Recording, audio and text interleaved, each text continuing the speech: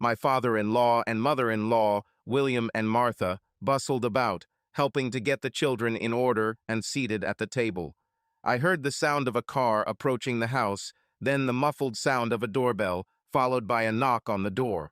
A few minutes later, my father John walked out into the backyard, leaving a couple of apple pies in the kitchen and a large tub of ice cream for dessert. He patted me on the back. "What's up, guys?" he asked, opening the refrigerator in the back and taking out a drink. "Great, Dad. Hey, did I hear correctly that you came with a new car?" "Yeah, sounds great, doesn't it?" Dad recently retired and decided to treat himself to a new V8 Ford Mustang convertible. Unfortunately, my mom died a few years ago, so he was on his own, and honestly, after all the work he'd done in his life, he deserved a little fun. "Of course, John, you'll have to take me for a ride sometime." Paul had a slightly envious look in his eyes as he looked at the car, dreaming of a Mustang like his, but it was a dream that wouldn't come true with 3 kids, even if Kim had agreed to a sports car. We talked a little more about my father's new car and finished cooking the meat. We piled everything into a couple of foil-lined trays, and each of us took everything inside to begin the feast. It turned out that I missed the second doorbell, as we had 2 more guests who were definitely not on the invite list. When I entered the room, the range of reactions and emotions from everyone present was varied. The children were excited. It was time for dinner, and they could already smell the sausages being cooked. Melody and Harmony were puzzled. Perhaps they had some vague idea about our guests. However, they never met them in person. Paul and Kim were angry, and Dad suddenly looked upset. As for me, I was a mixture of surprise, disappointment, anger, fear, and, most of all, shock. So much so that I dropped the tray of meat I was carrying. The metal tray hit the floor with a crash, bringing everyone out of their thoughts, and everyone's eyes turned to me. Hi, Terry," Carol, my ex-wife, said, looking at me. She looked tired and haggard, and over the past few years she had gained a lot of weight in the most inappropriate places. Her once curvaceous and attractive form was now clearly hidden under layers of not-so-attractive fat. While I remained in good physical shape, perhaps even better than the last time we saw each other, if you believe those hungry eyes with which she looked at me. Surely, having come here without an invitation, she did not know what kind of reception to expect, but she understood that it would not be a joyful meeting. The second guest also looked at me. "Hi, Dad," Mackenzie, my ex-daughter, said before I could answer. Her head was slightly lowered, and she looked at me from under the worn baseball cap that I gave her when she turned 13. Mackenzie looked completely different from the girl who betrayed and rejected me several years ago. To be honest, she looked broken, just like her mother, and just weak. For what seemed like almost a minute, we all just looked at each other. The only sound was made by the children at the table, but even they sensed something was wrong and began to notice 2 uninvited guests, preventing them from getting their dinner. I sighed and bent down to pick up the tray of meat I had dropped, turned around and placed it on the table. I looked and signaled to Martha, who knew perfectly well who they were, and glared at them. "Martha, can you feed the children? I think it will take a little time." She stopped glaring at Carol and Mackenzie. Her gaze softened as she looked at me. Martha knew my pain better than anyone in this room. She was by my side through most of the events that happened over the years, and she could guess what I felt at that moment.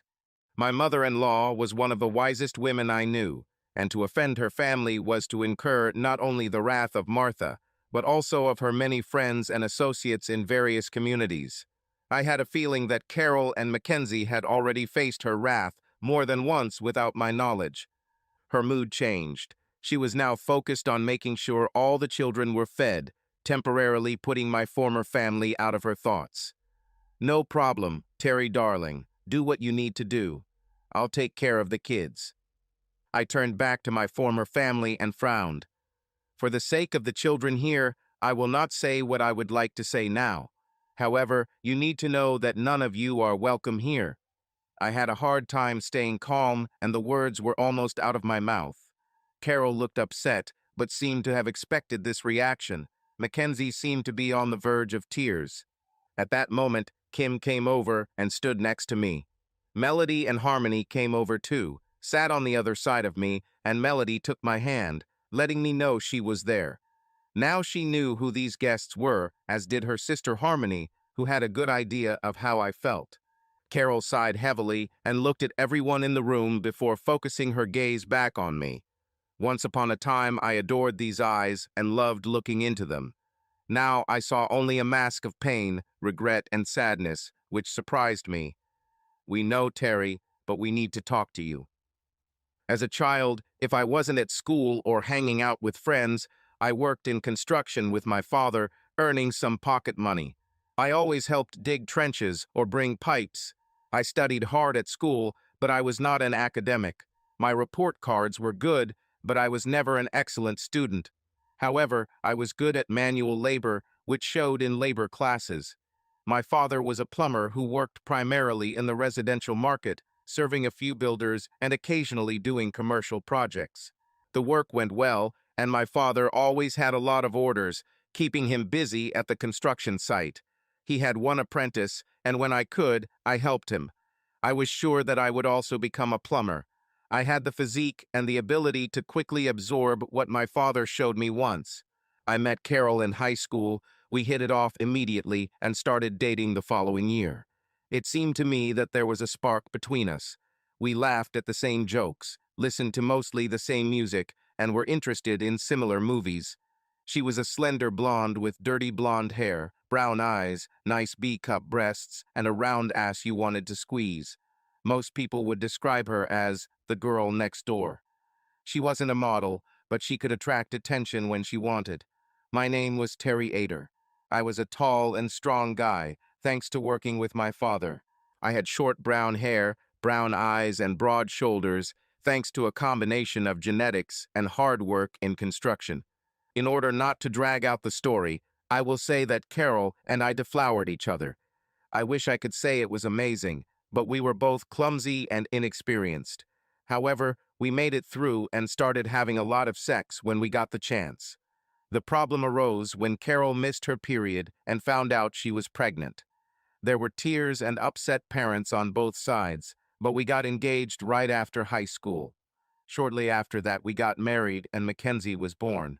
Although I loved Carol, Mackenzie was my main happiness. If I wasn't working, I was spending time with Mackenzie. I was there when she started walking.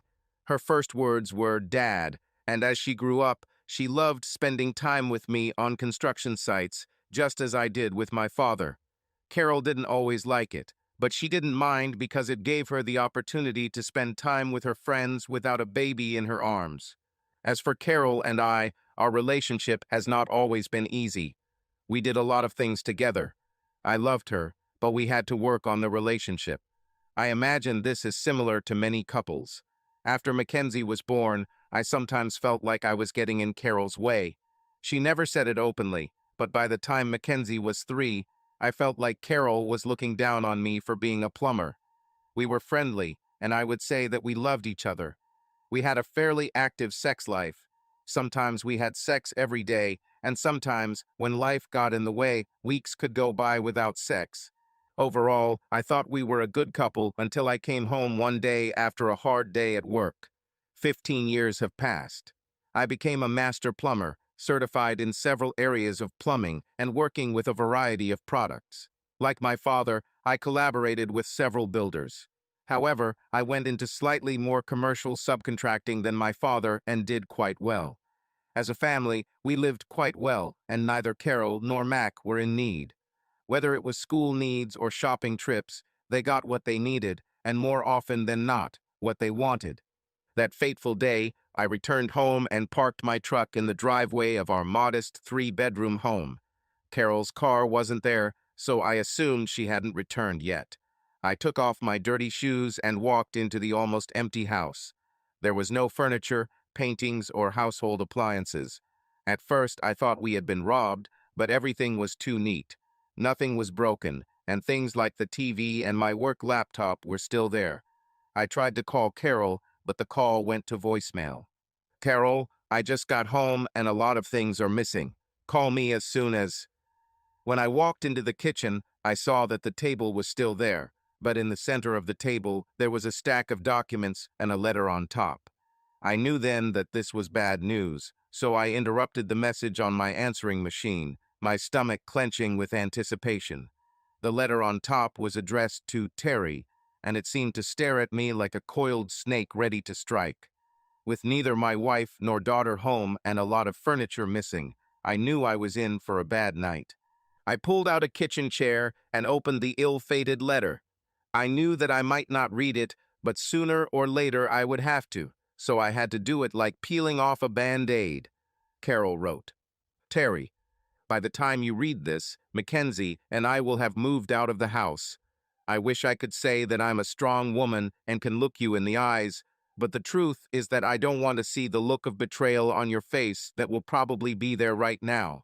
I didn't want to have a "we need to talk" conversation, so I chose this route. There's no nice way to say this, but I fell in love with another man who is much better than you, and Mackenzie and I moved in with him today. You'll probably have questions, so I'll tell you everything you need to know so you don't have to look for Mackenzie and me. Your first question is who? Well, this is Dr. Mackenzie, and I chose him because he can provide for us in a way that you never could as a plumber. Your next question is how long has this been going on? Well, I've been dating Stephen for a year and a half now. It was hard to hide it from you, and Mackenzie and I often thought you would notice, but you never did. I'd say I'm sorry, but I'm not, and nothing I say will comfort you right now. Finally, you'll probably ask why. But this is a difficult question. But basically, it's all about your profession. You are a plumber, and he is a doctor. He can provide us with the best things in life, and you will always work in the dirt. You are a loving father, a good husband, and you are good in bed. I write this with some regret, but for Mackenzie and me, being a plumber is not enough. I'm sure you have a lot of questions, but that's all I'll tell you. When it comes to divorce, there are a few things you need to know. First, I took all the furniture I wanted. Everything else is left to you. Mackenzie took her things because she has no intention of coming to see you for reasons I'll explain later. I've already divided our finances. I took half of our savings. In the end, I want half the price of the house, so our lawyers will decide that.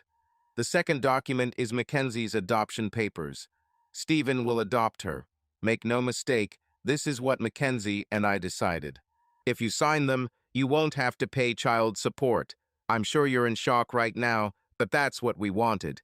The last document is a restraining order that will remain in effect until the divorce is finalized.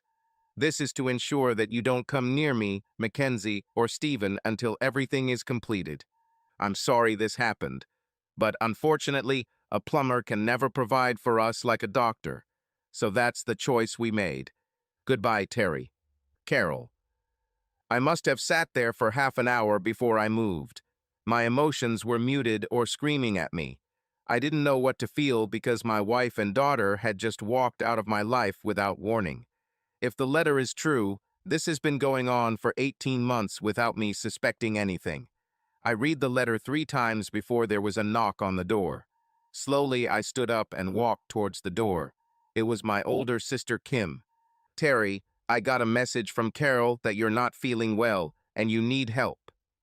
She looked at me and suddenly my emotions returned. I collapsed on the hallway floor, sobbing. They're gone. She sat down next to me. What do you mean gone? Terry, what happened? I still held the letter in my hands and handed it to Kim. She read it while I sat there. Her neck turned red as she read the letter. These damn bitches, she almost screamed, having finished reading the letter. That damn bitch and her ungrateful daughter. I was surprised by her anger. Although Carol and Kim were never close, they were close as siblings, and Kim always supported Mackenzie when she needed it. Now everything becomes clear, she looked at me. Get up, brother, we need to get down to business. Sitting and crying is not in our rules. Come on, get moving. She helped me into the bathroom and turned on the shower. I was still in my dirty work clothes, so, leaving me with orders to wash up and return to the kitchen, I spent 10 minutes in the shower, letting the hot water pour down my back. I admit, I spent most of my time feeling sorry for myself and wondering what I did wrong to lose my wife and daughter at the same time. As I got out of the shower, I heard Kim swearing in the kitchen. I dried myself off, got dressed, and went to her. She sat and read all the documents that Carol left. She saw me enter the room and almost growled. Normally, I would judge someone for opening and studying legal documents. However, Kim was not just my big sister, she was my lawyer. So when I sat down, she reached across the table and put her hand on mine. "How are you feeling, Terry?" I looked at her. "I don't know, Kim. I think I'm in shock. I didn't understand what I did wrong for my wife and daughter to leave me without warning. Nothing foreshadowed this, even in the morning when I left. Carol gave me the usual kiss on the cheek, and Mackenzie hugged me and wished me a good day. Nothing to suggest that." I pointed to the documents. Kim frowned. "Terry, I've looked at these documents, and they're very carefully prepared. I can see they spent a lot of time putting them together, so this is clearly not a spontaneous decision. It's all well thought out and very cool. However, it also highlights a few points." "Which ones?" "Well, I didn't think much of it at the time, but over the past few months, Carol has asked me several times about what the legal issues are around your finances. Like, what's the difference between your business and personal finances? I thought she was hinting at that. That you are going to expand this house or save more money for Mackenzie for university. However, now I see that it was all about that." She waved her hand at the divorce papers. "That also explains why Carol wanted me to come tonight. She knew I would be representing you, and from the looks of these documents, she wants things to go quickly so she can marry Stephen Morrison." I nodded. "What about Mackenzie and this adoption she was talking about?" Her mood darkened. "To me, this is the worst thing they've done. It robs you of paternity. This document," she held up another voluminous document, "is a fully prepared adoption plan. These things can take a long time to complete at this stage. Of the four, Stephen, Carol, and Mackenzie have already signed the necessary signatures, and only yours is needed for Stephen Morrison to become her legal father as soon as Carol marries him." I nodded again, feeling the world spin out of control. "There's not much I can do, right?" "There's a lot you can do, but it's going to be expensive. And honestly, with how Carol and Mackenzie set it up, I don't think it's worth it. And Terry, it's not just Carol. Your little princess has been in this from the very beginning. Started, if I'm reading these adoption papers correctly. They deceived you, brother." I continued to nod, not saying anything, just looking at my hand in my older sister's. Kim squeezed my hand. "Terry, look at me." I looked at Kim. "Right now you are in a daze. Your body is, as you said earlier, in a state of shock, and I don't want you to drink, although it seems tempting right now." She smiled. A strange expression appeared on her face. "Actually, I want you to come with me to the hospital." "To the hospital? Why?" "As your sister, I want to make sure you're okay. But as your lawyer, I need you to trust me." She collected the documents, put me in her car, and drove me to the hospital. Little did I know that this trip would change my life forever, having a huge impact on the next few years. Kim was driving me to the hospital, and we didn't talk much on the way. I looked out the window, again wondering what I had done to deserve this. Finally, we got to the hospital and stood in line. It was early evening, so the line wasn't too long. Having been through this with clients before, Kim asked for a specific doctor, and we were told we might have to wait a bit. While we sat and waited, Kim went over all the details on the paperwork. I was just sitting there, spending time on my phone, browsing Facebook. I noticed that Carol and Mackenzie had unfriended and blocked me. I was a little surprised, although I probably shouldn't have been. They just threw me out of their lives without looking back. I spent some time in a few groups, looked at a few emails, simply because I had nothing else to do. We had been sitting there for about 45 minutes, and I had just put my phone away when I saw an elderly lady enter. She had fiery red hair and expressive green eyes. She had milky white skin and a perfect figure for someone who I would consider to be about 45. She was on crutches as her left leg was in a cast. As she approached us, one of her crutches got caught on the edge of one of the hospital chairs. The crutch slipped out, and she began to fall. Without thinking, I jumped up and rushed to catch her. I partially made it and rolled when we both fell. I grabbed her by the waist and made her land on me instead of the hard tile floor. We both sighed in shock. A minute later, I helped her get up. She was embarrassed, apologetic, and very grateful. I helped her sit in one of the chairs next to Kim and me, while one of the nurses who had noticed the fall came over to check on us. The red-haired woman's voice sounded like one of those old actresses from Doris Day movies. He was melodious and spoke of wisdom, while radiating compassion towards the object of his attention. She turned to the nurse. "It's okay, honey. This fine young man saved me." I blushed. At 32, it had been several years since I had been called young. The nurse checked her information and returned a few minutes later, saying that she was registered and her doctor would be available shortly. She turned to me again, and we talked for a few minutes. I learned her name was Martha. Her husband William parked the car after dropping her off at the main entrance, not wanting her to walk far. They weren't local, from Bathurst, and she had accidentally fallen and broken her ankle about a week ago. This was her last inspection before they received permission to go home. A few minutes later, her husband came in and joined us. We shook hands and Martha introduced us. They were a wonderful couple, and you could tell by the way they held hands that they truly loved each other. When we talked, it turned out that William owned one of the largest plumbing supply companies in the area, and I knew his company well, having often used their products. We spent the next hour discussing work matters. I found the conversation with them relaxing, and for a few minutes I forgot about everything that had happened to me, enjoying meeting some really nice people. When the conversation turned to what we were doing here, I shrugged and Kim intervened. "It's a little sensitive, so I'd like you to keep it a secret, if that's okay." William and Martha nodded. Terry had a terrible day today. He returned home this afternoon to find his house empty. His wife and daughter left without telling him for another man. All he received was a letter and divorce papers, including two of the most disgusting documents I've ever seen, in the form of adoption papers and a restraining order. That's why I brought him here to get him examined and treated, because it may not be noticeable, but he's in shock and I want to document his condition in the medical records. William and Martha just looked at me. I returned to my numb state as Kim told these two people a summary of my story that afternoon. While Kim was telling her side of the story with my permission, Martha touched my arm. A tear rolled down her cheek. "Oh my God, Terry, I don't understand how they could do this. It's obvious that you are a kind and gentle person. Not everyone would put themselves on the line to help someone like you just helped me a few minutes ago. I know that we don't know you, but you don't seem like the kind of person who deserves this kind of treatment from two people you love." I didn't know what to say, but like a big sister, Kim chimed in again. "He has done nothing but love and take care of them both for years."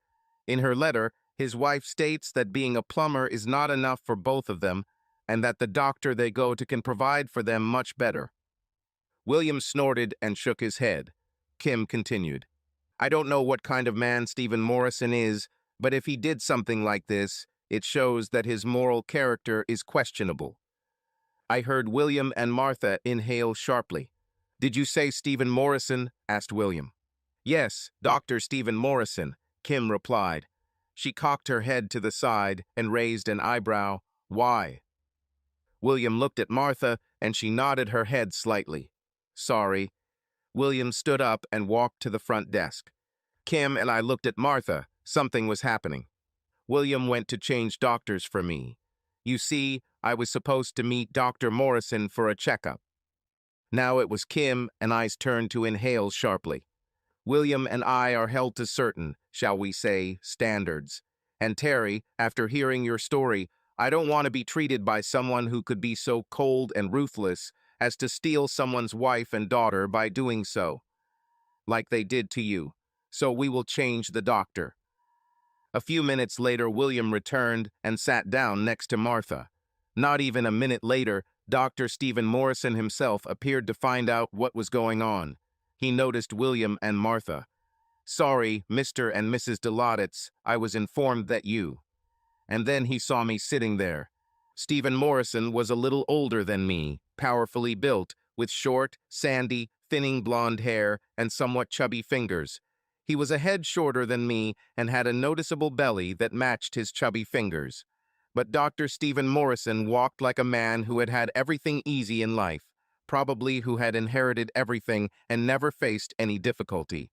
After looking at me, he suddenly ignored William and Martha. Now I was in his line of sight, and he looked at me like I was a 3-day-old pizza left on the kitchen counter. "You, Terry Ader, have no right to be here." A note of contempt appeared in his voice. His manner of communication instantly changed.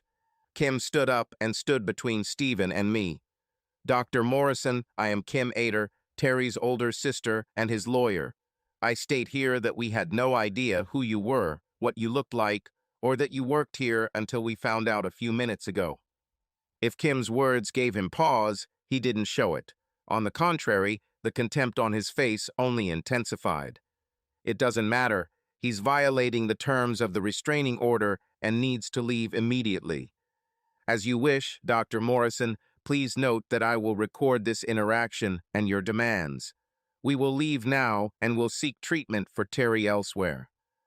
Stephen laughed, but it was an unpleasant laugh. He couldn't help but try to finish off the man lying down. Apparently, this was his character. "Treatment," he snorted. "For what? Because he's a pathetic loser." He puffed out his plump chest. "His wife and daughter left him for a better man. Stupid plumber."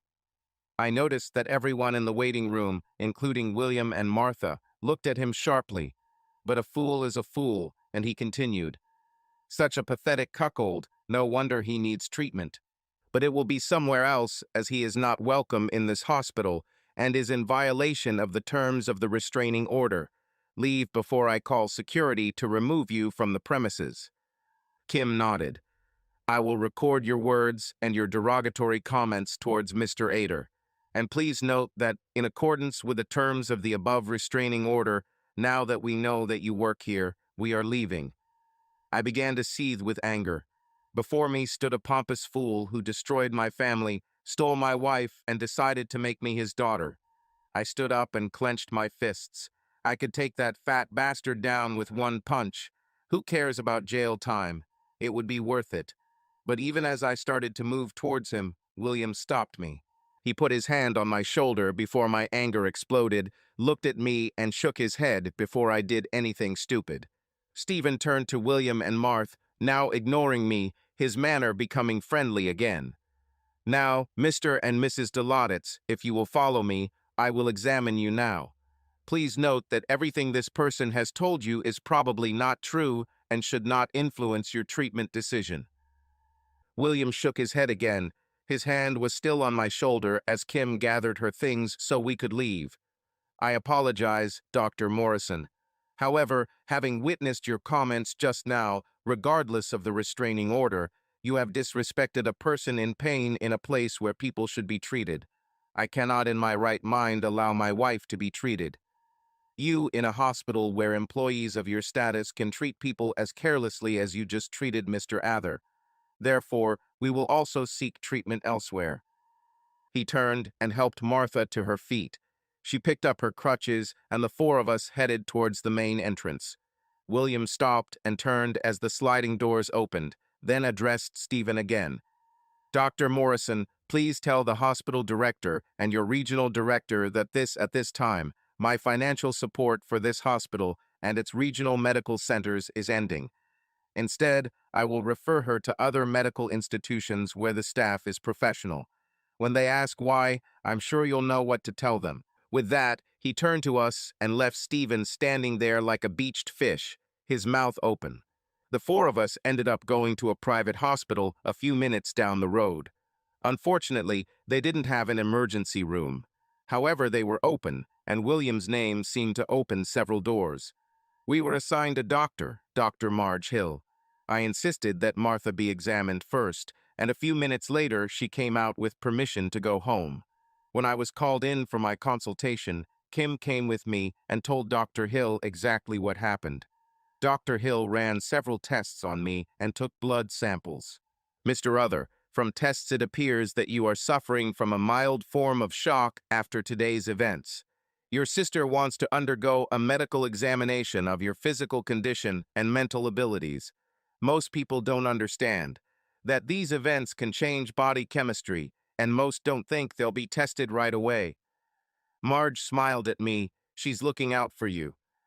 After the tests were completed, including the blood work, we returned to the waiting room, and I was surprised to find William and Martha still waiting for us.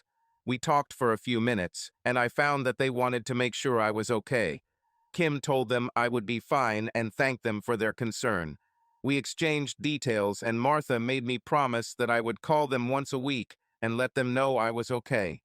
I promised and am happy to say that I more or less kept that promise for the next 6 months, keeping them informed of what was going on.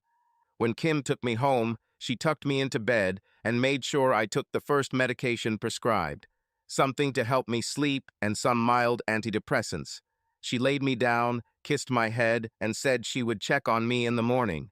I slept soundly and didn't wake up until late the next day. For me, the following months were something like a walking dream from which I could not wake up. All I did was go to work and come home to an empty house. After reviewing the documents, Kim spoke with Carol and Mackenzie's lawyer.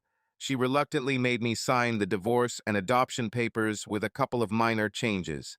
The advice was that Mackenzie was delighted with Stephen, and I didn't need to be her father anymore. About a month before the final court date, where the divorce was to become final, two things happened. First of all, it was my 33rd birthday. I received messages from friends and even got a call from Martha wishing me a happy birthday on behalf of William and her. Kim and her husband Paul, along with my parents, invited me to dinner. I was very grateful, but very reserved. I hoped beyond hope that I would receive something from my daughter. However, nothing came, no messages, nothing. I thought I'd try calling, but I figured that might be harassment under a restraining order and could get me in trouble, so I didn't. Secondly, a week later, Mackinac turned 15. So again, knowing that I might be in trouble, I did nothing. However, that evening, around 9, I received a text message from an unknown number. You should call me and wish me a happy birthday and tell me what you got me for my birthday. I almost lost it. It was obvious it was Mackenzie's. For almost 15 years, Mackenzie was always so happy on my birthday, always hugging me tightly and trying to spoil me in the sweetest way that only children could. Since our birthdays were the same, it was always important to us to make each other feel special.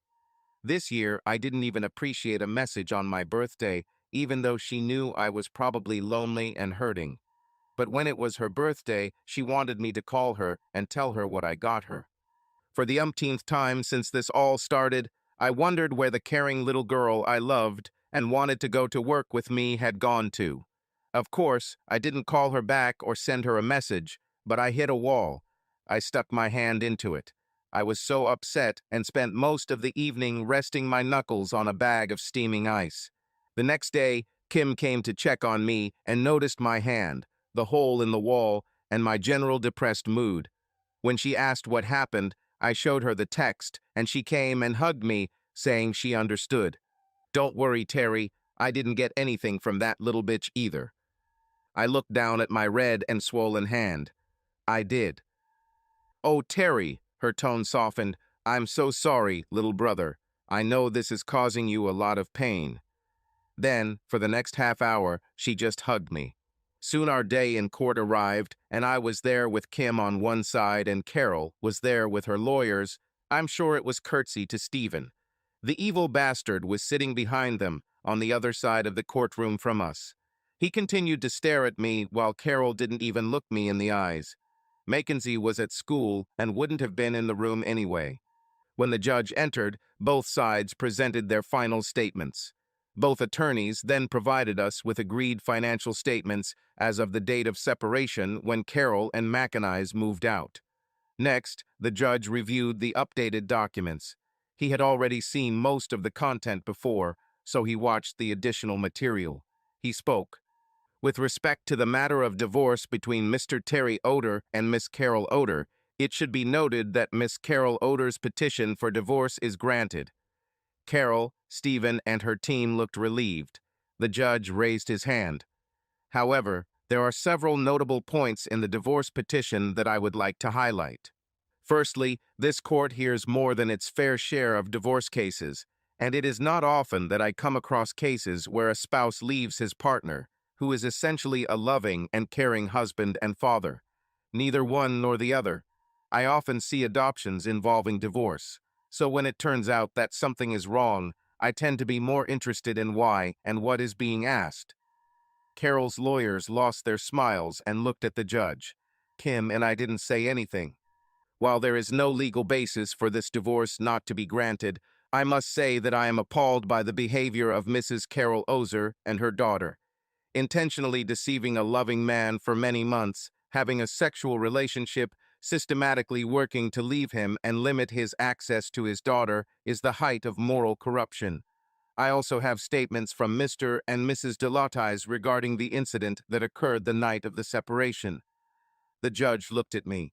Mr. Other showed true character, and when presented with one of the parties named in the restraining order, Dr. Stephen Morrison, in lieu of conflict, he refused. As stated above, there is no legal basis for ending this divorce.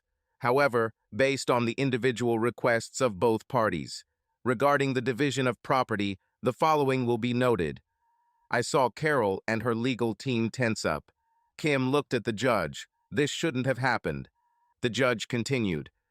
Mrs. Carol Other is entitled to half of the savings in the joint accounts owned by Mr. and Mrs. Other. It should be noted that this has already been processed and the joint accounts are closed. Further, the motion that all university funds intended for Mrs. Mackenzie Oder in the amount, he checked his notes, $142,000, be transferred to Mrs. Carol Oder for the support of her daughter, is rejected. Everyone gasped. Your Honor, I object, Carol's lawyer demanded. Objection overruled, consultant. Financial records show Mr. John Other contributed 100% of the funds to the account, while Miss Carol Other contributed nothing for many years despite working part-time. It is also noted that one of the documents that has been processed is a request that Mr. Ader give up his rights to his daughter, as Mr. Stephen Morrison wishes to adopt Miss Ader with the consent of Mrs. Carol Ader and Miss Mackenzie Ader. Since Miss Mackenzie Water has not yet reached university age and does not wish to retain Mr. Ader's name, this court sees no reason why Mr. Ader should be forced to pay funds to someone who does not want him. These funds will remain at Mr. Ader's complete disposal. Volume. If he decides to provide funds for Miss Ader's continued education after today's decision, it will be entirely at his discretion. I was stunned. I had been putting money into this account for Mackenzie since she was born, and it was a surprise to learn that I had no obligation to provide anything to either Carol or Mackenzie. The judge continued. The petition for Mr. John Ader to pay alimony and child support from the date of separation until Mrs. Carol Ader marries the above-mentioned Dr. Stephen Morrison is denied. From the petition and how Mr. Ader was misled by Mrs. Ader and Miss Ader, this court finds that throughout this time he was not given reasonable opportunity to respond. It is also taken into account that Mrs. Ader and Miss Ader have been living with Dr. Morrison since the separation, as stated in the letter that Mrs. Ader left for Mr. Ader on the day of the separation. In addition, the petitions filed in this court indicate that Mrs. Ader and Mr. Morrison intend to marry immediately after my decision. And finally, the adoption process of Miss Ader will be completed immediately after. Weddings in view of these circumstances, this court sees no reason to grant the request for payments. Finally, with respect to the primary residence owned by Mr. and Mrs. Ader, I grant full use of the home to Mr. Ader without any financial obligation.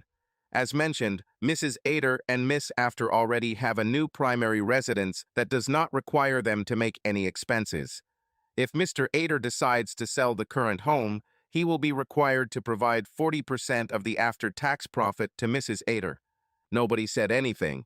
I don't think anyone expected this outcome.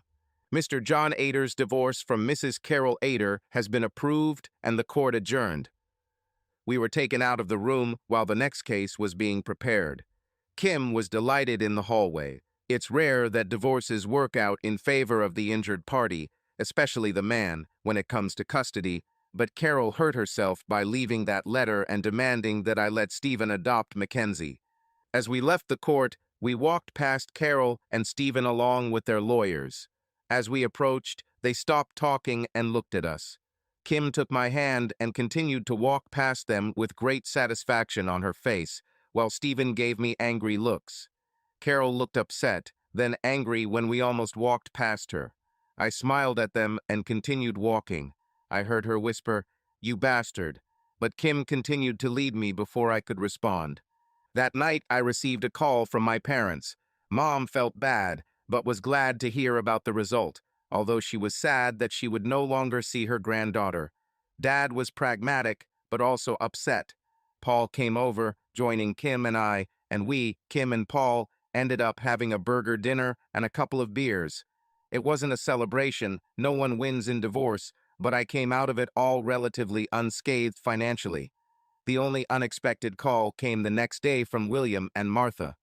"Hi, Terry, how are you? All things considered, it's not that bad. Although I feel like my heart will never be the same again, Carol's betrayal hurt me, but Mackenzie, I just don't understand." "We understand, son," William noted. "We love our daughters more than life itself. Giving up someone just for money and someone with an overweight and superiority complex is simply unfathomable." I had to agree with William. It was unclear. I have a feeling that a lot of it was her mother's doing. Although I never suspected it, looking back I see that I was never enough for Carol. She always wanted the newest things, spent money faster than me. I had to make do with a used truck for work, while she always had a new Lexus. I didn't understand that at the time. I guess I wasn't good enough for her, and she taught that to her daughter. I felt a little depressed about the loss of my daughter. I think they sensed it too, as William changed the subject. "So what are you going to do now, Terry?" "Honestly, I don't know. I talked to my dad, and I'm thinking about selling the house and moving far away so that I don't have a chance of meeting either of them. I have my truck, my tools, and my skills, so I can find a job anywhere, so I think space might be a good idea." There was a moment's pause. Terry: "Yes, Martha." "Well, William and I have been thinking about something, and we'd like to ask you." My interest increased. Ever since I met this couple, they have treated me like family. Even though they didn't know me since that night in the hospital, they always asked how I was doing, almost as if I was their child. "What would you like to ask?" I heard them whispering about something. Something was happening. William cleared his throat. Terry, we were wondering if you would consider working for us." "Your jobs? You mean at Dilaudits Inc.?" "Well, yes. Recently, one of our managers decided to retire. He has been with the company for over 40 years, and we cannot find anyone with the right skills to replace him. However, since you are a plumber, you know the product and its use, you could be the perfect candidate. Martha has been telling me to talk to you for weeks, but I wanted to wait until your divorce is finalized. So if you're thinking about moving, perhaps you'd be willing to consider our offer." I was stunned. This couple just offered me what sounded like a management position with them. "Terry, are you here?" asked Martha. Yes. Sorry, guys. You shocked me. Of course I'm interested. This might be what I need." We spent the next hour discussing details. They told me what they needed, and although it was a little outside of my management experience, the operational details were well within my scope as a plumber. They needed me to help control the quality of their manufacturing process. As I mentioned earlier, Dilaudits manufactures a wide range of plumbing products that are sold here in Australia and overseas. They have 3 production sites and several trucks for transportation and logistics. The key to their success was the quality of their products. Therefore, offering me the role of quality manager was important both for them and for me. They advised that my base salary would be almost double my current annual income as a sole trader, and with performance bonuses, it could be significantly more if I put in the effort. I agreed on the condition that I could show the contract to Kim before formal acceptance. They were happy with this and approved that I was taking care of myself. When I told Kim about this opportunity, she was very happy for me. It would get me out of town and away from Carol and Mackenzie. She knew William and Martha from the hospital, so she was sure that my new bosses were good people. The next day, I accepted the offer and began the moving process. Instead of selling the house, I turned to an agent to rent it out. That way I could earn income from it and not have to pay anything to Carol. After 2 weeks, a tenant was found who was ready to move in about 6 weeks. I found a small rented house not far from the Delati's office.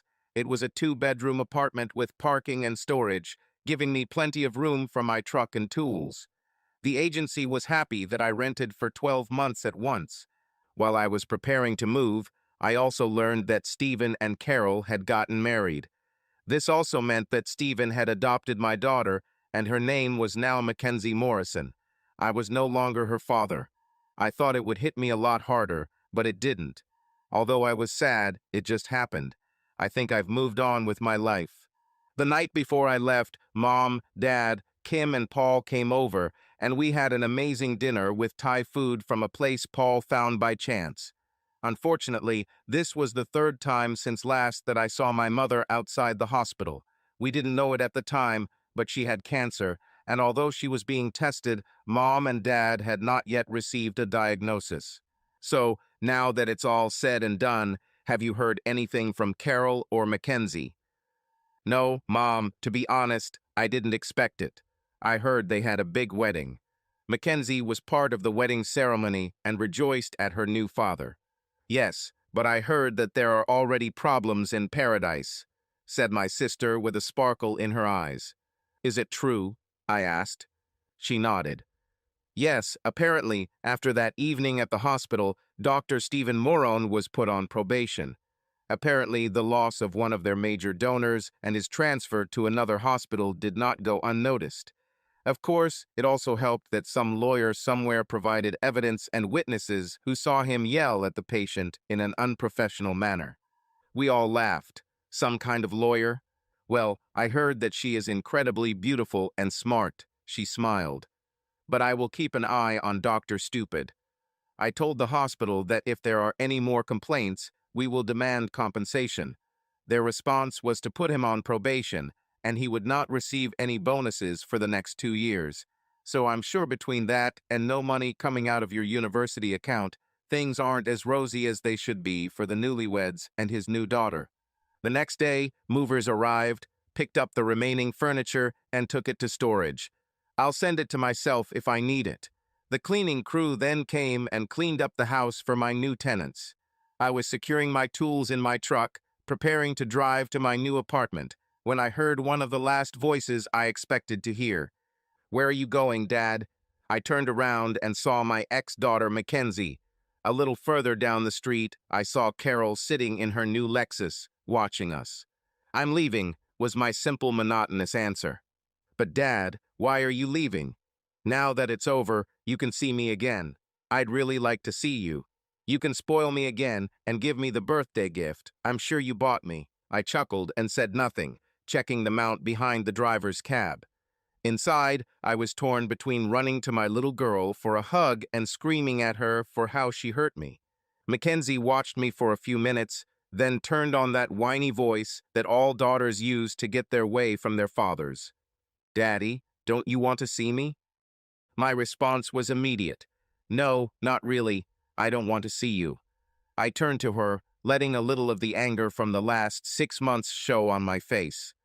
Mackenzie, you're 15 years old, and you need to start understanding how the adult world works. And after what you and your mother did to me, now your adult life begins between us. I tried not to get too angry, and I tried doubly hard not to swear. So no, I have no desire to see you, spoil you, or give you anything. But Dad, I'm still your little girl. You're still my father. I almost exploded. Instead, I slammed my fist into the side of the truck, the metal making a dull sound. Mackenzie pulled back. I left my fist pressed against the truck, looking at the ground as I spoke to the girl who had once been my dearest being. No, I'm not your father anymore. You and your mother demanded that I give up this right when I returned home that day. You left me without warning. I didn't get a goodbye. I wasn't allowed any contact for over 6 months since you both filed a restraining order on me. A single tear rolled down my cheek. I straightened up and looked at Mackenzie. What did I do to deserve this attitude? Can you tell? Can you, Mackenzie? I felt terrible telling off a 15-year-old girl, but 6 months of pain poured out of me. Carol got out of the car and walked towards us. Seeing the emotion show, she could hear what I was saying, so I continued. I came home that day and your mother tore my heart out.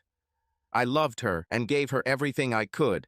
When she needed to go, I was home to look after you. When she needed to cook dinner or clean the house, I helped. When any of you were sick, I took care of you. If she wanted new clothes or shoes, I made sure she had money for it. But this was not enough. Carol now stood behind Mackenzie, saying nothing. Then I turned my gaze to her for the first time, allowing the love that had turned to hate to be directed straight at my now ex-wife. She took everything from me, pretended to return the love I gave her, and had an affair, which I suspected nothing about for almost 2 years. I didn't pay attention because I loved her. But this was not the worst betrayal. Do you want to know what Mackenzie is? She looked at me like a deer in headlights. It was you, Mackenzie, my own daughter. I hit my chest, more tears flowing. My own flesh and blood betrayed me. Your mother tore my heart out, but you stood on it and set it on fire. None of you ever bothered to check if I was okay. When your new father told you that I was in the hospital, did any of you bother to check if I was okay or injured? No, on my birthday, there was no greeting or message that you miss me. But on your birthday, Maccanes, tell me that I can call you. I had no idea what I could do because I couldn't be harmed, and you both added insult to injury by putting a restraining order on me when you both left me. Then you both told me to give up. It's my right to be your father. The people closest to me betrayed me. So no, Mackenzie, there will be no gifts for your birthday. There will be nothing for Christmas or the weekend. If you need anything, don't call me. Don't ask me to help you. You both almost killed me, so there's nothing more from me. I'm no longer your father, and honestly, as selfish as you were, I don't recognize the girl I knew. If you want something, you need to go and ask your new father, because for me the day you both left, you both died, and I will mourn you both for the rest of my life, and it makes it easier for me to think about you dead than alive after what you both did to me. It will hurt less. My tears streamed from my eyes by the end of my impassioned speech, the first real tears I had shed in months. Mackenzie, unable to bear it, turned and ran back to the car. My heart broke again, but nothing could be done. Carol tried to catch her, but she ran past her. Carol turned to me as the car door slammed shut, blocking Mackenzie from me, and my now ex-wife took her rage out on me. How could you do this, Terry? She is your daughter and wanted to come and make amends. You're a real class bastard. You know it. She's not my damn daughter anymore, and I'm only this way because of the way you acted. But that's not my problem anymore, is it? You took care of that. She looked at me intently. So that's it. You just give up and run away like a pathetic excuse for a man. Stephen was right about you. No, Carol, as I told you, you and your daughter destroyed me. You took all my love for you both and killed it. All that paperwork and those damn adoption papers, they had been preparing for months, and both of you had to be involved in this. Your daughter knew you were going to hurt me. She knew. The morning you left, you both acted like nothing would happen. Last night, lying in bed, you never gave me the slightest hint that you were going to leave. Carol blushed and looked at the ground for a moment, remembering our last sex. But damn, you're a damn ice queen for making love to me like that and then just walking out the door. I kept pushing. And for the record, I didn't give up. You abandoned me. You broke our marriage vows and took another man and became a cheating bitch. It was you who acted like a coward and ran away, and then did everything to make sure that I couldn't follow you. You manipulated Mackenzie into becoming the same selfish, spoiled bitch you have become. You might have the decency to let my daughter be my daughter. But no, you had to do it. You did what you wanted, had someone in your path. So tell me, Carol, have you ever loved me? She softened for a moment and looked like she was about to apologize. Then something occurred to her and her eyes narrowed. Fuck you, Terry. You know what? My daughter and I will be fine without you. Stephen is twice your size, and we can do it without your plumber's salary. I laughed. Yes, he is twice my size. You better keep an eye on this. The idiot's belly is pretty big. And before you met him, I don't remember you ever complaining about me being a plumber before. You know what, Terry? I raised my hand and sighed. Carol, stop it. You and Make-Nice have made your choice. Now you have to understand that I am no longer a part of what you do. I gave you the money that the court demands, and since I am no longer part of it. If you have made a choice about yourself or your daughter, I prefer to walk away and remove myself from the equation. But this money was Make-Nice's, not yours. You must give them to her. And now again, it's about money.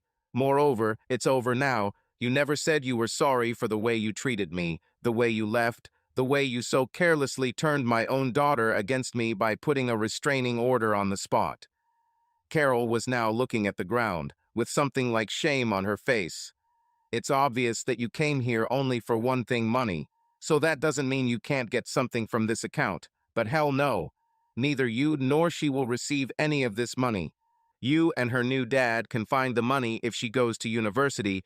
You're the one who keeps saying how much better this slimy piece of crap is. Carol looked like she was about to explode. I looked at Mackenzie sitting in the passenger seat, sobbing. I didn't know if it was because I had given her a small dose of life, or because she had lost me. I'll probably never know. I raised my hand again before Carol could say anything. Carol, no matter what you say, it won't help. We're done. Knowing that I once loved Mackenzie and you with everything I had, I would have given my life for either of you, and you will not like what has come to replace it if you continue to insist. So go back to your new life and do what you want. I will do what I want with mine. With that, I turned back and continued attaching the mounts to my truck. She stood there for about 5 minutes, just looking at me. Then she turned and left.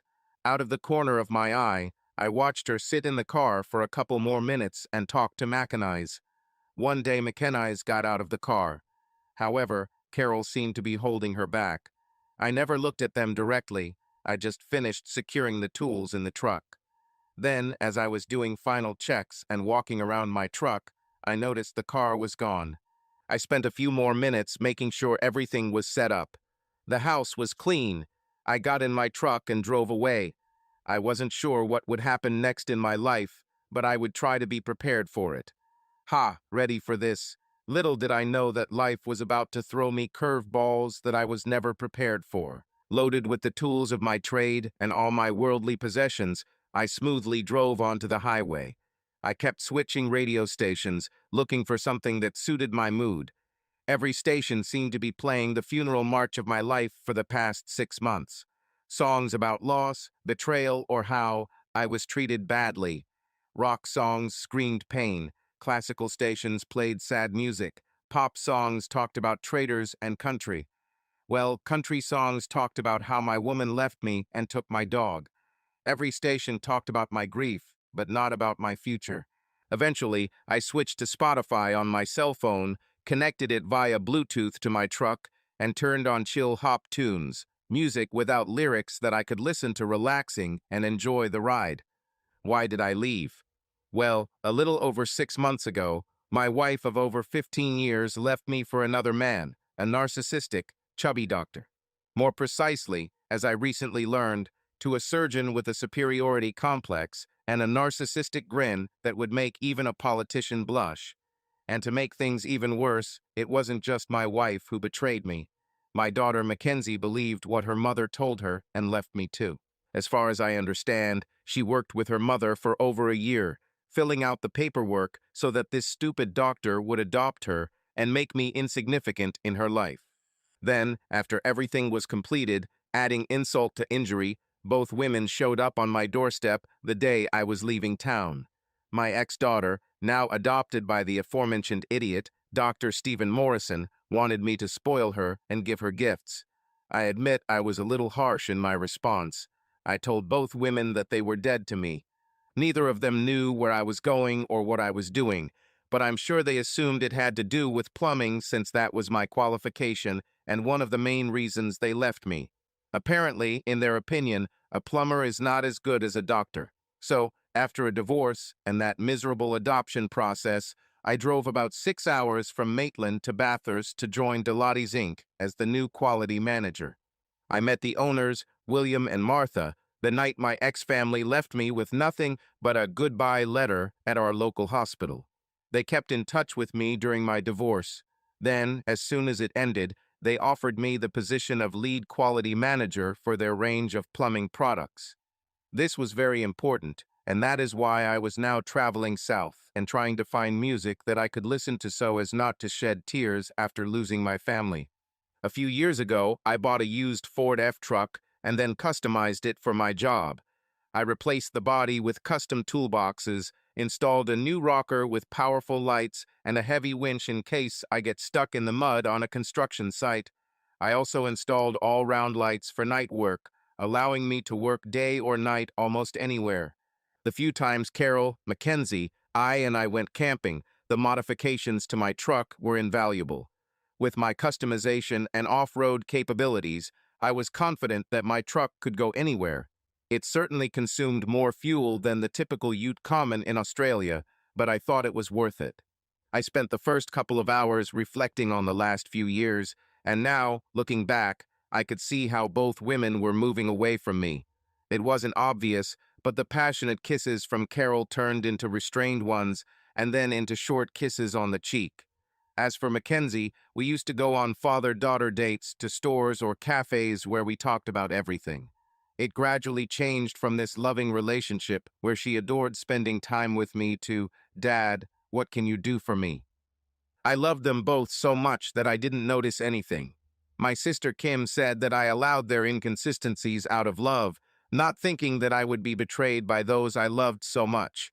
I would still be in the dark if Carol hadn't had an affair with that idiot doctor and he convinced her to leave me. Even though I hated that idiot for stealing my family, I think in retrospect, if it hadn't been him, someone else would have come along sooner or later. Carol just wanted to trade me for something better and get rid of me. At some point, I stopped at one of the roadside gas stations and filled up the tank. Went inside to pay and buy a couple drinks and snacks. While I was inside, I heard the weather forecast on the TV hanging on the wall. A few strong storms were expected later today. Perfect. The weather was going to reflect my mood.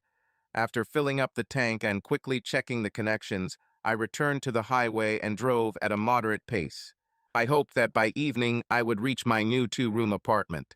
I had just over a week before starting work at Delotti's Inc., so I had plenty of time to go for a walk or drive around the area.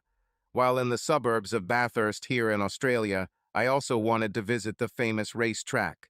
Growing up watching races with my dad, I considered going to the track my life plan. I was also looking forward to checking out the local cafes and bars. Coffee and evening drinks are the lifeblood of a traddy like me, so knowing the right places will help me make new connections and relationships. As I continued to drive, I continued to reflect on my life lately and began to feel depressed. Despite my recent conflict with Carol and Mackenzie, I still did not have a clear understanding of why they treated me the way they did.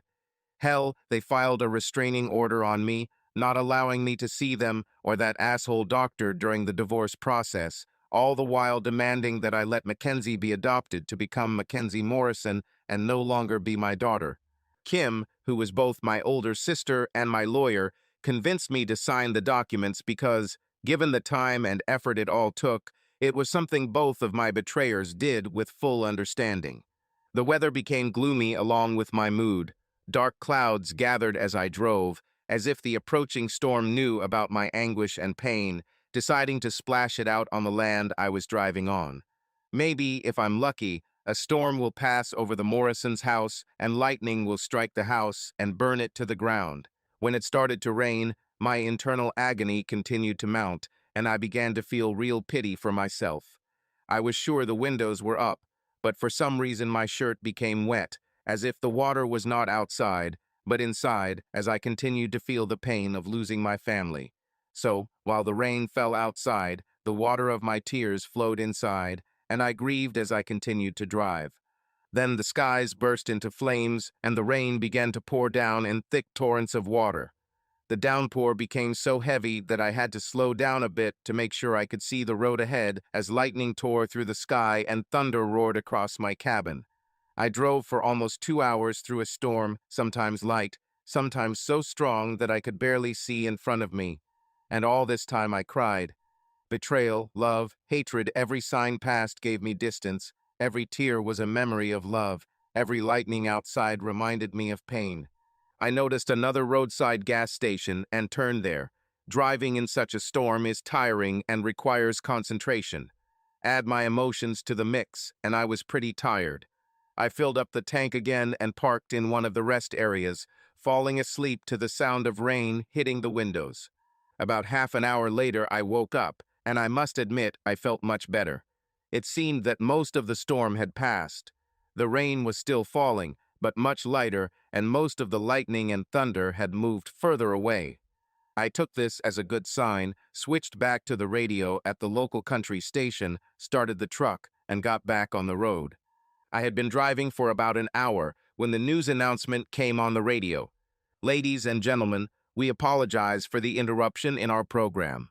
However, the Bureau of Meteorology has just announced the formation of a superstorm front that is developing just behind the storm as it passes through the Sydney region. As a result, all residents from Newcastle to Orange are asked to seek shelter due to the potential for damaging winds, hail, and heavy rain. Over the next 10 minutes, they gave details. Several low cyclones combined and used the moisture created by the previous storm to create a much larger system. I knew I was going to get into it, and there were no real stops between where I was on the highway and Bathurst. There was a risk that my truck could be damaged by hail, which could damage and even break the windows. However, if it comes down to it, I could take shelter under one of the highway bridges. Since I was in a decent 4x4 truck, rain wouldn't be much of a problem for me as I could drive through all but the worst weather. So I continued on my way. It started to rain again, and I focused on the road. Once again, walls of water came crashing down on my truck as I drove. But this time, after crying a lot for the last few hours, I was focused and kept my mind on the road and what I was doing. At one point, it was raining so hard that I almost missed my turn. I now pulled off the highway onto the road that led to my new location on the outskirts of Bathurst, next to Delotti's Inc. It was a good road, but unlike the highway, it had no streetlights, and the sides of the road weren't that wide, so I had to be careful. I would say I had been driving on this road for about 20 minutes, and was expecting another hour or so of driving at this low speed when I noticed a light in my peripheral vision. The rain was pouring down harder again. The drops fell so hard that it seemed as if the entire percussion department of the orchestra was hitting my windshield. However, my eyes were focused, watching the road ahead and looking to the sides as needed. And it was during one of these side glances that I noticed the hazard lights of the car ahead. But the lights were strange. They were not standing on the side of the road as they should be. Instead, the lights were almost perpendicular to the road I was driving on, and at an odd angle. I slowed down sharply as I got closer, and then stopped when I got close to a car that was clearly in distress.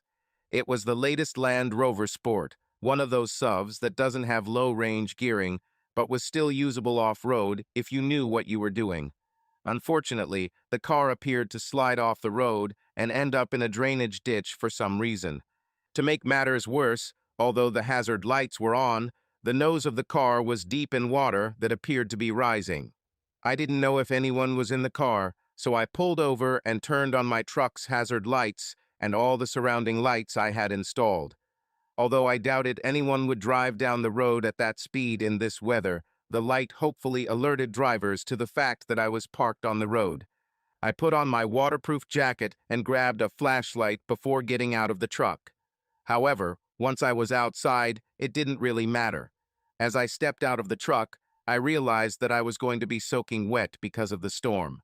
I walked towards the Land Rover and saw that the car was firmly stuck in a drainage ditch. She wasn't going anywhere either, as she was pinned against a large tree that had fallen into a ditch during the storm, its roots still firmly held on the other side of the ditch. Using a flashlight, I noticed that the car most likely slid off the road about 10 meters up the road, and then was washed down the ditch by the flow of water until it was stopped by a tree.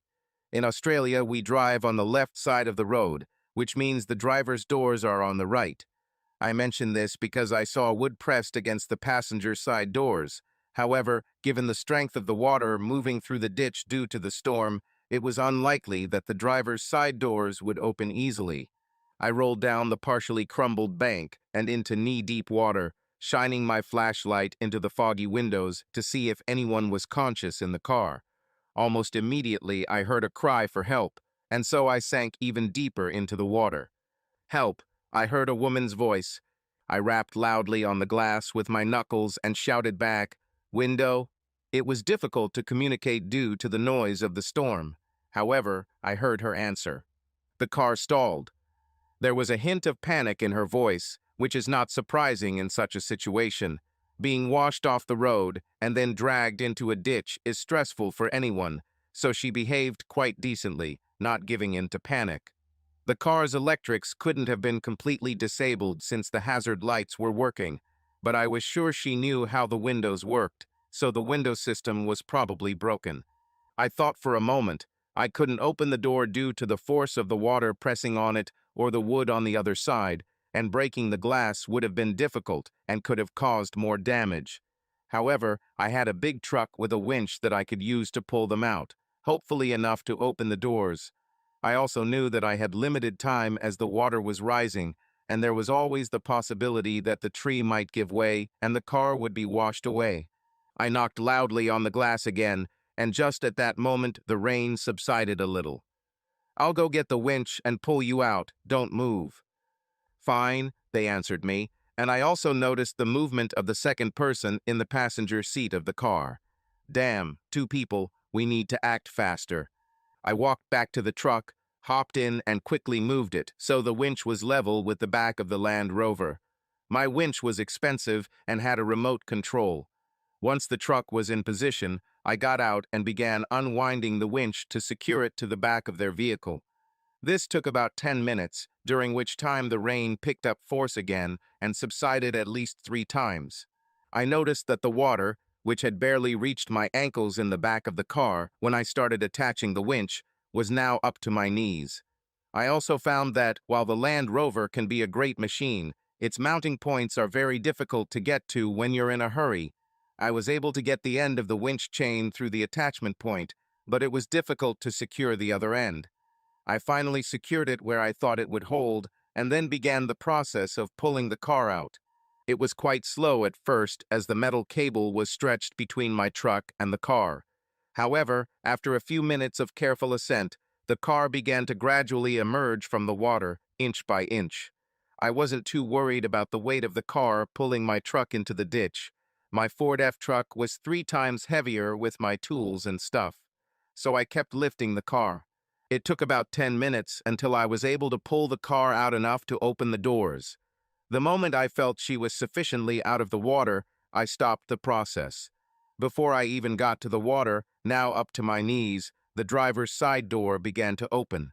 The door was still under the force of the water, so I had to help open it. However, as soon as the driver managed to open the door, my life changed forever. I extended my hand to her. The rain was still pouring in buckets, and helped her get out of the car. Her face was striking, pale skin and a scattering of freckles contrasting with the most stunning mane of red hair I had ever seen. She wore a dark green skirt that showed off her curves that would make any man turn around when she moved. The white blouse, which in a dry state would have emphasized her impressive breasts, became transparent in the rain. She was wearing a white lace bustier. It didn't become as transparent as her top, but it still got wet. I had to look away to avoid looking at her transparent clothes. She blushed a little, realizing there wasn't much she could do in this weather, and I made sure my eyes were glued to hers in deference to the stunning view she was giving me. And those green eyes. I could look into them forever, not noticing that we are standing in the middle of a severe storm in which her car just nearly drowned. And so it was as if that moment had passed.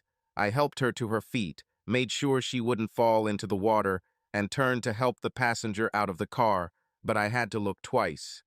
If the driver was magnificent, Then I was again stunned to see a double of the beauty that had just stood in front of me. She was an exact copy of her sister, and there was no doubt that they were sisters. The same curves, hair, eyes, and freckles on her face, slightly different from her sister, but this could only be noticed if you looked closely. She was climbing over the console to get out of the driver's side door when I saw her. She was also wearing a skirt, dark blue this time, with a white top, and she had to lift her skirt to get over the console. I helped the second beauty get out of the car, and the three of us, having overcome the water, came out onto the elevated bank of the ditch. Luckily, the rain had let up a bit at this point, so we didn't have to scream at the top of our lungs. "Are you both okay?" I asked, looking at them. They both nodded. "Yes, thank you," answered the sister in the green skirt. "I don't know what we would have done if you hadn't come," said another sister in a blue skirt. I looked at the winch cable. It was taut, and although the water was still pressing on the car, the tree continued to hold it firmly. I could probably get the car out, but it wouldn't be easy, and if the car didn't function electronically, I'm not sure what else could be done. "Listen, can I call someone to come and help you? I don't know what else can be done for your car right now. The main thing is that you are safe. By the way, I'm Terry." The sister in the green skirt looked back at her car and frowned. The other sister looked at me and answered, "I'm Harmony, and this is my sister Melody. Thanks, Terry." "Yes, thank you, Terry," Melody said. "We were washed off the road, and I couldn't do anything when the water started pushing us back. When we were pinned by a tree, I tried to open the door, but the water did not allow it to open. When we drove into a ditch, the car's electrics went out, and we couldn't do anything. Harmony was trying to figure out how to break the window when we saw the light from your flashlight. You have no idea how much of a hero you are to us right now. Probably, if we had not stood in the rain at dusk, you would have seen how we both blushed. I wasn't a hero, I just saw people who were in real trouble, and I could help." Melody continued, "As for help, now we have no one to turn to, since in this area there is a weak mobile signal at the best of times, but now, most likely, there is none. If it's not too much trouble for you, could we go with you? We were driving to our parents' house, about 15 minutes down the road, when this happened." "Of course, no problem. Is it necessary?" "Harmony, no," I shouted, changing the topic of conversation. At this moment, everything happened almost simultaneously. One of the first rules you learn when using a line, winch, or any other towing device is to never stand directly in line with a live line when it can be avoided. If there is a lot of load or pressure on the cable, if it breaks, it can release thousands of pounds of force in an instant. Being caught by such unleashed force could cut a person in half in the worst-case scenario. Harmony moved behind the car to look at the cable, not realizing the danger she might be in. Considering that the water was pressing on the car, there was enormous tension on the cable. In addition, the risk associated with debris floating downstream increased. In fact, this is exactly what happened. When I screamed to Harmony about the danger, Melody turned to look at her sister. The next moment, there was a loud crash as a large piece of debris, washed down the ditch by the flow of water, hit the front of the car. From that moment on, everything happened in slow motion as I saw the winch cable strain due to the sudden horizontal movement of the car. The enormous force pushed the cable in a direction it was not designed for. Unfortunately, my quick anchor point gave out, and I tried to run through the mud and water a few steps to pull Harmony out of the way of the cable, which could snap at any moment. We all heard the crunch and sound of metal parts being torn apart by the impact of the debris as I did my best to get to Harmony and push her out of the way back from the cable that was probably going to break in a few moments. I literally jumped the last few feet, catching Harmony in a leap that should have pushed her out of the way of the dangerous cable. Alas, this was not quite the right action. Fortunately for me, the cable itself did not break. Bouncing back straight towards my truck, it ended up at a slightly different angle, bouncing off the car's anchor point directly at Harmony and I, who had jumped to the side. Just like the last time I jumped to save a beautiful red-haired girl from danger, I rolled around trying to become a shield for her body. I grabbed her by the waist, my arms wrapped around her back. her chest pressed tightly against me as we rushed to avoid the rope. The world slowed down to a speed where time barely moved. Instantly, while hugging Harmony, I was able to look into those stunning green eyes. I saw fear why the stranger grabs her and pushes her to the ground.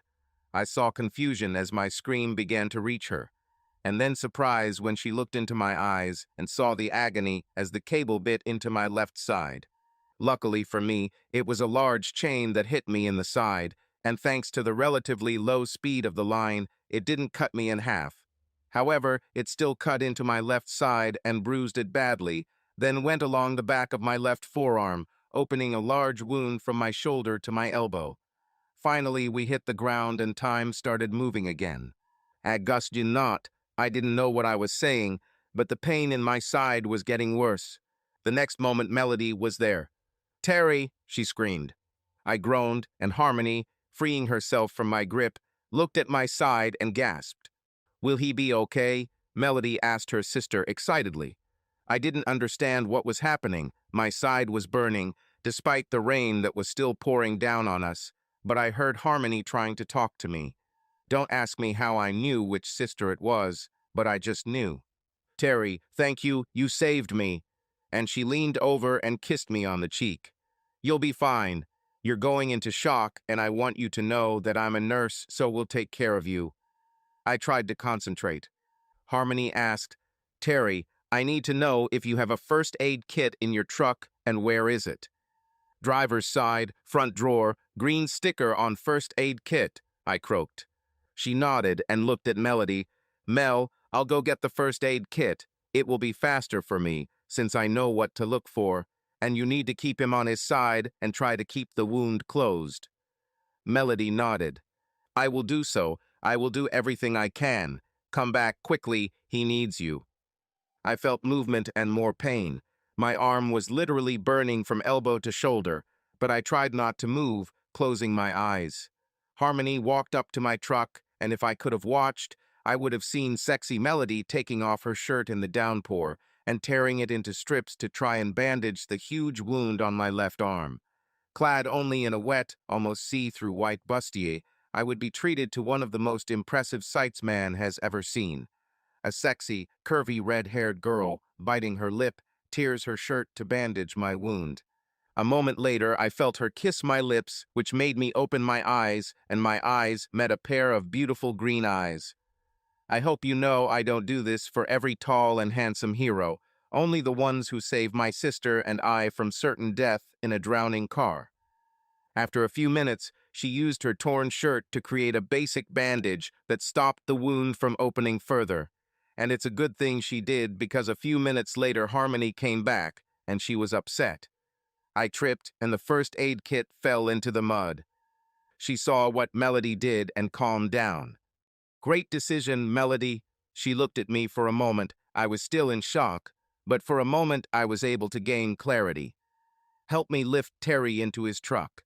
I'll check the bandage, and we'll figure out what to do next." It took us a few minutes. On my right side, my good side, I was supported by a half-naked Melody, and on my left side, Harmony was trying to lift me up without causing me much pain. We didn't make it right away, but they put me under the headlights of my truck. I could stand, but I needed help. I felt weak. "We need more bandages. It's still bleeding too much," I heard Harmony complain as she examined my wound. Then, following her sister's example, she also took off her shirt and tore it into strips to use as a bandage. Being a nurse, she did an excellent job, and within minutes my wound was tightly bandaged with parts of their shirts.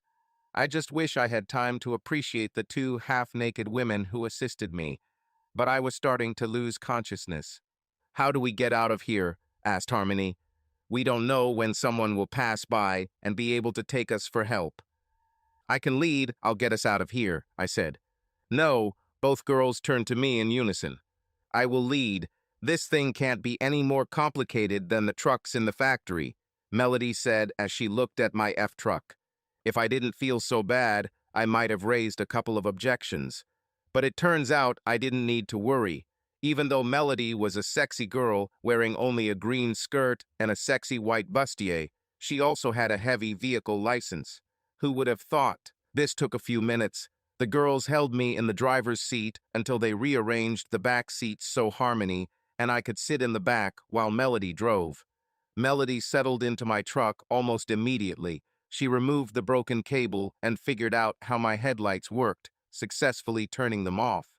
I remember how she easily pulled the truck onto the road and set off again, not knowing where to go, but it seemed like she knew where she was going. The last thing I remember is soft lips on my lips. They felt the same as before, but also a little different. I opened my eyes and a pair of beautiful green eyes met mine. "It's okay, Terry. We'll take care of you, and thank you. You saved us both." After that, I saw everything in a fog and must have lost consciousness. It is unknown how much time passed, but I slowly woke up. I heard the soft beeping of the typical hospital machines you hear when waking up after a serious incident. But it couldn't be a hospital bed. She was too soft. Slowly, I opened my eyes. It took some effort, but I saw a ceiling at least 12 feet high with stucco. The curtains were drawn, but I could see that it was day outside, probably late morning if my instincts were correct. My left side hurt, I felt a wound on my side, and I was afraid to move. I also felt the prick of the cannula from the medical Roman 4 on my right arm and the patches on my chest. I tried to move a little and found that it was difficult for me. The reason was that Melody's body lay prone on my waist. Her hair was a little messy, her arm was around me in that gesture that people usually use to express their love and comfort. Turning my head to the left, I found Harmony there. She held my left hand tenderly and seemed to be dozing until I moved. As soon as I looked at her, her deep emerald eyes met mine, and I saw her face light up with a smile. "Hello," she simply told me. "Hi," I croaked and tried to smile back. "Has he woken up?" Melody asked, rising from my torso and looking at me. "Yes, our hero is with us again." Harmony smiled and squeezed my hand. Waking up after a serious incident surrounded by two adorable sisters taking care of you isn't the worst thing that can happen. Melody looked up at me and gave me the same bright smile that Harmony had given me moments earlier. However, Harmony switched into nurse mode and began to examine me. After a few minutes, she checked my pulse, looked into my eyes with a small flashlight, and listened to my heart with a stethoscope. "Wait, I thought only doctors had such things." I tried to joke. She laughed quietly in response. "It looks like our patient is not only an amazing hero who saves damsels in distress, but he also has a sense of humor." It wasn't particularly funny, but she understood that I was trying to be positive. She handed over the stethoscope. "I borrowed it from a friend. He'll come by later to check on you. I know the basics of caring for the injuries you went through a few days ago." She took the phone next to the bed and waited a moment. "He woke up," she said into the phone and put the phone back. "A few days?" The question in my eyes asked the same thing, and Harmony nodded. "You've been asleep for almost 4 days, Terry." The girls must have sensed the panic in my voice. 4 days? Oh God, I need to call my new boss and let him know about this. I should have notified him of my arrival 3 days ago. I didn't want to start working for William and Martha without reporting what happened to me. "It's okay, Terry," Melody smiled, looking at me. It was the smile of a man who was not worried about his new friend. It was the smile of a man who knew something I didn't. "We have already taken care of this. Your new employers know where you are and what happened, and they told your sister. So everything is under control." The sudden tension I had felt disappeared, and I relaxed. "Are they okay?"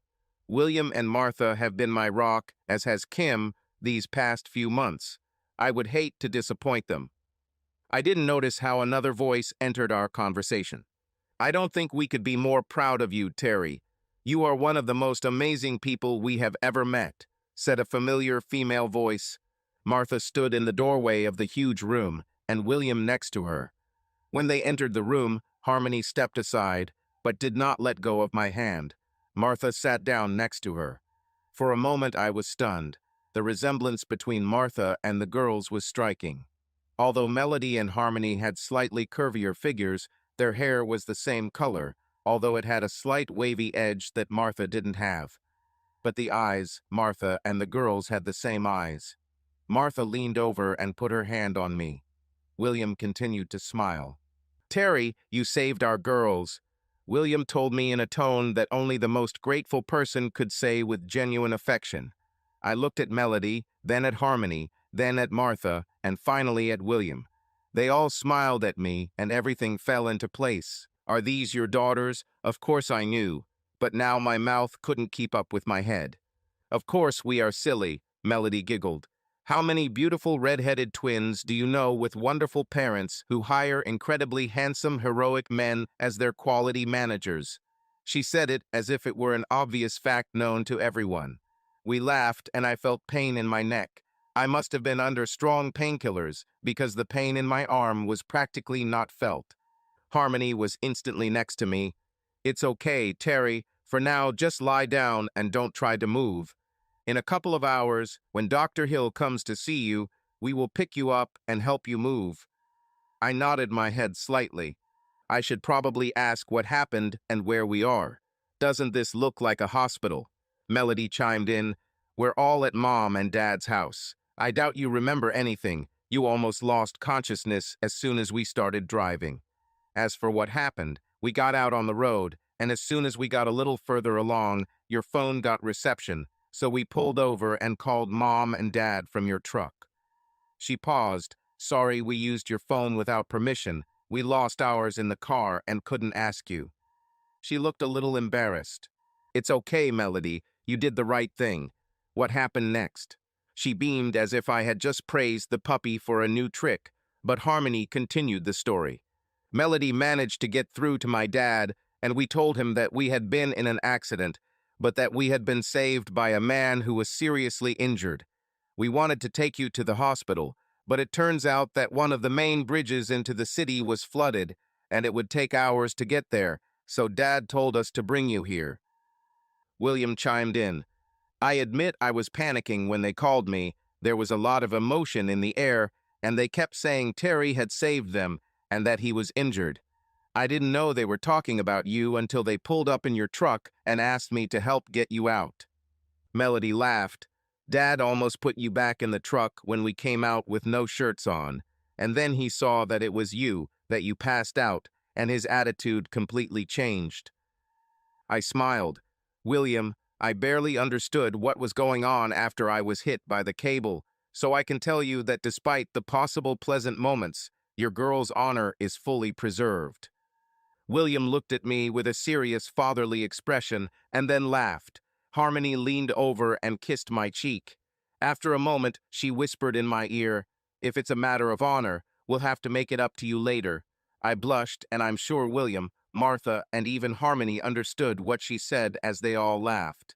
After the laughter at my embarrassment died down, Melody continued. We were able to get you here. Harmony dressed your wound while we waited for Dr. Hill. The Hills are friends of ours and live a few houses away, so luckily he was able to come quickly. I looked at William and Martha. Dr. Hill, is he related to Marge? Yes, Simon is her husband. After the evening we met, I managed to convince them to move here to Bathurst, and they have been good friends ever since, William noted. Martha added, We were worried for a while that we might have to call a helicopter to bring you in. You've lost a lot of blood and had a fever ever since you saved our girls. However, Simon was able to get stitches and get some A+ blood from local donors thanks to your donor card in your wallet, and we were just waiting for you to wake up. There was silence for a few minutes as we all digested different parts of the story from different perspectives, and I realized I wasn't the only character here. Melody, Harmony, I know you think I saved you, but I have to tell you that you both are my heroes too. You both saved my life. Harmony, if you weren't there to treat Melody and me, if you couldn't drive, I might not be here. The girls had tears in their eyes and big smiles on their faces. I could see that William approved of the praise directed at his daughters. But surprisingly, for someone who had been sleeping for almost 4 days, I started to feel tired again. Harmony noticed this. Okay, that's it. I think Terry needs to rest a little more. He's out of danger, so let's give him a few more hours of sleep before Simon comes here. She then turned to me, "Terry, you need to get some more sleep, and when Simon checks on you, we'll give you a bath and get you back on your feet." The way she said the word, "we redeem," there was a thirst in her eyes, as if she wanted to help me personally. After the last 6 months without sex and a beautiful woman hinting at possibilities, my manhood suddenly became tense. But after a few minutes, I fell asleep, feeling a peace that I had not felt for many months. My eyes closed, and I thought of Melody first as I opened the car door, helping her out. Then I thought about Harmony and how she felt when I grabbed her in that leap that knocked me unconscious for 4 days. Yes, both girls were beautiful identical twins, and I could see how I could quickly develop feelings for either of them. I slept well for the next few hours and woke up when Dr. Simon Hill arrived. After a full examination, I was declared well enough to stand, which was good because after a few days in bed, it was time to go relieve myself. Simon left to talk to William and Martha, and Melody closed my bedroom door. When I tried to stand up, both Melody and Harmony were immediately there, helping me stand and providing the necessary stability. "I can handle it myself, girls," I said as they supported me to the toilet. It was something private that I didn't want to be watched. They laughed. "We're not sure, Terry. You're still pretty weak," Melody said with a smile. "I think you need some help." Before I knew what happened next, Melody lifted the toilet lid and Harmony helped me take off my pants. They both helped me sit up, but made no attempt to leave the bathroom. Melody walked over to the shower and turned it on, then began to undress. "Relax, Terry. We are with you now, and we will never let you go," she said softly. Several minutes passed before I was able to answer nature's call. During this time, Melody raised the temperature of the water and was left wearing only a skimpy black thong and a matching lace bra. Harmony stood up and began to undress while I sat there. She was wearing dark blue panties, but no bra. When she unbuttoned her shirt, I almost lost my composure. I looked at them, then at her eyes as she smiled, and then at Melody, who also took off her bra, showing me identical breasts. "Enjoy yourself, darling," Harmony said. The girls looked at each other, then nodded and turned their backs to me, simultaneously removing their panties. "Come on, hero, let's take a shower," Melody giggled, turning to me, pleased with my surprised expression. My manhood was completely delighted with respect for them, and I continued to look at their bodies. About 10 minutes later, having cleaned me almost completely, and I do mean completely if you know what I mean, both girls stood up and pulled me towards them for a deep and sensual kiss. Afterwards, they helped me out of the shower, dried me off, and put me back in bed. I fell asleep instantly and slept until early evening. A few hours later, I woke up rested, but to my surprise, alone. I expected girls to be with me. However, I didn't have to worry as Melody came into the room to check on me a few minutes later. Sitting down on the bed next to me, she lightly kissed my forehead. "We knew you needed more sleep, so we helped Mom and Dad get ready for dinner." She jumped out of bed and walked over to the dresser on the other side of the room, showing me a pair of curvy calves in short jean shorts. "Now that you're awake, I'll help you get dressed so we can eat." "Thank you, Melody." I paused, wondering how to mention this sooner, or honestly, if it even happened. It was so surreal. Um, was that a dream I had before? She giggled as she laid out her underwear, jeans, and shirt. She came over to me again and sat down on the bed next to me, placing her hand on my cheek and looking deeply into my eyes. I was fascinated by her gaze and felt something between us. "No, Terry, it was not a dream. Harmony and I have a lot to discuss, but we've talked a lot over the past few days, and we've decided that we'll both lay claim to you if you'll accept us." She looked at me with a deep gaze, blushing slightly. "Will you accept us?" I just looked at her, lost in her eyes. It seemed like hours passed while we looked at each other, and I would have been happy if this went on even longer. "Yes, Harmony, I will, if you accept me. But—" A question appeared in her gaze. "You have to go slow. I know there's something between me and Harmony and you, and I can't say no to amazing things like what happened this afternoon. I feel like I could easily fall in love with both of you, but I'm still dealing with the after effects of the divorce. Not to mention I haven't recovered enough physically to take care of both of you." She nodded, feigning wisdom, sitting back down on the bed. At that moment, Harmony came in, having heard my conversation with Melody. I sighed and continued. "Besides, who am I to say no to two of the sexiest women I've ever met who claim they both want to be with me, and there doesn't seem to be any jealousy?" They both looked at me and smiled, shaking their heads.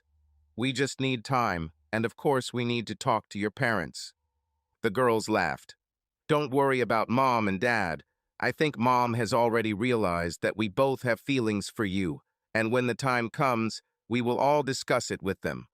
But now you're right, so we will move slowly and help you recover." The girls helped me get dressed with minimal touching. Harmony checked the bandage on my wound, and both girls took me to the kitchen. It turned out that I was in the guest bedroom on the first floor of William and Martha's huge family home. William's grandfather built this house almost 80 years ago. The home had 8 bedrooms, 10 bathrooms, formal and casual living rooms, 2 kitchens including servants' closets, and a 6-car garage.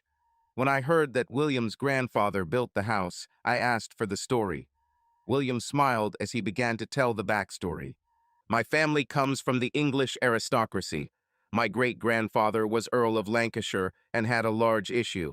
Although my grandfather inherited a lower title, he became the last generation in his line with a noble title. So he and my grandmother decided to emigrate here to Australia to make their fortune. They had a decent inheritance, and my grandfather decided to get into production. After a few years, he discovered that there was not enough demand for plumbing products, and our family found our niche. So he bought the 500 acres of land on which this house is located, founded Delotti's Inc., and then began building a family home and business that was passed down from generation to generation." I looked around the room in admiration. "This is amazing, William, and thank you so much for taking me in and taking such good care of me. With the exception of Paul, Kim, and my parents, it's been a long time since someone took such good care of me. You shouldn't think about it. I just have to make sure my new quality manager gets back to health." He winked at me as Melody placed another chicken enchilada on my plate. I've already eaten 3, as well as 2 chicken thighs and a pasta salad. At this time, Harmony poured me some more iced tea. Martha smiled as she watched her daughters take care of me. "William, I don't think Terry will have any problems with the way these girls take care of him. But girls, we need to give Terry some space." "Oh, Mom," they said almost in unison. We all laughed and enjoyed our dinner. The next week, I was surrounded by care from morning to evening. Simon came back twice more to check on me. However, thanks to Harmony, I always had someone to bandage my wound and make sure my recovery progressed as quickly as possible. There were several more showers where the girls helped me wash, sometimes together, sometimes alone. We played a little, but it never went any further than the first time. We also spent a lot of time talking, getting to know each other, our common and conflicting interests. It was a little strange, like I was dating 2 very similar women at the same time. I didn't know what to do. I didn't want to abuse their hospitality, even despite the girls' attention. So when I mentioned that I needed to go into town and get settled into my apartment at the end of the first week, the girls looked like they were about to cry. William stopped it. "Terry, please don't be offended, but I called the owners of the apartment and canceled your lease. Martha and I want you to stay with us for a while longer. You can stay in the guest bedroom, and once you're ready, you can come to the office with me so you don't have to drive until your arm gets better." He looked at me, then briefly at his daughters. "Besides, I don't think my girls would ever talk to me again if I let you go." Melody walked around the table, hugged William, then kissed his balding head. "You are the best, Dad." He looked at me again. "Sorry if that seemed a little presumptuous of me, but after what you did for my family, it's the least I can do until you recover." I was a little shocked at what they did for me. It was a beautiful house, and I could not have asked for better accommodation. I also couldn't complain about the company. Although our relationship had only lasted a few weeks, it felt like months already. The girls were witty and smart. They knew how to laugh. They knew how to conduct both frivolous and serious conversation. Like many twins, they were on some wavelength where they knew what the other was thinking. During my recovery, I often had dark thoughts about Carol and Mackenzie. Melody and Harmony sensed this and spent a lot of time talking to me, asking questions, and helping me process what I was feeling. I had a lot of anger inside me, but they never avoided me when I was upset. This was a big difference from Carol. When I was upset in the past, she would tell me to get over it and leave the room. With girls, one of them was always there for me when I was going through something, and over the years we never went to bed with a grudge against each other. At the end of the second week, Simon came and removed my stitches, complimenting Harmony on her care of me. Melody pouted slightly until Harmony shared her praise, telling Simon that Melody had done almost as much for my care. I was prescribed mild painkillers once a day and given an arm sling for the next month. My arm itched and the scar was tender, but otherwise everything was fine. Harmony told me that I would probably always have a small scar, but as she hugged me, she said that she would love it as it was a sign of the night I saved them. My evenings were wonderful. Most often I fell asleep hugging one or both girls. Of course, our hands wandered and passion was present, although we never went completely intimate, although I would not refuse. The following Monday was my first day at the office. I lived with my boss and couldn't drive, so I rode to work with William and, surprise, surprise, Melody. Melody was an office manager at Delottes Inc. She handled administration, logistics, and helped with finance and personnel matters. William drove a new Ford F truck similar to the one he bought last year. While he drove, Melody sat in the back with me, holding my hand and smiling as she talked about some of the people I was about to meet. The first week in the office was a bit surreal. Everyone already knew me before I arrived. The story of how I saved the girls was well known in office circles. First, I was introduced to my team, which consisted of 3 people in the quality department. They basically walked around the manufacturing floor, following established procedures to inspect or test components, evaluate their quality at random intervals, and write reports.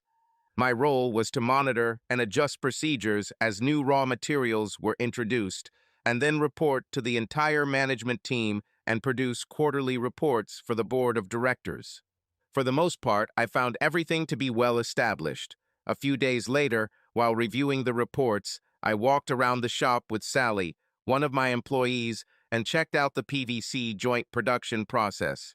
I think if we increase the thickness of the joint by 3 millimeters at this point in the manufacturing process, I said, pointing to the production diagram, we can increase the strength of the joint by about 5 times. I also held one of the knee joints at 90 degrees in my hands. You know, there were a few times I wished I had a stronger connection when I was laying a lot of drainage pipe in a trench. The shop manager, Doug, frowned. Yes, but it will require significant changes in the heating process. Can you take some time next week to walk me through this process and see if it's possible? Doug looked at me for a few moments. Sally and I waited. Of course, he replied. Will he come tomorrow at 10? No problem, Doug, I said with a smile. I'll look forward to it. As we left, Sally took a deep breath. Damn, Terry, you did great. What do you mean? Well, Doug always hates it when someone comes and tells him how to make his products better. He has been managing the PVC production for more than 10 years. The usual situation. The new guy proposes, and Doug makes a fuss and tells him where to go. But when you asked him to sit down and work through it together, I think you showed him that you respected his opinion. I don't know him, and he doesn't know me, so I thought working together to improve the quality of our products would be beneficial for everyone. You'll go far as a quality manager with that attitude, Sally concluded. We had several meetings with Doug over a number of products over several weeks. Once he saw that I was really interested in his opinion, and I shared my practical experience as a plumber, he suggested a lot of ideas. We worked through them and made small but effective changes to some processes, resulting in improved quality without significant costs of raw materials. At the end of the first month, we just returned home. Yes, home. I began to see William's house as my home. Melody walked over to me and took my good hand, standing up on her tiptoes to kiss me on the cheek. "What is this for?" I asked. "Does a girl need a reason to show affection to someone she cares about?" She answered with a smile. "No, but did it look like gratitude for something other than general affection for me?" Melody looked slightly surprised. "Damn, Terry, you're right, it was gratitude, but for work. I know you haven't been here long, but I'm already getting feedback on how well you're doing. Even Doug tells everyone how smart you are, and that says a lot." "I don't know, Melody. Your parents took a risk by hiring me. I just want to make sure I do my job well. I'm just using my experience with the product to help make it better." Melody shook her head and took my hand as we walked into the house. She led me to the sofa, sitting me down next to her. For the first time since we met, she ignored my words. "You do more than just work. Over these few months, I saw why my parents wanted you to come and work with us." She blushed. "You're just the perfect person." I laughed, not knowing what to say, and Melody snuggled up next to me. From the moment I met the girls, I knew there was something special between us. Although the pain of my former family's betrayal was still palpable and a constant theme in our conversations, it began to fade in the face of the care and love that Melody and Harmony showed me. My problem was that they both liked me, and I could see myself in a relationship with either of them. They have already said that they both want to be with me and have said this several times. Considering that they both slept in my bed and we had more than exciting shower games, I again began to think about the possibility of a relationship with both of them at once. We sat there for about 15 minutes before Melody spoke again, picking up on my thoughts. "Are you okay, Terry? You seem to be struggling with something that doesn't have anything to do with your ex-family." I shook my head, hugging her a little tighter with my good arm. "No, just processing everything that's happened over the last couple of months. I was deeply hurt by Carol and Mackenzie, and your parents became my second family during this time. I have to admit, I feel happier than I thought I could, but there are a few things I'm still trying to wrap my head around." "Which ones, for example?" "Mostly feelings. I don't know how to explain it. So much has happened in the past year that I never expected. But it makes me wonder what's next, so I don't know how to feel about some things." I think she understood what I was trying to say, but I had a hard time meeting her gaze. "I think I understand. To be hurt so badly and then change your life and everything completely is not easy." She quickly kissed me on the cheek.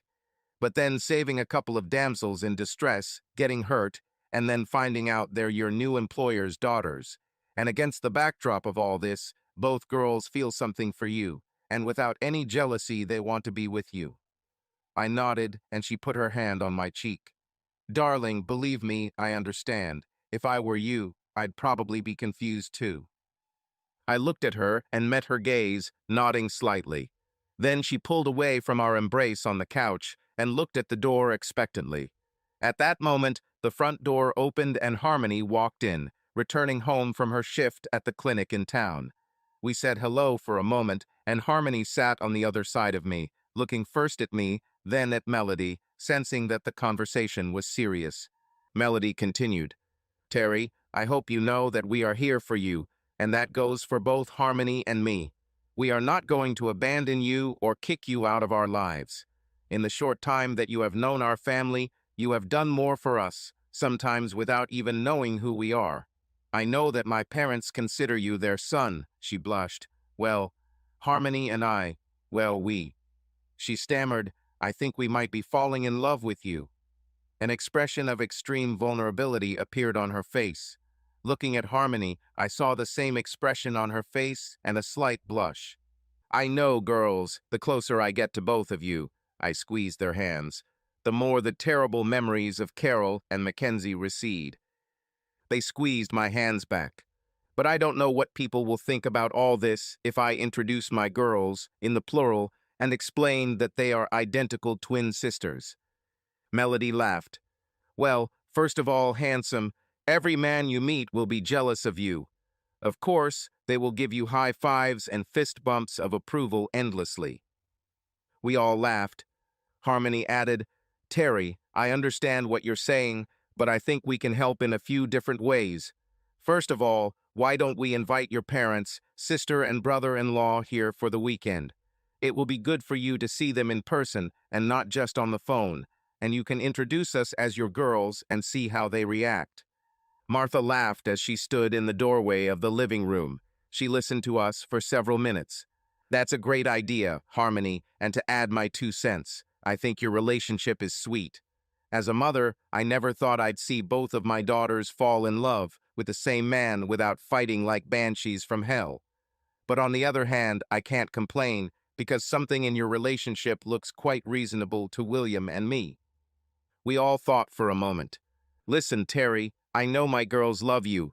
William and I also consider you the son we never had. We'll figure out what happens next. But now dinner will be ready in a few minutes, and you all need to get yourself cleaned up. The girls took me to my room, helped me undress, and escorted me to the shower. We washed ourselves together again, exchanged a few passionate kisses, but dinner was almost ready, so this time we had to leave it at that. I had to hide my excitement in a pair of jeans until we headed out to dinner. After dinner that night, we called my parents, my sister Kim, and her husband Paul, and agreed that they would come over on Friday in a month and spend the long weekend with us.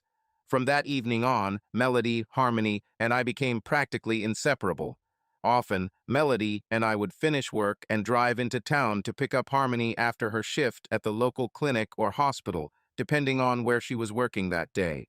Luckily, most of her shifts were during the day, which coincided with normal work hours. We spent a lot of time together, ate together, and discussed plans for the future. I discovered that the girls and I had a lot in common. Some funny moments that strengthened our relationship. For example, Melody loved lasagna as much as I did, and Harmony was a fan of Kraken rum like me. Melody was a big Star Wars fan, and while Harmony also liked Star Wars, she was more of a Marvel fan. I really enjoyed watching them discuss movies and their geek side. I wasn't as into it as they were, but I also liked a good sci-fi movie with action.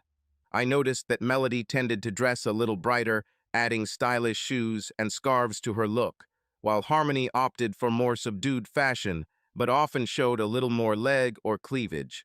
A couple of times the girls tried to pretend to be each other by changing their clothes to confuse me, but it never worked.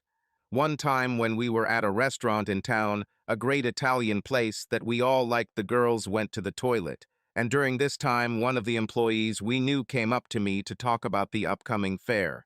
When the girls returned, I thought that one of them decided to play the role of the other. I smiled as I watched our waiter address Harmony, but something was wrong.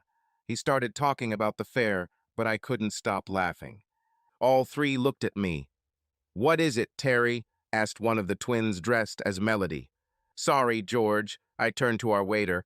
"The girls decided to play a prank on you and me. See, it's not Harmony you've been talking to for the last 5 minutes, it's Melody."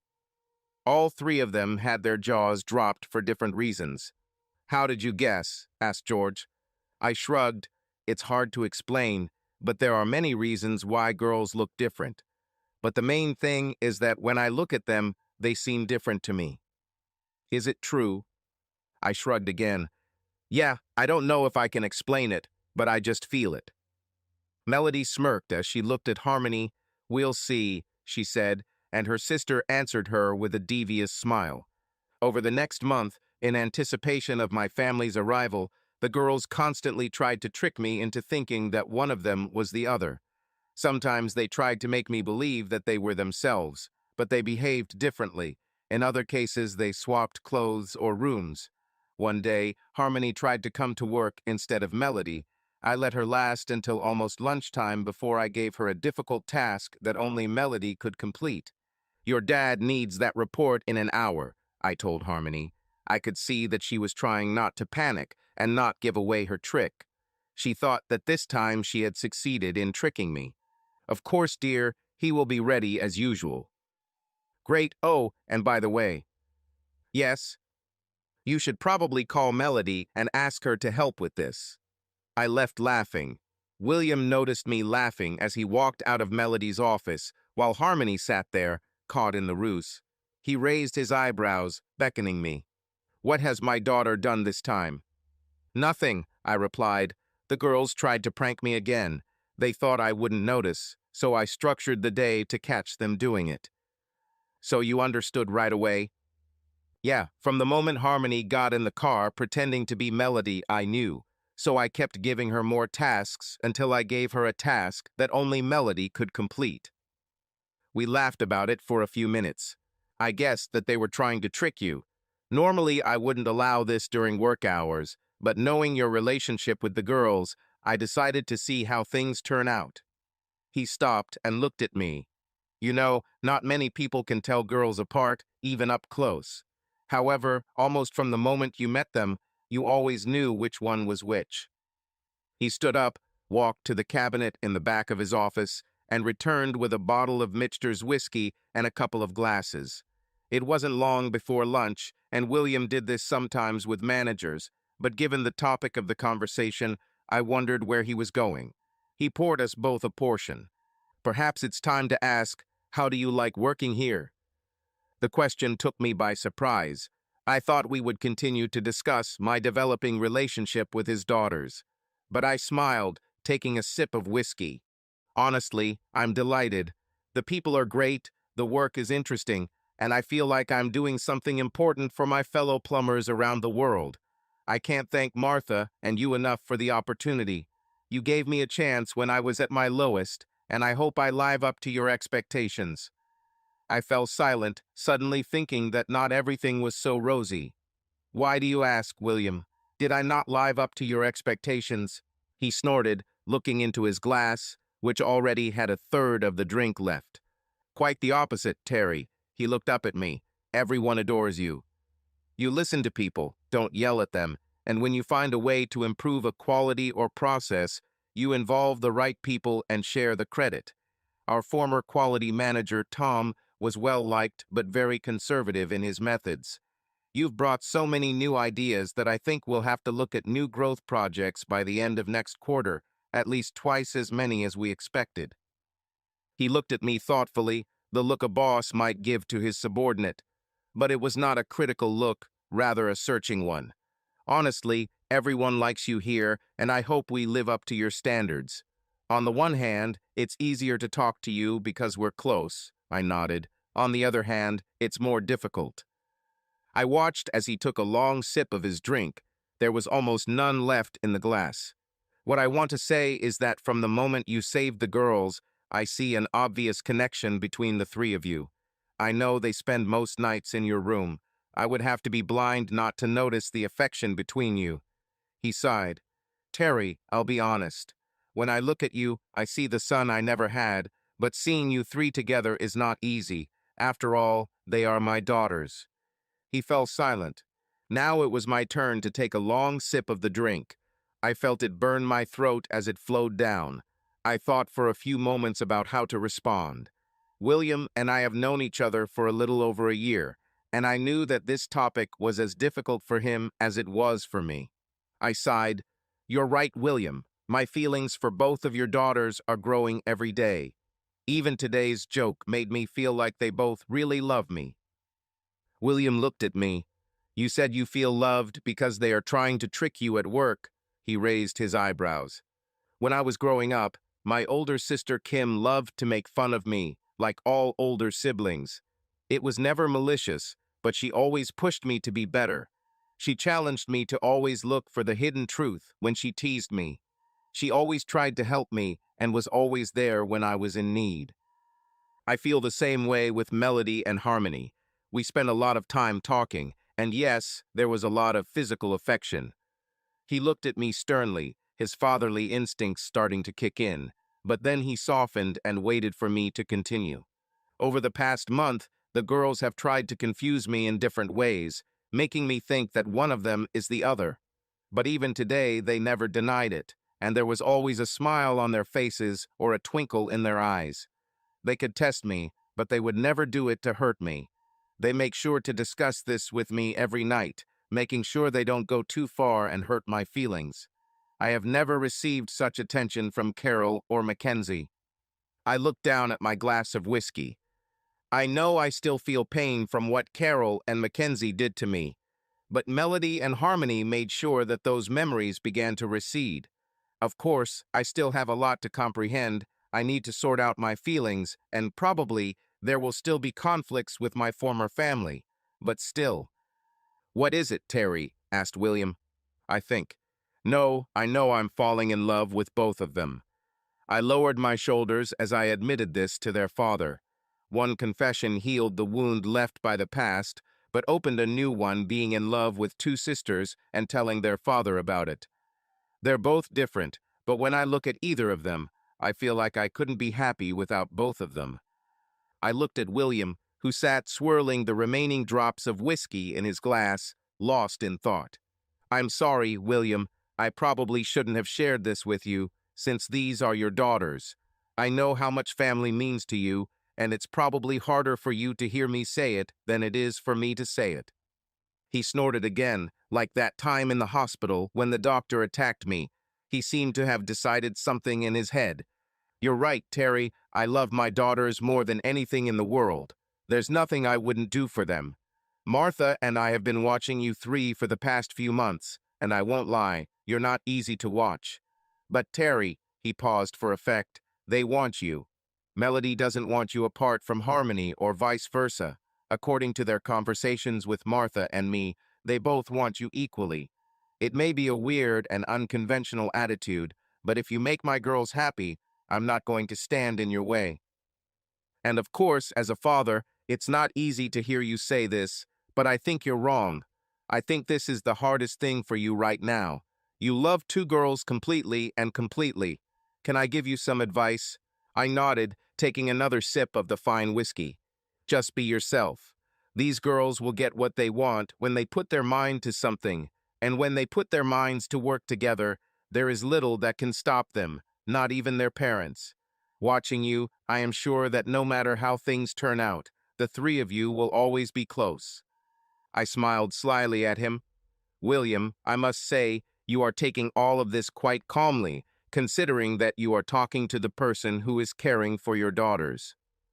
Terry, from the moment the girls entered adolescence, I can count on the fingers of one hand how many times they've dated guys. When one of them showed interest in the guy, the other began to take a closer look at him. This is the first time I've seen them agree on a guy, and honestly, I like you. I like the idea of my daughters being with you because I know what kind of character you have. After what happened to you, I'm sure you'll never hurt them. We talked for a few more minutes, and as we were about to go to the production floor together, we heard footsteps quickly retreating outside William's office door. Opening the door, we noticed two red lights hiding in Melody's office. Looking in, we saw that Melody had joined Harmony. Both looked embarrassed. I wonder how much they overheard our conversation. The weekend my family came to visit was a little bittersweet for me. They admired the house, complimented me, but joked about my relationship with the girls, and we had a wonderful time reminiscing about the past. We all listened to stories about my childhood. Kim told stories about how she teased me at school. We even looked back fondly on some family moments with Mackenzie. I felt a little sad towards the end. These were good memories, even if they were marred by other people's actions. And then the next blow hit me. My mother, Josephine, was quiet all evening. But suddenly, she took the floor, and everyone fell silent. Terry, we need to tell you something.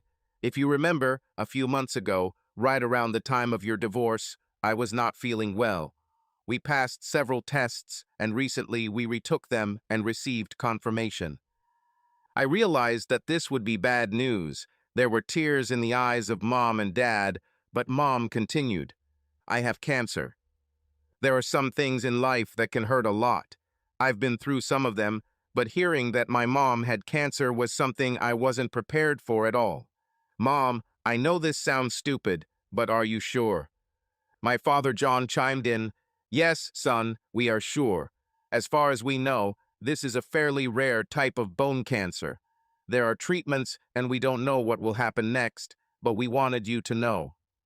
My father, a master plumber, has been around my whole life, and I never saw him cry when he told us about it. Although, I admit, everyone cried. For the next hour, we sat together. Harmony went inside, picked up her tablet, and asked her mom and dad for details so she could look up information about the type of cancer and treatments. She spent a few minutes browsing the sites, mostly ignoring Dr. Google, turning to medical sites she knew, and gave a good overview of treatments and chances of success, which to her delight were relatively high. At the end of the sad conversation, everyone began to go to their rooms. Tomorrow is Saturday, and after brunch, we were all heading into town for some shopping. So after a while, all that was left was Kim, Paul, Melody, Harmony, and me, as well as the remains of the pitcher of sangria Martha had prepared earlier. Kim, how is Mom really doing? I asked at one point. She's depressed, bro, Kim said sadly. I've known this only a few days longer than you, and I admit that several times during this time I fell asleep in tears. I mean, that's our mom. I know, I almost exploded. After everything that happened last year, I was hoping we would have a break. I felt Melody squeeze my hand and Harmony take my other hand. I looked at Harmony. I know cancer is always serious, but how serious is this one? I asked Harmony. She thought for a moment before answering. As far as I can tell, it's a fairly rare species, and if caught early, it's not that dangerous. However, in later stages, it can progress rapidly as it affects the bone marrow. I guess I'll have to tell Carol and Mackenzie about this. I slouched. Of all the difficult conversations I will have, this will be the most painful. Kim looked at me. Not now, Terry. Let these bitches wait until we find out more about Mom's treatment. She seemed to be keeping something back. What are you not saying, Kim? She sighed, which had become quite common lately. It was less than a week after you moved in a few months ago that Mackenzie contacted her mom and dad and asked them to meet. And you didn't tell me because? Well, at that time you had just had an accident and were recovering thanks to your eternal assistance. She smiled at the girls. We thought that in your condition you didn't need to know about it. I swallowed and gave Kim a stern look. She raised her hands in defense. Terry, we weren't trying to hide anything. It's just that once you got better, it didn't come up in conversation anymore. So what happened?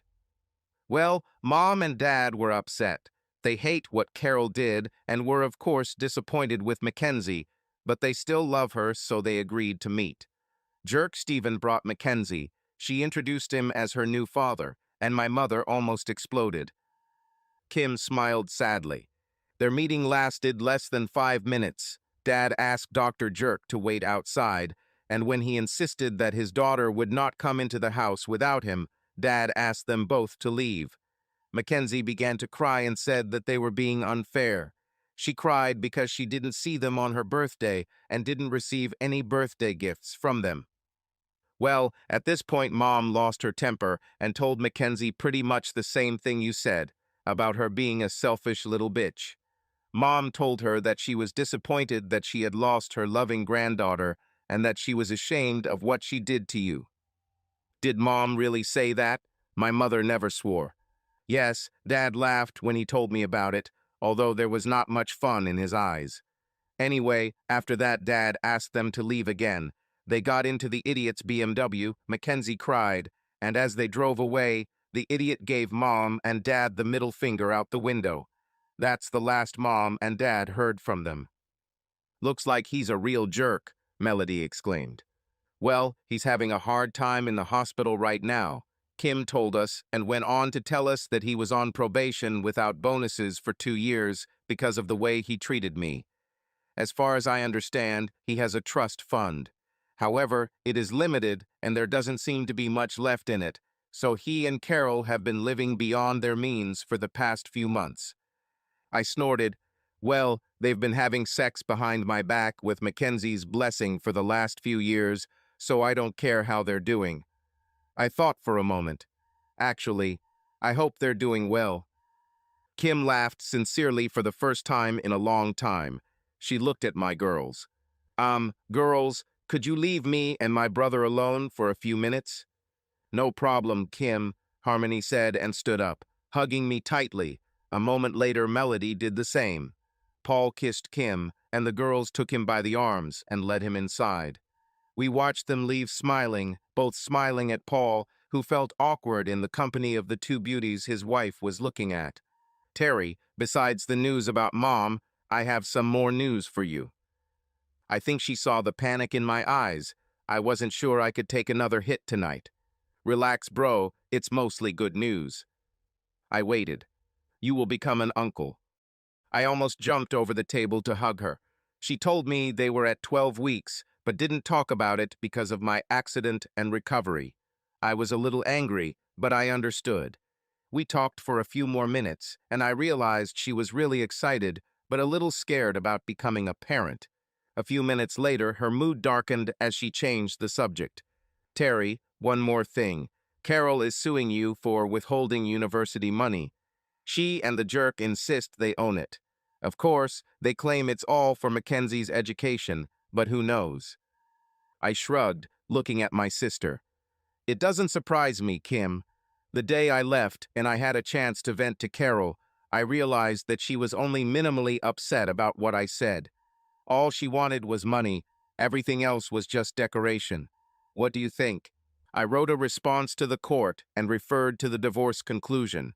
Of course, I don't expect anything to come of it, but you need to know. She looked at me with a question in her eyes. I'm guessing you didn't touch them. There was no need. My annual salary is almost double what it is in this account, and the bonus that William talks about if we continue to work is also significant. Not to mention, I made a wide gesture with my hand around me. I live here almost for free. I tried to give William and Martha money for rent, but they refused, saying they don't need the hero's money. Kim laughed. Yeah, and while we're on the subject of heroes, how are things going with you and these two? Asked my sister, smiling. Kim and I have always been close. When she and Paul started dating many years ago, I was her confidant. Even before my problems with Carol and Mackenzie, Kim always knew what I was thinking.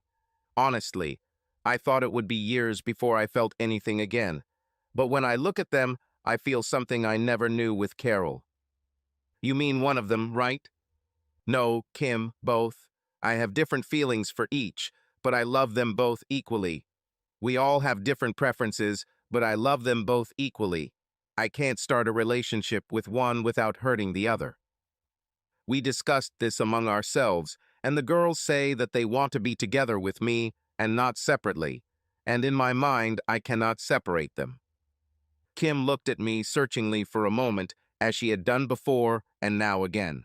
Terry, I don't know if I can give you the right advice, but one thing I can say for sure is that both of these girls have exactly the same feelings for you. We were silent for a while. Have you slept with them yet? She suddenly asked. I almost spat out my drink. Who is? She laughed. I'm serious. Have you slept with them yet?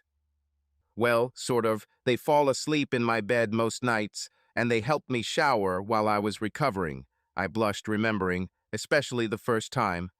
But no, I haven't had sex with them yet. Why not? I looked at my sister. Seriously, I'm one guy, and there are two of them, and they're sisters, it's just. She brushed off my concern. Listen, if I'm right, and I usually am, both of these girls adore you.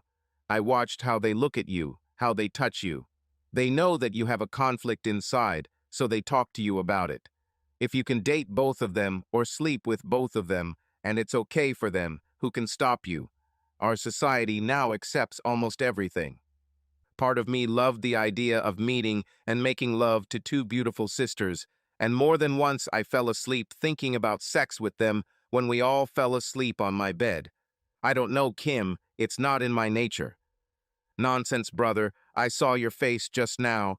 You thought about them both in bed with you, I'm sure. I blushed. Kim was usually right. I won't deny that this is every man's fantasy, but still. Terry.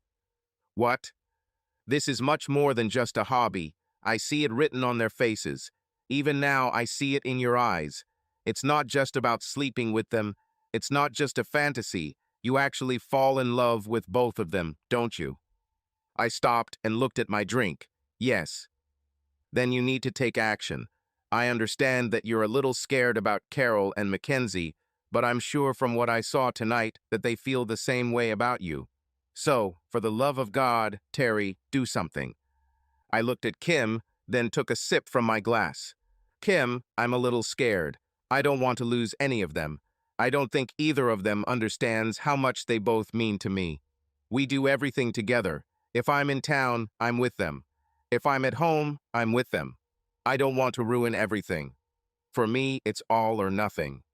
Kim laughed. "Oh, my poor brother, you're really hooked, aren't you?"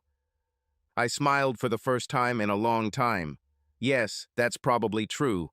I love them, Kim, both of them, completely and unconditionally. For the first time, I openly admitted it. Talking to Kim, I felt like I could trust her. "Listen, Terry, I'll give you some feminine advice. First, act, because if I'm right, and you know I'm usually right, they'll take matters into their own hands." "What do you mean?" "Call it women's intuition, but I know they won't wait long for you to understand what's going on, and you won't expect it when they come to you." She grinned.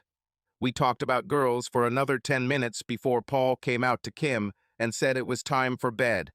Apparently, my pregnant sister's husband wanted her to get a good night's sleep every night.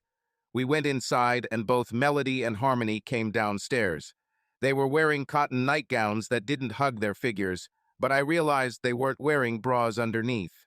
They hugged Kim and Paul and said good night, and then they grabbed me and dragged me into my bedroom and tucked me into bed. They climbed on either side of me and hugged me tightly. "Good night, Terry," Harmony said in a seductive voice, kissing me tenderly and sensually on the lips. "Good night, Terry," Melody said, mirroring her sister's tone and kissing her on the lips. When I woke up the next morning, Melody was on my right, her head resting on my shoulder, her breathing light, as if she had just fallen asleep and any movement would wake her. On the left was Harmony. She was wide awake, her emerald green eyes looking at me. They were both under the sheet next to me, and I felt their warm bodies next to mine, skin to skin. When Harmony saw me open my eyes, I felt her hand slide down. She smiled at me. "Good morning, sleepyhead." I smiled back, and at her words Melody woke up. She turned to cuddle up to me and softly kissed my chest, trying to sink further into my embrace. I felt her hand on my chest, and her chest pressed against my side. Harmony blushed and spoke. "Terry, we have a confession." "Yes?" Melody lifted her head from my chest and sighed. In response to my question, she exchanged glances with her sister. I started to get used to the way the twins reacted to each other sometimes. When I went inside with Paul last night, we kind of walked into my old room and overheard the end of your conversation with Kim when you were talking about us. I was immediately fully awake, and my first reaction was embarrassment, which made me want to pull away. "Terry," Harmony said as Melody pinned me to the mattress, "we're sorry we overheard, but Kim is right. We're both in love with you. At first you were the hero who saved us, but over the past few months, as we got to know you better, our feelings have developed into something more than just friendship, and although our feelings are different, they complement each other. When we heard what Kim said last night about you being able to date both of us in a way, we already feel like you already are, judging by the way you treat us." Melody continued, "When we heard your confession to Kim and realized that you were conflicted within, we decided to take action ourselves. We've been discussing this for weeks. We are sisters and twins, so we both want you, and it is not a problem for us. Do you want us?"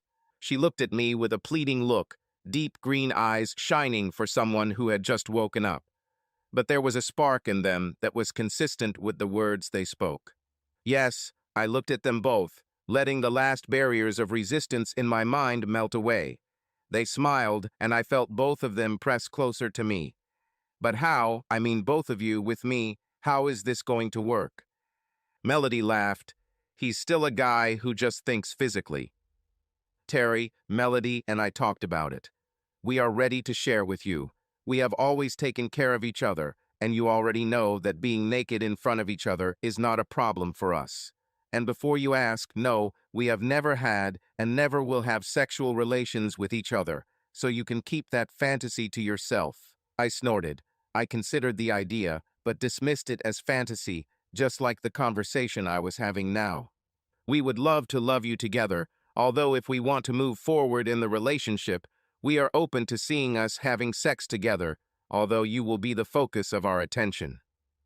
I think we all blushed. Damn, well, the attention and love of two beautiful women who love me at the same time. What man in his right mind would refuse that? But girls, what will everyone think? Melody snorted. Mom already talked to us about this a few weeks ago. She has watched us grow closer and is cautious but happy for us. I was trying to figure out what to say next when Harmony leaned in and kissed me thoroughly on the lips. This kiss was not the chaste kiss of gratitude that I had received in the past. No, it was a kiss of soul exchange, full of passion and need. Our tongues danced as her hands moved even closer to my manhood. My turn, she said happily. With these words, Melody pressed her lips to mine, and I again felt the exchange of souls. Her kiss was just as passionate as Harmony's, although she used more tongue. When she pulled away, I looked at both girls, now at my girls, and did not see a trace of jealousy in either look. You just felt it with both of us, didn't you? Was Melody's question. Yes, although I don't understand it, but yes, there was something in both of you. Something I've never felt before, not even with my ex-wife. We spent the next 10 minutes exchanging kisses and touches in our lovers' arms. Terry, can I come in? It was Martha. Of course, Martha. If this relationship was meant to happen, then I suppose the sooner we all get used to it, the better, including the family. Martha opened the door and walked in. She saw how the girls surrounded me and stopped.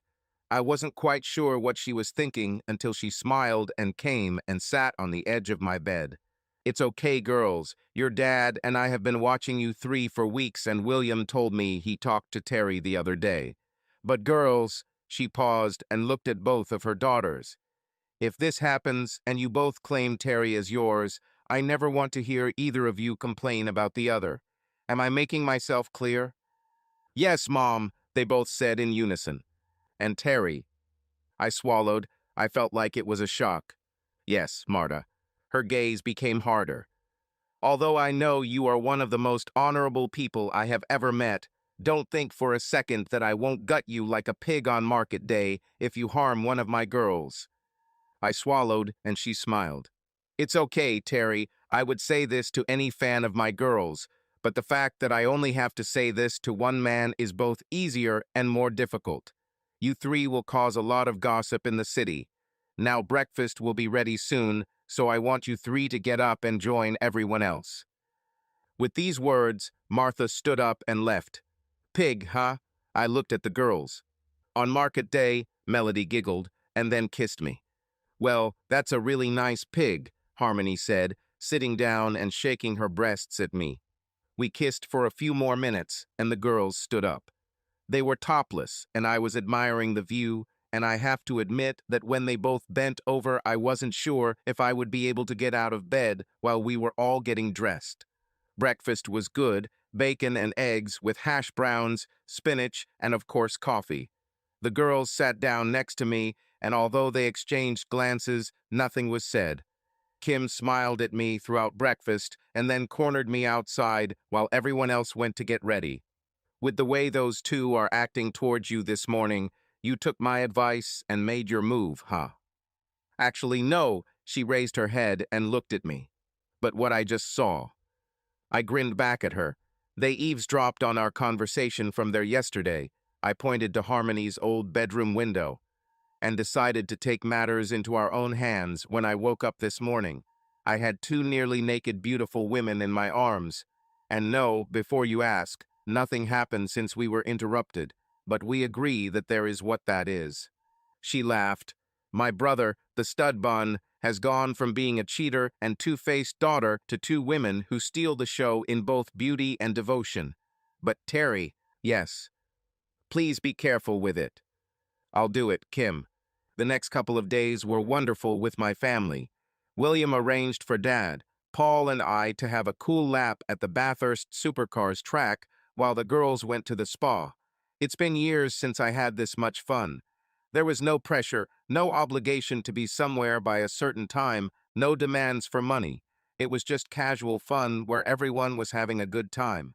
Then, of course, when everyone got together again, the girls clung to me whenever they could, sometimes together, sometimes separately. It was nice to be wanted. When my family moved back to Maitland, I agreed to come for a weekend in a couple of months, when Mum came out of her first round of cancer treatment. I would also use this time to meet up with a few friends and follow up on legal matters regarding Carol and Mackenzie. The girls and I continued to develop our relationship, and they mostly spent the night in my room. Most nights, all three of us slept topless, and more than once I woke up holding their magnificent breasts in my hands. That all changed on the Wednesday evening before I was due to return to Maitland. We have just finished dinner. William, Martha, the girls, and I were sitting in the living room, each of us with a book to just relax. The conversation was easy, the atmosphere was relaxed. Harmony read Pride and Prejudice and laughed. I looked at her. Her eyes shone with joy as she smiled at what she was reading. I tickled her calf with my foot, and she looked at me. "I love you," I said without thinking, and the room became silent. It took me a few seconds to realize that I had just said out loud what I was feeling, and I almost fainted. I mean, I hesitated. I looked at Melody, who was now looking at me with wide eyes, as if she was afraid of being left out. "No, I want to say that I love you both." It was time to sort everything out and say the words out loud. "Melody and Harmony, since you came into my life, I feel alive like I have never felt before. To have two amazing girls who love me so much and allow me to love them back is more than I could have ever dreamed of." I leaned towards Melody. "I love you, Melody," and pulled her towards me for a kiss. Then I leaned the other way. "I love you, Harmony," and pulled her in for a kiss. Then awkwardness set in. William and Martha sat watching us. Until that moment, we had not kissed in front of someone else. The girls dropped their books and melted in my arms. They both looked at me like puppies, with love in their eyes. William cleared his throat. "Terry, it's okay. I think we've all talked, and we're old enough to understand what's going on. This is new for all of us. Just take care of my daughters, please. Believe me, I don't want Martha to take you to the fair." A light joke lightened the atmosphere, and we all laughed. We put our books aside and spent the next hour talking openly and honestly about how the three of us were now in a real relationship. I again emphasized that I fell in love with both of them, and the girls then said that they loved me too. When we went to bed that night, I snuggled up to my girls, and they hugged me tightly, their kisses light and gentle. I thought we were all falling asleep when Harmony spoke. "Terry?" "Yes?" "I want you to be with Melody first." I was already falling asleep feeling love, but suddenly I woke up. "Excuse me." She smiled at me. She was lying, as usual, on my left, while Melody was on my right, nestled on my chest. We both looked at her.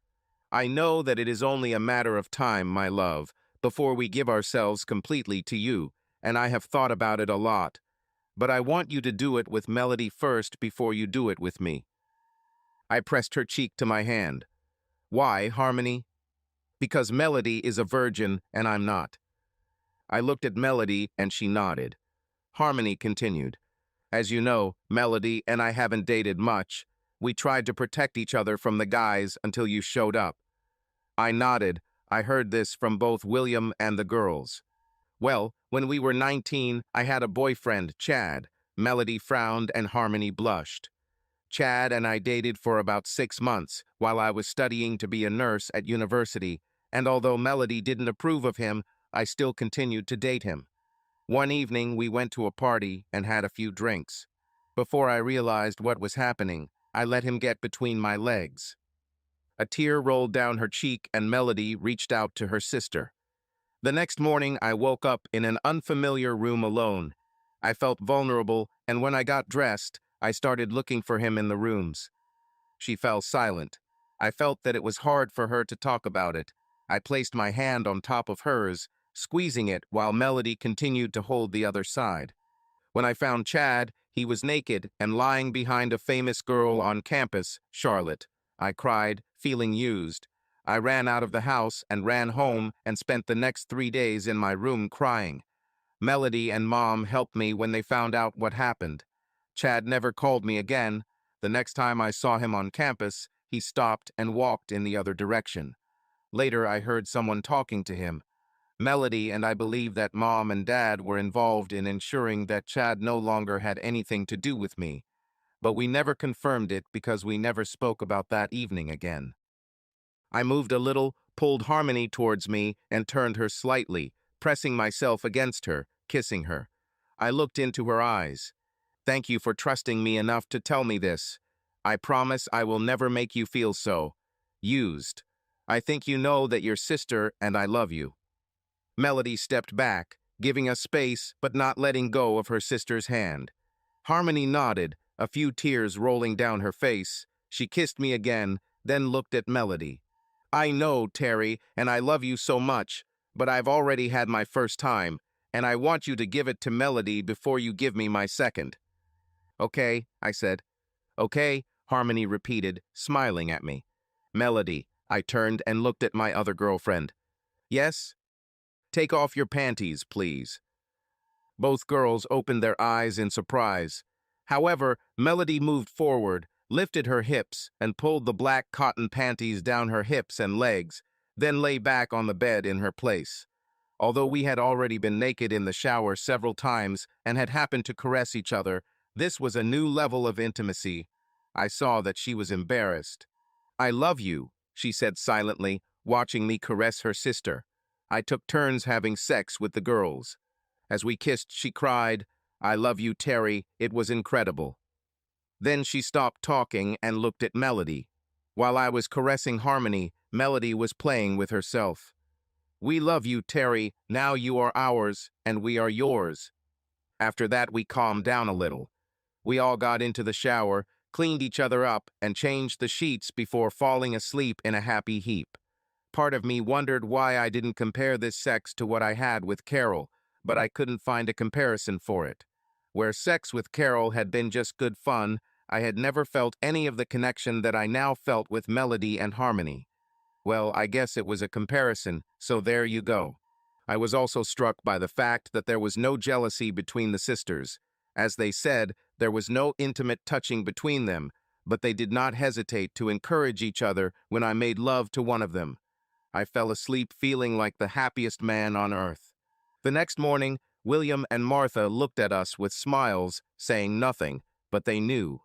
And I think between the gentle touches and our happy faces, it was pretty obvious that we had moved to the next level in our relationship, even if they didn't hear any sounds from my room at night.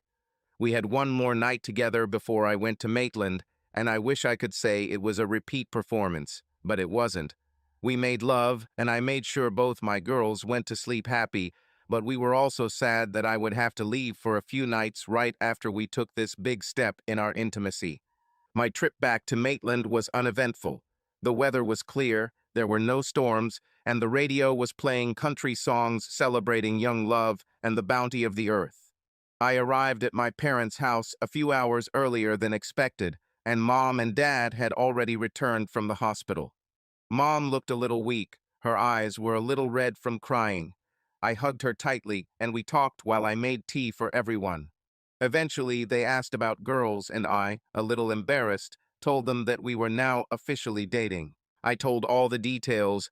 They congratulated me and were considerate enough not to pry into my personal life, although I think it was pretty obvious that I was sleeping with both of them.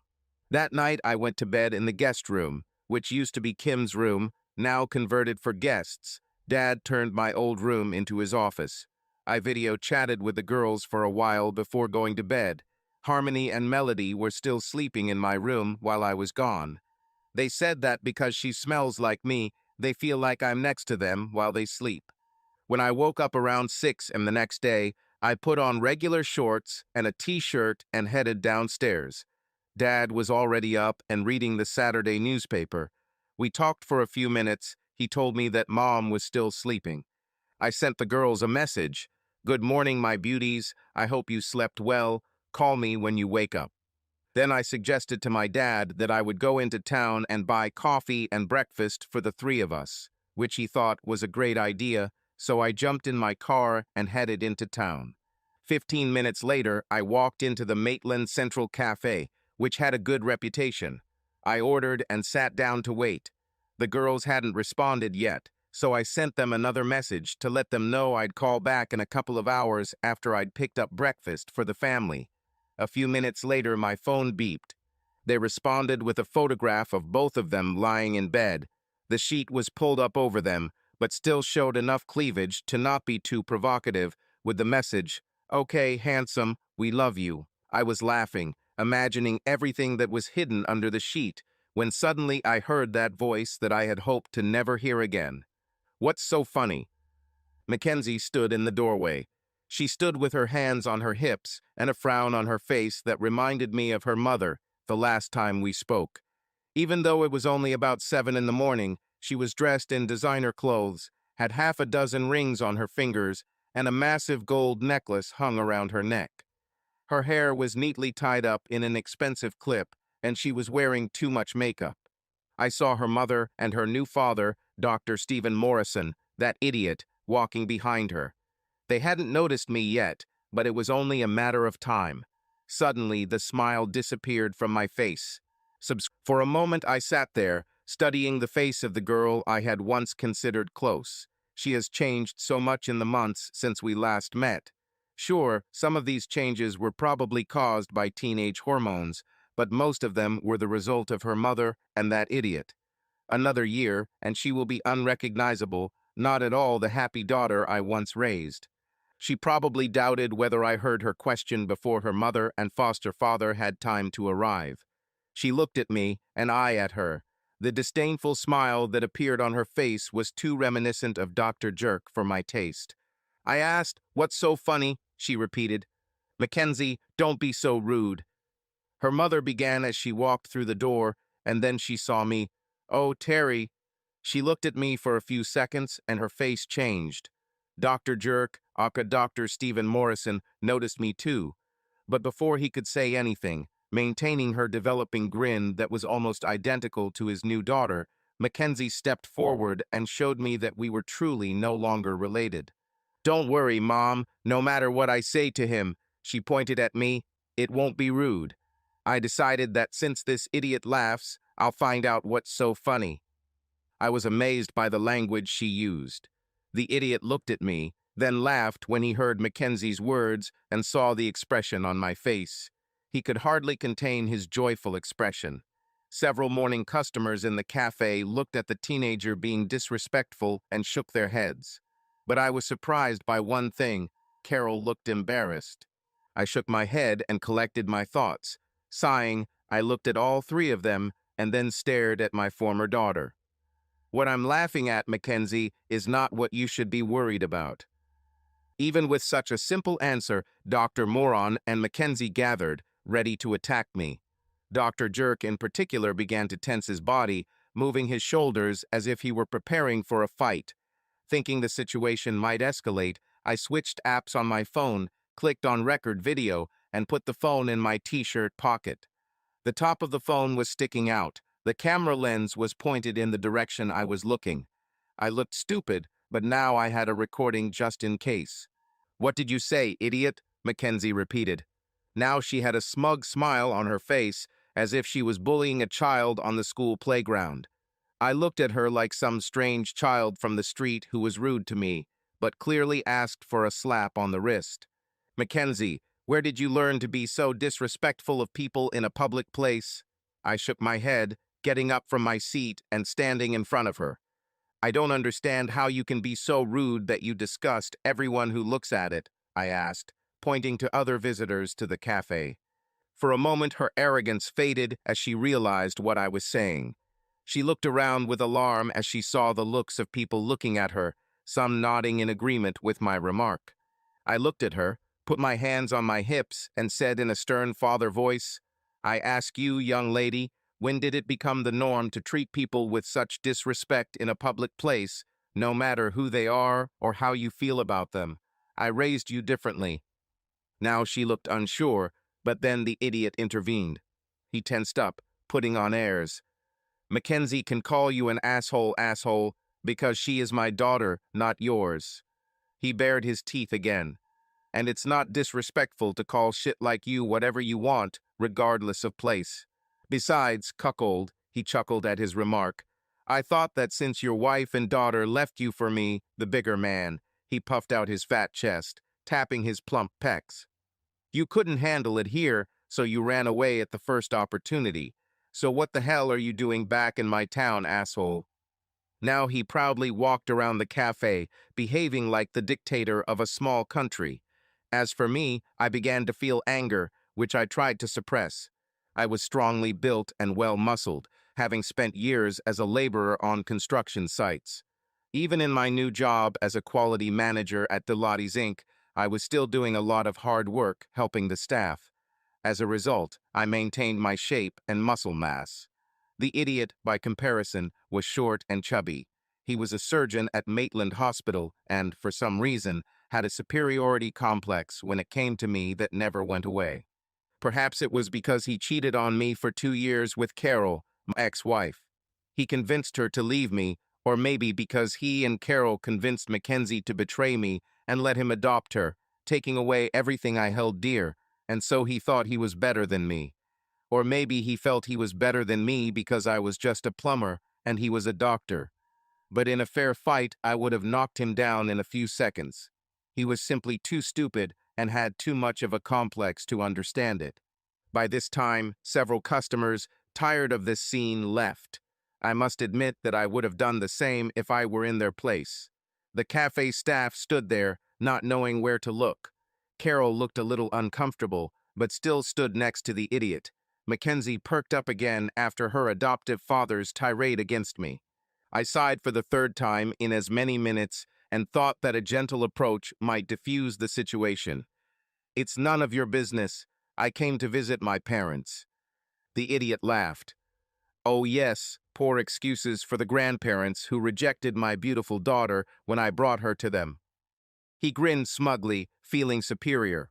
My face was red, and I would have been knocked out within seconds of that comment if the waitress at the counter hadn't called my name, looking a little alarmed at the rising tension.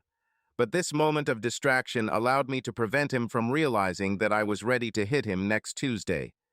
Deep breath, I said to myself, moving away from this annoying trio. I walked up to the counter, picking up food and coffee. I apologized to the poor, anxious girl behind the counter. She gave me a small smile, grateful for my comment. Okay, I'm leaving now. I made sure it looked like I was addressing everyone in the room, but it was primarily for the recording that was happening in my pocket. I said nothing as I walked past everyone, including my 3 opponents, quickly walking out into the early Saturday morning air. I hoped that the collision was over. I could have walked away and chalked this meeting up as a failure. But no, Dr. Jerk just had to keep pushing. When I was a dozen steps away from the cafe, he turned to follow me and shouted, "Hey, where do you think you're going, moron?" he spat. "I'm not done with you yet, and you won't leave until I tell you to." He was almost dancing, trying to catch up with me. "Now that your fucking patrons aren't here to protect you, you are in my city, and you will do what I say." He, of course, meant William and Martha, who caused him a lot of trouble after our first meeting. I turned around, looking at him, tilting my head to the side. The guy was just crazy. He held Carol's hand, and Mackenzie followed. For her part, Mackenzie's arms were crossed over her chest in the pose of a rebellious teenager. Even though I didn't mean to, I tried again to defuse the situation, if not for anything else, then at least for the record. I said the words that, even as they left my lips, made me feel like I was going to puke. "Listen, Stephen, I don't want any trouble. If that's what you want to hear, fine, you win. My wife and daughter." I looked at them, and then back at the idiot. "They betrayed me in the coldest way and chose you over me. I lost, and now I don't want to be near any of you." I looked at Mackenzie and felt a pain in my chest, bitterness at what I had lost. "In less than a year, you managed to turn one of my greatest achievements into a selfish, cunning little brat who, by the time she becomes an adult, will wonder why she has a dozen different boyfriends and why none of them will stay with her. more than a month. Mackenzie's hands dropped, and she turned a little pale, as did her mother inside the cafe. She'll wonder why her friends only want to talk to her when they need something, and why they'll ignore her if she ever wants to have a heart-to-heart if they don't have anything to gain from it. Dr. Jerk laughed. "You are an idiot, a cuckold," he replied. "My daughter will have her pick of guys, and she can date whoever she wants for as long as she wants. And as for friends, since she is my daughter and not the daughter of a pathetic plumber, she already has more friends than she can count compared to what happened when she was with you, and she's not selfish." He leaned towards me and quietly said, "And all this is thanks to me." I shook my head. This pathetic semblance of fatherhood had no idea. He thought that being a father was about making them look good, or just that his presence would make them better people. I'd bet helping her is something he's never thought about. The scary thing was that he would probably lash out at either Carol or Mackenzie when he didn't get what he wanted at some point. Unfortunately, his little speech and mockery of me encouraged both Mackenzie and Carol. At the mention of privilege, Carol stopped being ashamed of her daughter's behavior and joined in too. Carol looked me up and down, first at my casual shorts and t-shirt, the flip-flops on my feet, and then at my truck and shook her head. "You talk about behavior, but you should think about your appearance. Look at you, Terry. It's been less than a year since our divorce, and you're dressed like a hobo, and you're driving the same old truck." She then chuckled. "I bet you don't even have a job, and you moved back in with your parents because you spent all your divorce money." I shook my head again with sadness. They had no idea. And of course, Dr. Jerk couldn't help himself and just jumped in, thinking that Carol had described my situation correctly. "Ha, so it turns out that you're such a pathetic loser that you spent all your money," he said happily. "I hope this doesn't include my daughter's university money." He shook his head in mock piety. "How ashamed your mom and dad should be for such a bad example of a son. No wonder my girls left you for me." I growled. "My parents have nothing to do with it, and it's not her money, and it's not yours, and what I do with it is none of your business," I said firmly, but quietly. A warning of my growing anger was missed. "What the hell is that, you little bastard?" he almost exploded at me. It's funny, calling me petty while he's forced to look up to me. You should have just handed them over when you had to, and then get the hell out of whatever hole you damn plumbers are going to. He sniffed the air in my direction, thinking he had a sense of humor. "I bet it smells like piss and shit just like you." He put on a mock noble accent. He threw out his plump hands in a feigned gesture of generosity. "I saved these poor maidens, pulled them out of the filth in which you lived. I gave them a purpose."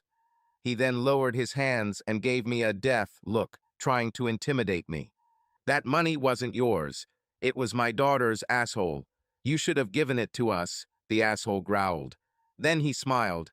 "But don't worry, the courts will decide that they are mine," he said triumphantly, referring to his recent attempt to sue me for a large sum of money that I had saved over the years for Mackenzie's university education. Unfortunately for them, the courts decided that since Mackenzie wanted to be adopted by the jerk, and I was the only one who ever deposited money into the account, they were not entitled to the significant amount of money in it. My hand began to squeeze the lunch bag, and I held the cardboard tray of coffee. I was getting more and more irritated by the second. This pathetic man was just a piece of lard, and I'm sure this whole show was to try and provoke me. He seems to have gained some more weight since I saw him in the hospital almost a year ago. I counted to 10, breathing in and out as I looked at him. Carol, for the second time that morning, turned pale.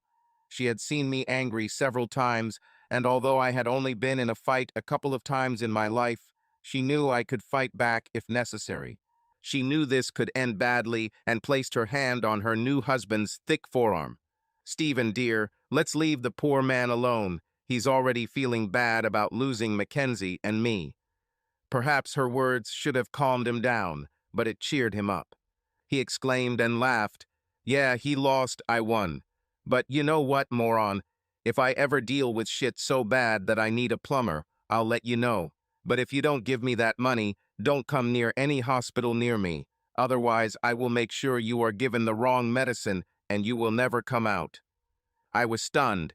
He just threatened to kill me if I had to go to the hospital. "Did you just threaten me, Dr. Morrison?" With all my being, I wanted to hit him so that he would fly away next Tuesday, but I needed to remain calm and in control for the record. Mackenzie immediately decided to intervene and continue the verbal attack, which was not very smart of her. "My father doesn't make threats, you idiot.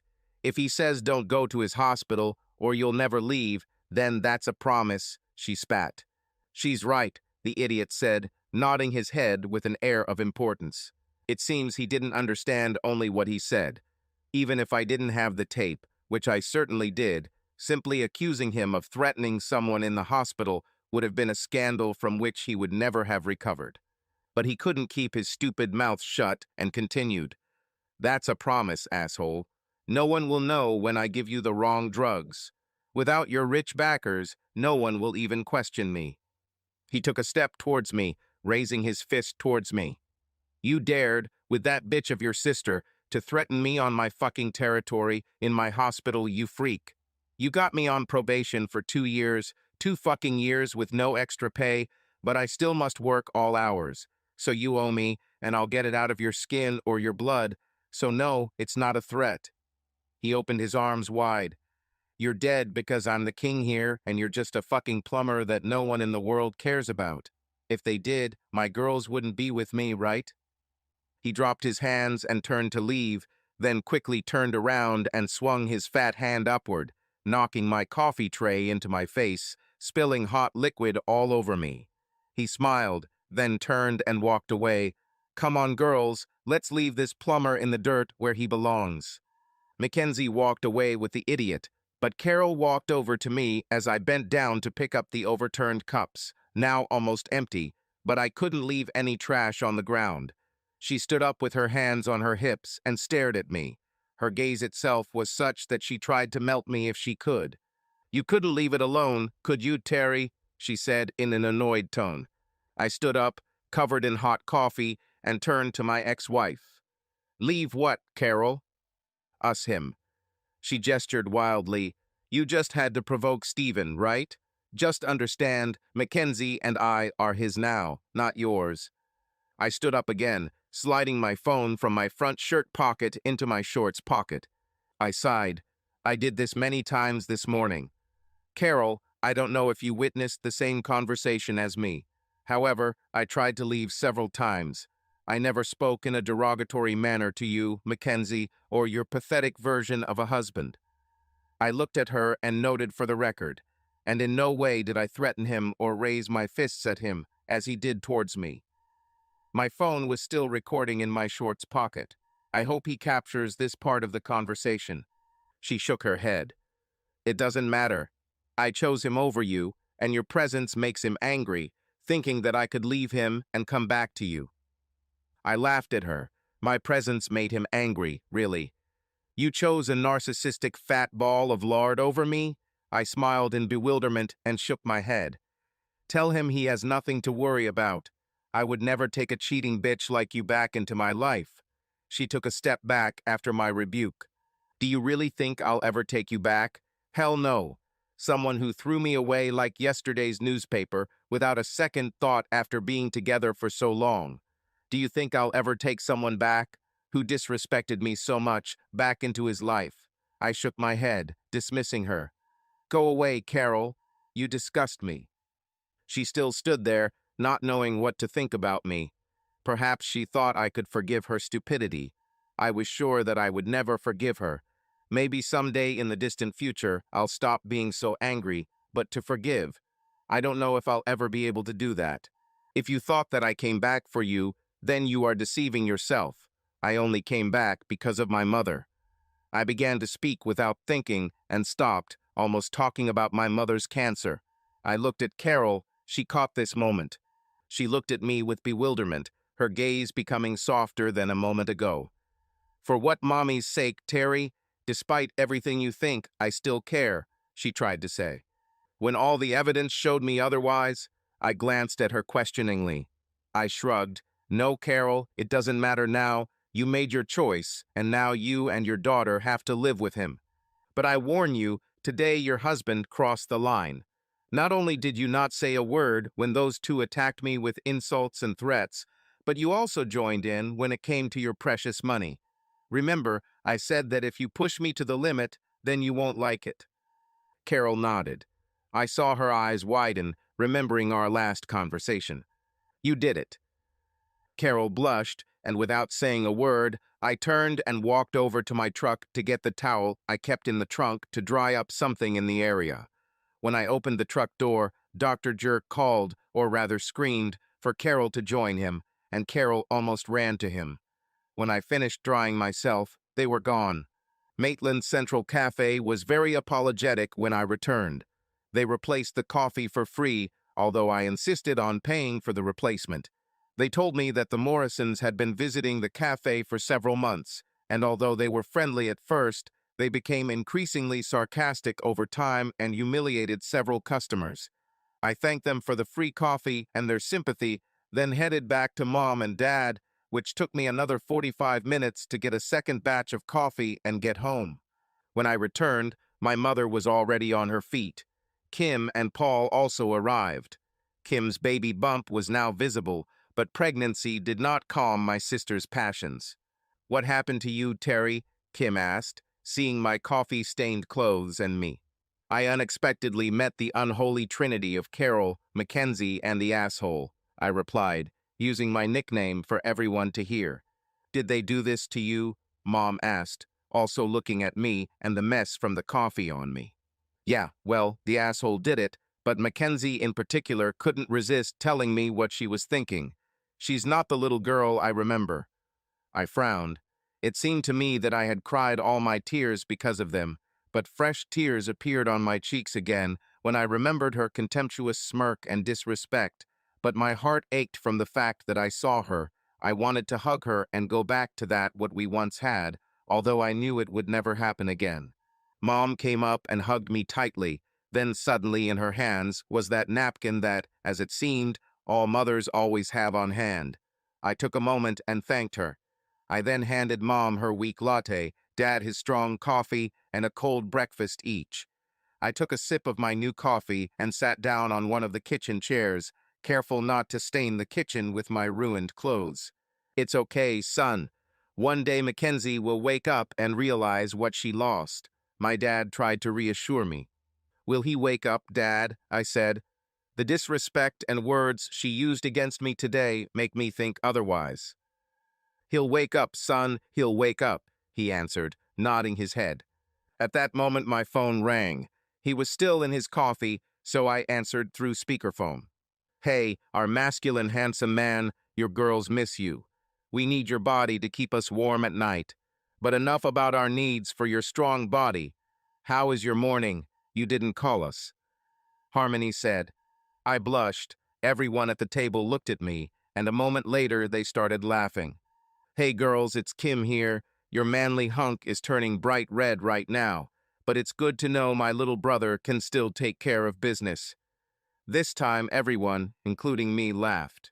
I found my voice. "Sorry, my dears, this is a long story and not a pleasant one, but can I call you back in 5 minutes? I need to clean my phone, it's covered in coffee after a spill." "Of course, love," Melody replied cheerfully, laughing at my obvious discomfort on the other side of the conversation. "Call us back soon," and they hung up. Everyone was looking at me. "So," Paul said, looking at me, "Melody, Harmony, and you, aren't these just our fantasies?" "No, I'm dating both of them." I grinned at my brother-in-law. Kim snorted. "And sleeping with both of them at last, aren't you, Terry?" I smiled at Paul and Kim, then a sharper glance at Mom and Dad, who were looking at me with almost judgment in their eyes. Of course, they were there when the girls ended up in my room, but to go from just sleeping in the same bed to having sex with two women, and even twins, I expected some kind of judgment.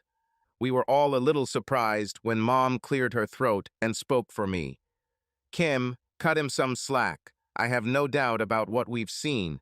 If he's in a sexual relationship with these two wonderful girls," she emphasized the word wonderful, "my son will be very respectful of them." "I love them, guys. I said with a shrug. There's something with both of them that I never had with Carol, and it's inexplicable. It's just there. It's been there since the very first night I saved them. At first it was hidden under gratitude, but it's there.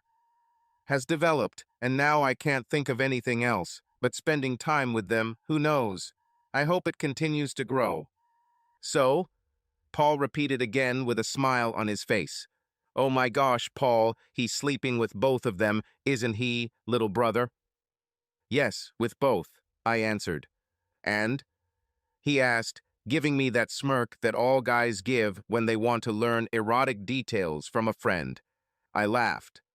Yes, sex with two incredibly beautiful, red-haired identical twins who love me as much as I love them is fucking incredible. He laughed at my rude confession.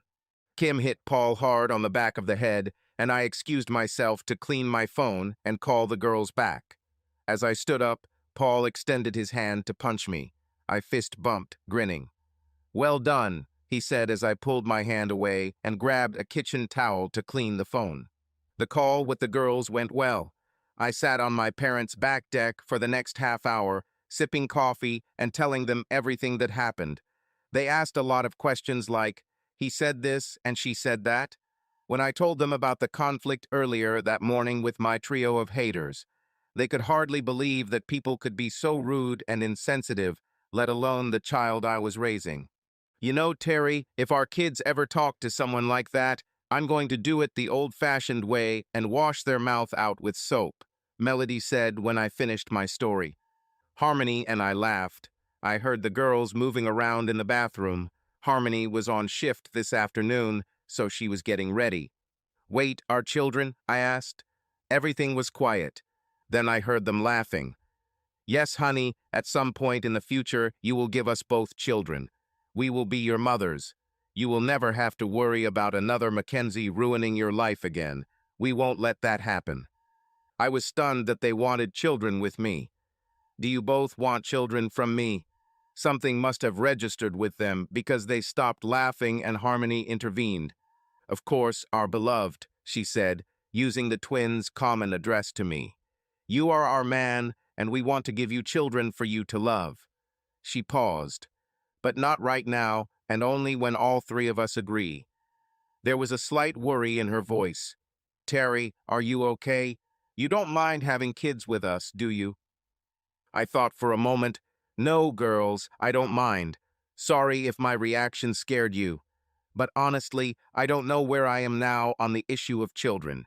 I'm already 34, and after what I saw, the way my daughter treats me today, I don't think I'm ready yet. It's okay, honey, Melody reassured. We understand. We shouldn't have started this conversation in the wake of a negative meeting with Mackenzie. I wish I had been there. I would have pounced on them and gouged out their eyes. I laughed as I imagined Melody turning into a ninja and attacking my former family. Thanks, honey. Well, I have a video of almost all of it. And then it dawned on me. Wait, I have a video. What do you mean, Terry? Harmony asked. Dr. Moron threatened me, but I thought there might be trouble when I first saw them, so I turned on the recording on the phone in my pocket to record any encounter. Not sure if this could be used in court, but... Talk to Kim and let us know, Terry, Melody said. And call us back. I have to leave for work in an hour, Harmony finished. Okay, my love, I will do so. I love you both. Love you too, both answered in unison, and we hung up. I returned to the house excited. I have it on video, I announced. Ugh, I don't want to see you in bed with your girlfriends, Kim said jokingly. Then, without stopping. And Paul, if you ever want to have a second child with me, don't open your mouth and don't say what you're going to say. Paul and I looked at each other and grinned. Then I looked at Kim. No, not that. Well, not this time. I winked at Paul. He laughed. No, I have a recording of my meeting with Dr. Jerk from earlier. What, how? Asked Kim. Mom, Dad, and Paul also looked at me with questions in their eyes. When I realized there was going to be trouble, I turned on the video and put the phone in my pocket. I may have recorded the entire conflict, including the Honorable Dr. Morrison's threat to me. With these words, we sat down and gathered around the screen of my phone to see what happened. The video kept jumping, but you could make out who was participating in this performance. The audio was a little choppy in some places as my phone's microphone rubbed against my pocket, but most of the conversation was pretty clear, except for the last part with Carol when I put the phone in my shorts pocket, but that could be heard if you listened closely. "Wow," Kim said when we finished watching. "Damn, that's impressive." She sat back, thinking. "Dr. Morrison is in as much trouble now as I think he is?" asked my father.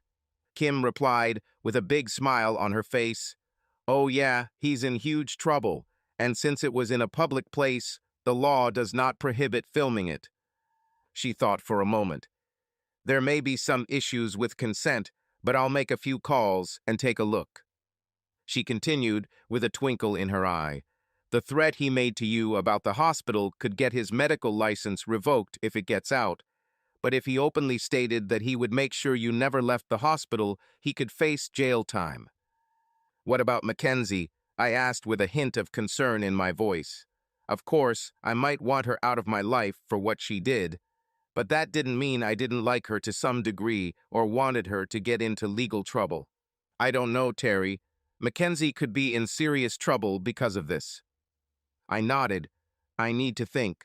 I understand this is probably a no-turn-back situation, but she was once my daughter, and she was once your niece." "I know, brother, but as you yourself told Carol, she made her choice," Kim answered. We talked about what had happened for a few more minutes before I excused myself to call my friends again before Harmony left for work. I told them everything and said that I would send the video tomorrow morning so they could watch it with me over the phone.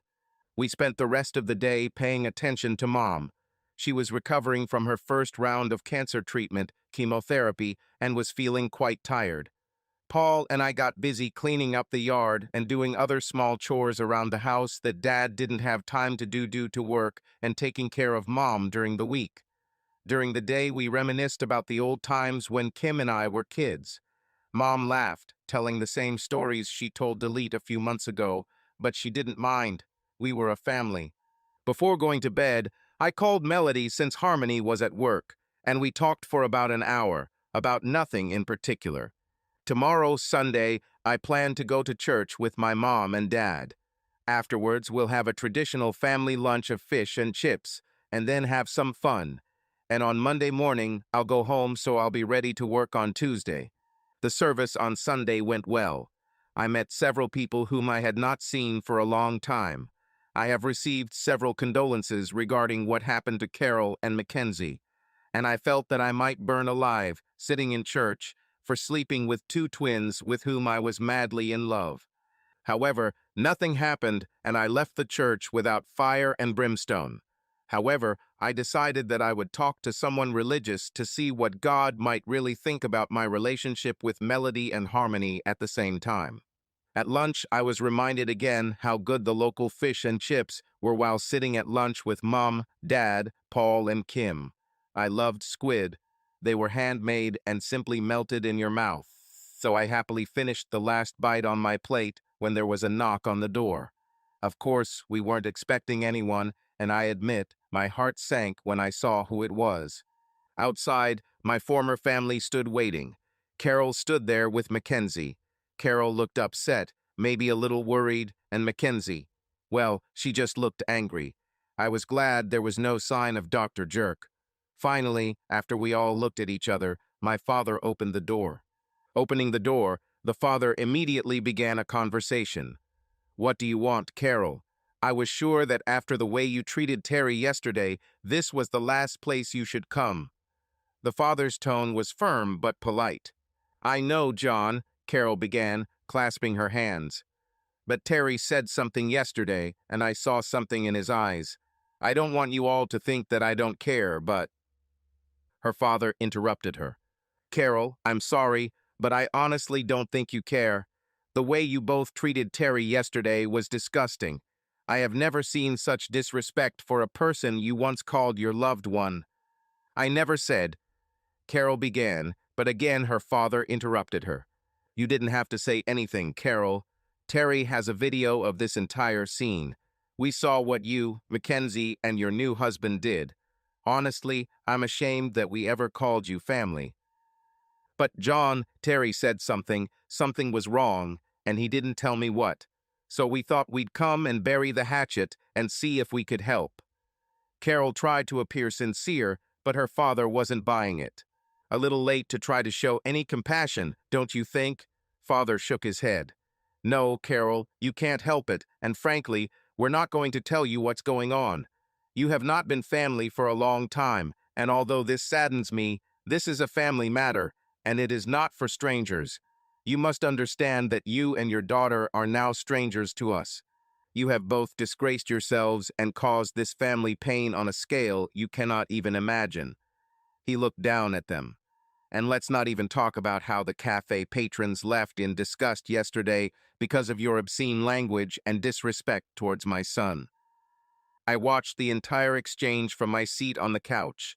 I looked at Mackenzie. She didn't meet my eyes for more than a second, but kept looking at me over and over while Dad and Carol were talking. I kept my face neutral, although anger and sadness were raging in my heart in almost equal measures. The conversation between my ex-wife and my father was almost over. And Carol. Yes, John, she said, her voice a little nervous. Terry is right about one thing. Neither of you seem to understand that everything you do and how your actions are perceived will not end well. For example, for our family, you both burned bridges. You go alone, without us, and now Mackenzie's problems are all yours. What do you mean? She asked in shock. I don't think she realized until that moment that by getting rid of me, they were also losing my family. Your daughter, Mackenzie looked sharply at the man she used to call Pa. Mackenzie is not on the right track. If you don't help her get rid of the selfishness and disrespect for people that your husband encourages, she will be very lonely when she grows up. Mackenzie jumped up. It's not fair, Pa. It's fair, Mackenzie. I saw the video. I saw how you treated the man who raised you. I saw how you treated him. I'm terrified of you, he spat. All my son has ever done is love you both. These expensive clothes and shiny things that you are wearing now will eat you up bit by bit. You're trading your soul for shiny things that won't bring you happiness, young lady. Carol lowered her eyes, again with a feeling of shame. Mackenzie looked past her grandfather at me and opened her mouth again. She was trying to seem important to me. Yes, but these, she gestured to her clothes, some of the arrogance from the previous morning returning. These are things that no plumber could ever provide. She started looking at me pompously. My new father takes me places, gives me gifts, and doesn't have to dig in dirt or clean other people's toilets to make a living. That terrible grin I saw yesterday appeared on her face again. The father nearly exploded. Mackenzie, let me remind you what I do for a living. I dig in the dirt and clean other people's toilets too, so does that mean I'm just as disgusting to you? Am I as bad as the one you are now looking at with contempt, whose only fault is that he loved you? She fell silent. Her face suddenly dropped as what she said sank in. Of course not, Pa. You're a good plumber. She was trying to recover. She didn't expect that her grandfather's profession would cause conflict. So tell me, Mackenzie, if I am a good plumber and my son, whom you once loved and called Daddy, is a bad plumber, what is the difference between us? Asked her father. His neck was slightly red, and I could tell there was a lot of anger inside him that he was trying not to let out. Mackenzie looked confused and Carol intervened, constantly misinterpreting the conversation and trying to deflect blame. Enough, John. Don't torment the girl. We all know it's Terry's fault. He just ran away when he should have made peace with Ives. The father shook his head. It is not my son's fault, and I'm tired of hearing it from you. Grow up already, Carol. Everyone gasped. Do you think Terry should have stayed and reminded himself every day of how you both betrayed him? So you rub it in his face every time you see him. He leaned a little closer. Or how you tried to extort money from him. Money he saved. Money you demanded even after you threw the fact of adoption in his face. Give the man some dignity. He worked tirelessly every day to take care of you. Mackenzie intervened again, and her words cut me to the core. But he could see me. I wanted him to see me. I don't care that Steven is just a better father and a better person. I wouldn't cut my dad out of my life forever. Mom said that this would only be until I was adopted. Then Dad could see me again. Mackenzie almost begged. I thought it sounded rote. But there was a crack in her armor, and this was the first time since yesterday morning in the cafe that I had heard her call me Dad. I almost broke down and ran to her, but my pain held me back. I told them I would mourn them, and I still did. The father was angry like a thundercloud with lightning and thunder ready to fall in hail. Both Carol and Mackenzie took a step back. Do you think this pathetic semblance of a man is the best father? What planet do you live on? He's not the father. He clenched his fists like I did yesterday. Then he lowered his voice, gaining control of himself. It's already been a year since you quit. No, don't look at me like that. You abandoned your father. The only time you turned to him was when you needed something. And just now, just 15 seconds ago, I heard you disrespecting him again. You humiliated him in front of him. You called my son a bad father. You both keep bragging about this doctor, your new father, your mother's new husband, but have either of you, he looked at them both, thought once about wondering if Terry was okay. He paused for a second. You had your new family. Who was Terry? He had you, Pa. He had Ma, Uncle Paul, and Aunt Kim, Mackenzie replied. The father nodded. Yes, you're right. He was, and we saw him often. But this was only a few times a week, and most of the time he was home alone, with no family to come home to, and a restraining order preventing him from fighting for his family. Not once did you think about him or how he must have felt. Both of you thought only of yourself. Everyone fell silent, stunned by their father's words. My father very rarely swore, even at work. The fact that he did this earlier showed how angry he was. We felt like he almost did it in front of his granddaughter. The father's fists were clenched tightly, his skin turned white. Carol and Mackenzie looked a little pale themselves. His voice became quiet again. My son left because you thought only of yourself. You saw something that seemed better to you, money. And to my deep shame, both of you rushed to them, leaving love behind. But by leaving him, you also left us, he hissed. I stood up and walked to the door, placing my hand on my father's shoulder. I needed to stop this before it went any further. It's okay, Dad, you go back inside. I'll walk Carol and Mackenzie to their car. He turned and looked at me, and for the first time I saw tears in his eyes. He nodded to me, patted the hand I placed on his shoulder, and then went inside. I motioned for the former family members to walk ahead of me. They walked, their posture somewhat diminished. As we approached Carol's car, a new and improved Lexus, I noticed they turned to me. Lady, I said calmly before they could say anything. I don't know what you were hoping to achieve by coming here today, but after yesterday, you should have known this wasn't going to end well. Terry, Carol began, we just thought. No, Carol, I interrupted. You weren't thinking. This is my family, not yours now. If you want, go talk to your parents or him. They knew I meant asshole. But Terry, Stephen's parents died many years ago, and my parents live in England. You don't want your daughter to never see her grandparents again, do you? Her voice was soft at first, but became hard towards the end. She continued. Mackenzie is racked with guilt over all of this, she began. When you deny her access to you, when you turn her grandparents against her, when you deny her access to the money that belongs to her. I raised my hand. Carol stopped. She knew when I did that it wouldn't be pleasant. I only did this several times, even when we were married, but she stopped. I continued to speak quietly.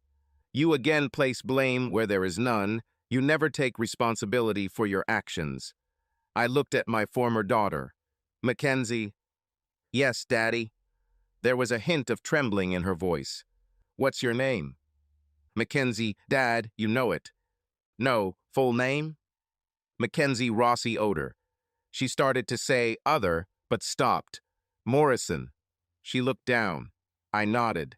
Morrison, I repeated. I looked at Carol. So, you see, her last name is Morrison, not Author.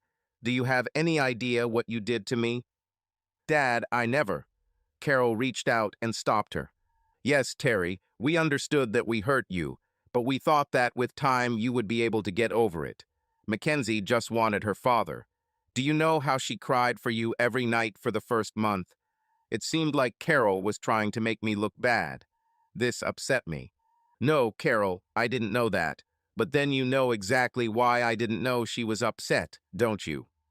She lowered her eyes, knowing exactly what I was going to say. Restraining order, I spat with a little venom in my voice. That damn restraining order. I couldn't talk to my daughter. I couldn't ask her how her day was. I wasn't allowed to hug her, give her advice, or even be in the same room with her. And let's not even talk about how I was ignored on my birthday. I was broken, but it's more likely that neither of you even thought about it. There was nothing I could do, and as I told you that day, what you both did was planned, cold-blooded, and calculated to cause me maximum pain. I was now raging and angry, but I tried to speak quietly. But this pain was encouraged by the new man in your life. I told you last time that you both tore my heart out, and to this day it hurts in the very depths of my soul. The only way I could survive was to move away, to get away from the pain you caused me. I still mourn you both, and even now, talking to you, I feel such anguish that if I let my guard down, I would explode. Now both women had tears on their faces, but I didn't stop. I took a deep breath and continued speaking quietly. What killed me the most was that the day you both left me, my old world died. The morning you left, you acted like everything was fine. Do you know why I never noticed what you were planning to do? They looked at me timidly and both shook their heads that they didn't know, stupid, love. I let that statement hang in the air for a moment. I loved you both with everything I had, I trusted you both with my life, and I trusted that you would both support me, that in exchange for my love you would do the same. But Daddy, I still love you, Mackenzie blurted out.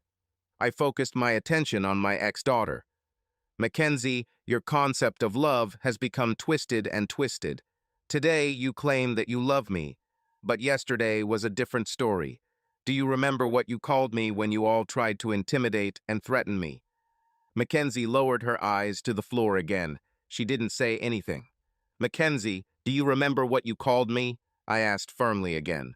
After a moment, she nodded slightly, barely noticeable. Yes, she said almost in a whisper. How? I asked. What did you call me, if not Dad? She looked up at me for a second and then looked down again.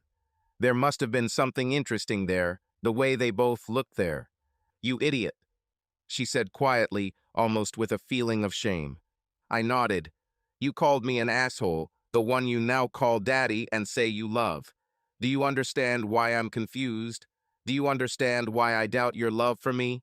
Today you say you love me, but yesterday you screamed insults at me, and let's not forget that you threatened me.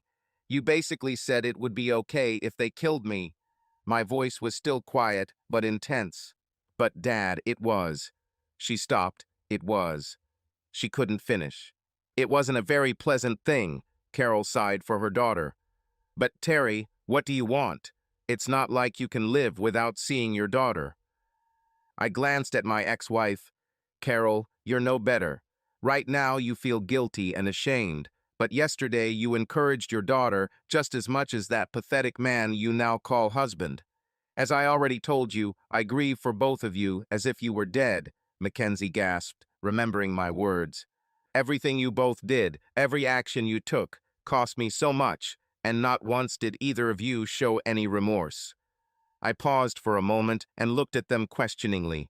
Then, when neither of them said anything, I asked Mackenzie, "What will happen next time I see you? Am I going to be a jerk again or a dad?" "You will be a dad," Mackenzie stated, her tears streaming down her cheeks. I didn't know if they were because of how she treated me or because she was scolded. This is the problem with loss of trust. The glass through which you see emotions has cracked. Mackenzie continued, "I'm sorry, Dad. I shouldn't have said what I said, but I promise I will behave better next time." I nodded. "We'll see, Mackenzie. Now I am very far from trusting you. I admit that I still have love for you in my heart, but it is buried under a ton of pain and a significant amount of anger. What you did yesterday, the words you spoke, and the way you supported the threats against me are not easily forgotten and destroy any love left in my heart for you. It doesn't take long for it to completely disappear. Mackenzie was now openly crying, and I turned my attention to my ex-wife. What about you, Carol? What about me? Who will I be next time? She looked at me for a few seconds, then sighed. Terry, I never thought it would be like this, but I don't know. Maybe we'll sit down and talk soon.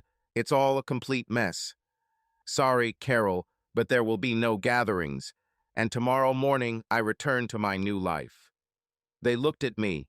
No, I won't tell you about it, but I have a chance to be happy, and I'm going to take it. Do you have a new girlfriend, Dad? Mackenzie asked, a questioning look flashing across her face behind the tears.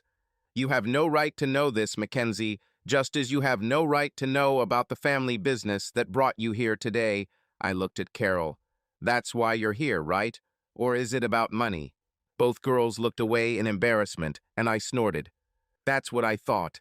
Look, ladies, I think this conversation is over. If we continue, it will come down to money, and I'm sure that's the real reason you're here. This conversation will not end pleasantly for either of us. So let's break up now before anything else happens. Carol sighed. Okay, Terry, but you know the conversation isn't over yet.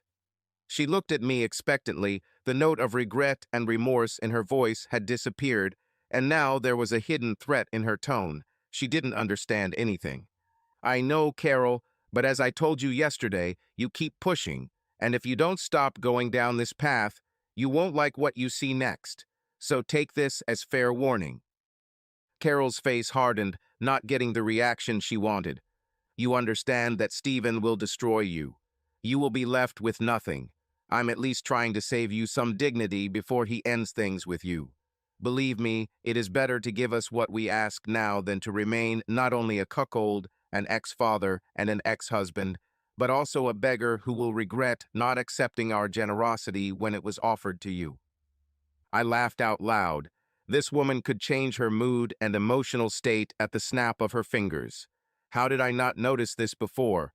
Mackenzie looked a little scared. She seemed genuinely remorseful, and after trying to apologize to me, she found herself between me and her mother again.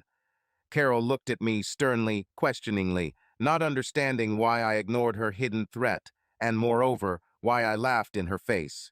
I stopped and looked at Carol, my treacherous and unfaithful ex-wife, the former keeper of my heart and soul, the betrayer of my love, and the rejecter of my attention. With every twisted expression of endearment thrown at her, she grew pale again. I'm not saying this to hurt you. I say this so that you understand the emotions and motivation of what I say next.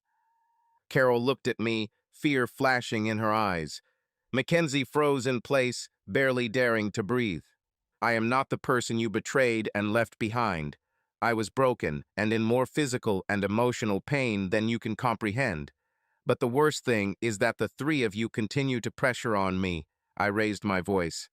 I'll tell you here and now so you can tell your short, fat-assed husband that none of you have any idea what I'm capable of. You insult and tease me by talking about dignity. Fuck you. Your threat is empty and shows how petty and pathetic you have become. You say you will destroy me. I don't think you have any idea what will happen if you all don't back down. I growled and leaned toward Carol. So tell that idiot to come take you and my ex-daughter. I looked at Mackenzie, who was cowering as if trying to hide within herself. I wouldn't piss on you, even if you were on fire. I looked back at Carol, letting the anger in my heart show in my eyes. This is the last time I will accept threats, financial extortion, or any other rude or derogatory remarks without consequences. I sat up straighter and let my emotions fade, replaced by a much more pleasant mood. So now I won't wish you ladies a happy farewell, but I won't curse you as you go. I stepped back, indicating that the conversation was over, and they looked at me for a minute. But Carol finally realized that I wouldn't say anything more, and she took Mackenzie's hand and led her to the car. Then she got into the car and started the engine. Mackenzie rolled down the window, looking at me with tears in her eyes. "Dad, I'm sorry." My heart was breaking again. Damn, no matter what, those words told me that I still had love for her in my heart. I nodded, trying not to show any emotion. "I really want to believe that you're sorry, Mackenzie, but let your actions show your determination to show me how much you're sorry, and don't ever let me see you act like you did yesterday again, okay?" "I will try." Not the decisive words I wanted. "Don't try, Mackenzie. Just do it. Goodbye." I walked down the driveway of the house as they drove away. As I reached the porch and watched them disappear from sight, I felt my mother's arms wrap around me from behind. "Are you okay?" she asked. I thought for a moment. This was both much harder and much easier than I thought, but at least we weren't yelling at each other. Although I thought it was very close, as my mother released me from her embrace and pulled me back into the living room, where we all sat down again. "What are we going to do now?" Mom asked. Following Carol's conversation and threats, I summarized the conversation between Carol, Mackenzie, and myself for my family. Kim, my sister, was in lawyer mode, and we all looked at her when I finished. She was holding a glass of red wine in her hands, although she did not drink it in the early stages of pregnancy, but simply held it, thinking about something. "I'm sure Paul will drink it for her later. So, I think we need to prepare a lawsuit regarding the threat of bodily harm made to Terry by Dr. Dickhead. Regardless of everything else, what he did yesterday is a huge professional. No, Carol's other threats and words towards you have no legal basis that could be seriously considered in court. And you also need to consider that any action on your part could kill any remaining affection you have for Carol or Mackenzie." I looked at my family. I have no love left in me for Carol, and she has taken a big step toward us ever having a civil conversation again, but Mackenzie, I don't know. My family sensed conflict in me, and although I was so hurt by what my ex-daughter had done, there was still love in me, as I realized as I stood in my parents' driveway. Mom took my hand and squeezed it tightly. "It's okay, Terry. We know it's not easy. I still love Mackenzie too, despite everything she's done." I nodded my head, receiving more sympathetic nods from everyone. Finally, I looked at Kim again. "I think we should go after Dr. Dickhead. How long will it take to prepare the sky you're talking about?" I asked my older sister.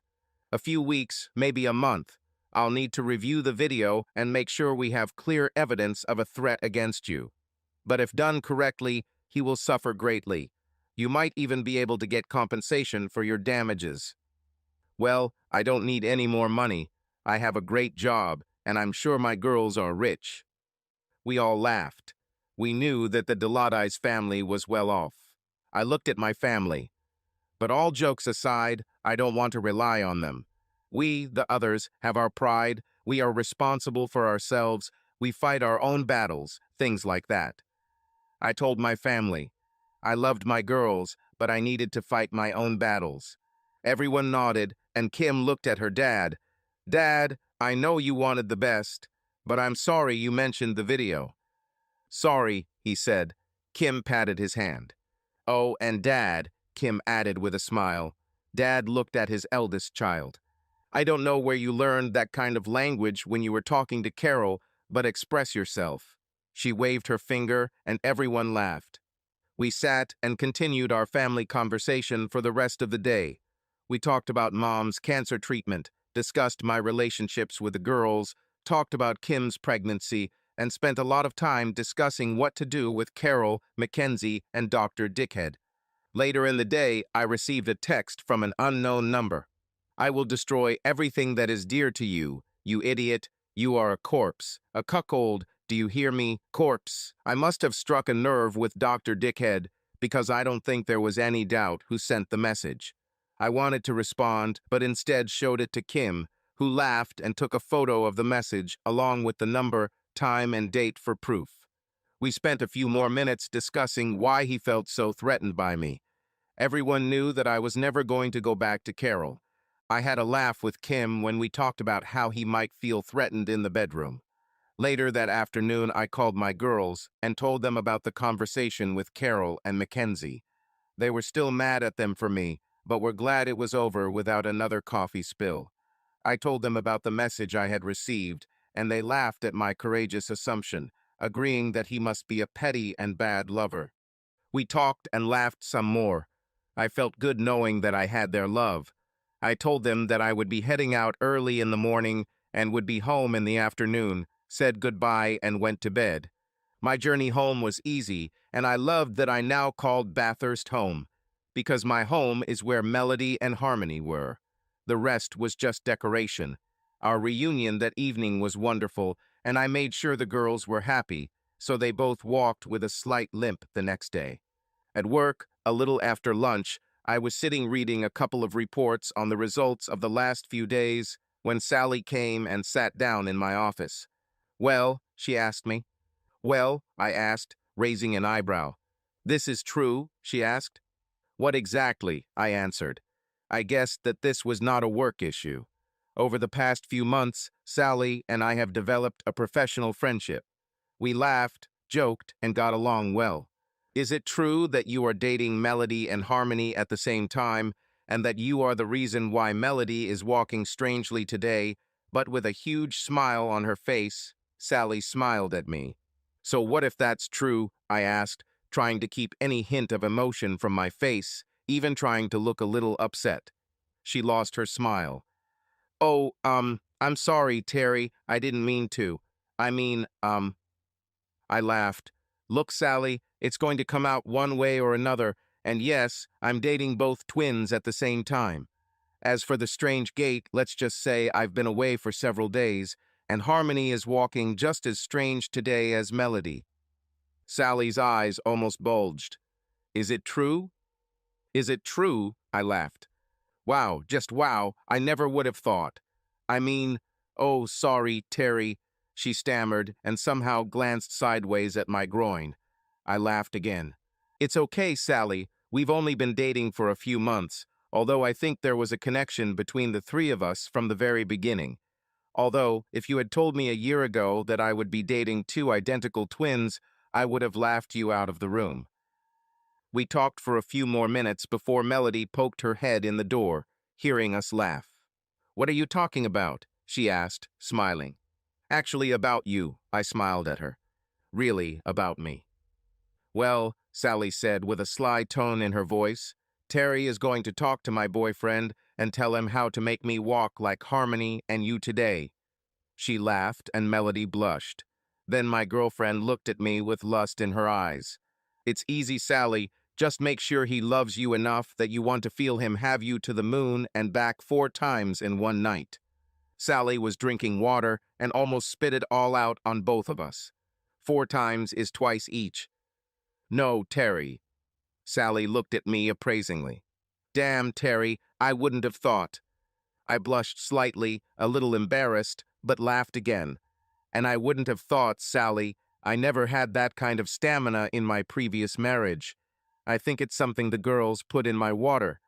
It was nice that Sally, and ultimately most of the people at Dilates Inc., didn't judge me for dating both of the company owner's daughters. Instead, most of the guys looked at me with a "well done" look. My conversation with Sally must have gone wrong because the girls in the office looked at me like I was a prize bull at a fair. There was also a slight change in the way everyone treated Melody in the office. She was always William's daughter, but now she is my girlfriend. We always behave professionally at work. Of course, sometimes an innocent kiss could be stolen. But one way or another, everyone knew, and for the most part, respected that I was dating Melody and Harmony. The same thing happened when Harmony visited the office, and the first time I sat in the cafeteria with both girls, we attracted a lot of stares. However, Sally also came and sat with us, and it soon became the norm that I was dating 2 girls at the same time. It also helped that I continued to excel in my role as a quality manager. I pushed where I could and worked with the team to continue to make small changes to our processes to maintain quality and make us more efficient. For more than 3 months, my life was perfect. I had a great job, loving girlfriends who took care of me more nights than not, if you know what I mean. I was seriously in love with Melody and Harmony and couldn't imagine my future without them. Most people in the office, and even in the city where we often ate and hung out, were used to seeing the three of us together. Sometimes we came across older women who would throw harsh words at us, but we were never offended. I once bought coffee for an old lady who insulted us, and it confused her. She later came and sat with us, and by the end of the day, she was very apologetic about her initial opinion and told us some juicy stories about her youth when she was dating 4 guys at once. So you see, you never know, don't judge. The old lady, Betty, invited the three of us to her church to meet their congregation in a few weeks. We smiled at her, but did not promise anything. Mom had another procedure for cancer and felt fine. I didn't go to Maitland, but Melody, Harmony, and I spent a lot of time on video calls with Mom and Dad. We also filed an initial claim against Dr. Stephen Morrison, known as Dr. Dickhead, and the hospital, along with a video I took outside the Maitland Central Cafe that day. Kim managed to obtain witness statements confirming the confrontation, and the Morrison couple was asked not to return to the cafe. So far, nothing has happened other than filing a lawsuit. Kim advised that since there was no immediate physical threat and I was in another city, it could take up to 6 months before the case goes to trial. Maitland Hospital admitted the claim, but has so far said nothing about disciplinary action or defense for Dr. Dickhead. Kim suggested that they would wait for the case to be heard by the court and then take action in accordance with the court's decision. Apparently, he was a talented surgeon, so I figured the hospital wasn't going to let him go until they had to. This way, they could continue to use his services. It was Saturday afternoon. Melody, Harmony, and I were sitting in the living room, putting together one of those huge, multifaceted puzzles. You know, the ones that are 10,000 pieces and have the same image on both sides, but from different angles. Yes, it's difficult. Well, we were having fun doing this and discussing the possibility of Betty going to church when I got a call from Kim. "Hey, little sister, do you love your little brother?" I asked, picking up the phone in a cheerful tone. "Terry." Her tone immediately changed my mood. "Kim, is everything okay?"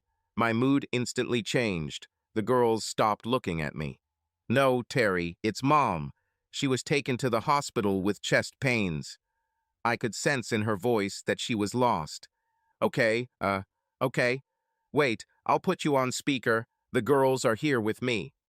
I put the phone on speaker, and the girls surrounded him, forgetting about the puzzle. Kim cleared her throat and blew her nose.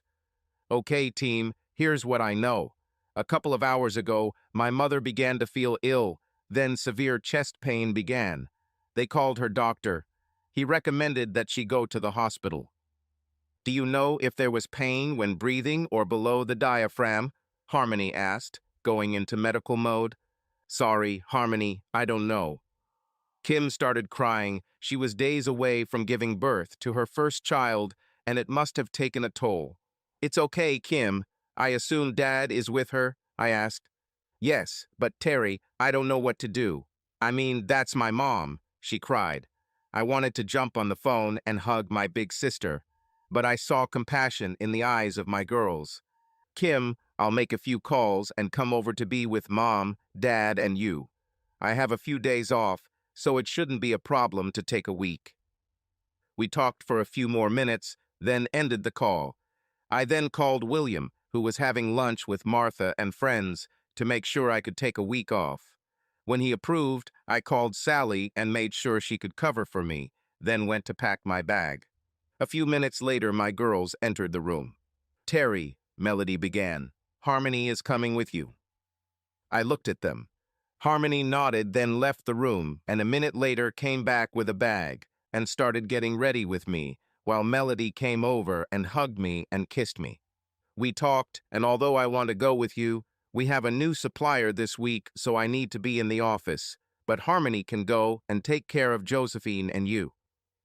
I almost moved automatically, but at that moment I felt only love from my girls as I looked at Harmony, determinedly getting ready.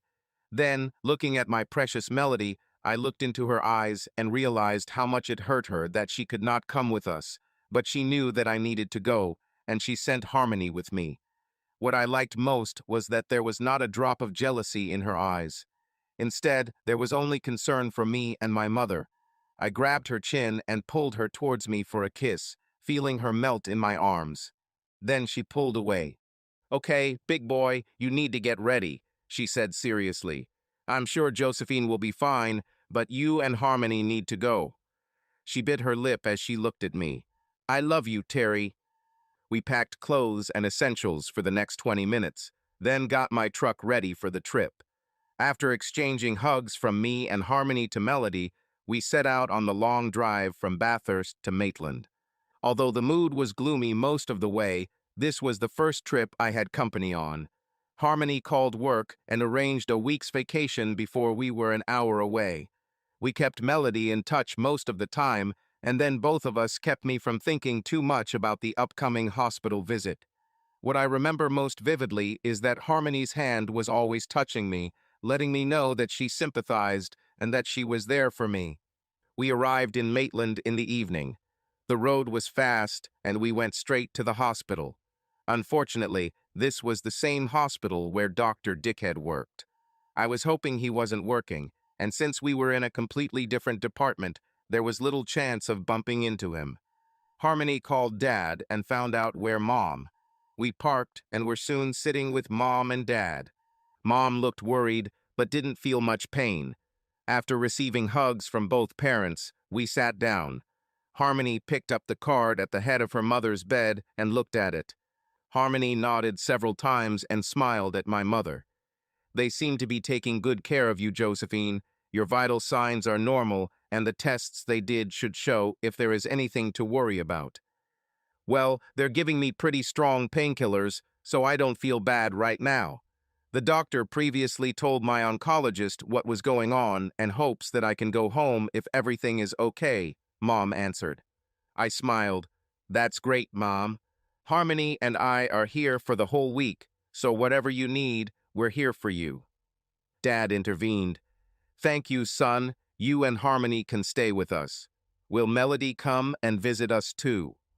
I felt a slight smile on my dad's face.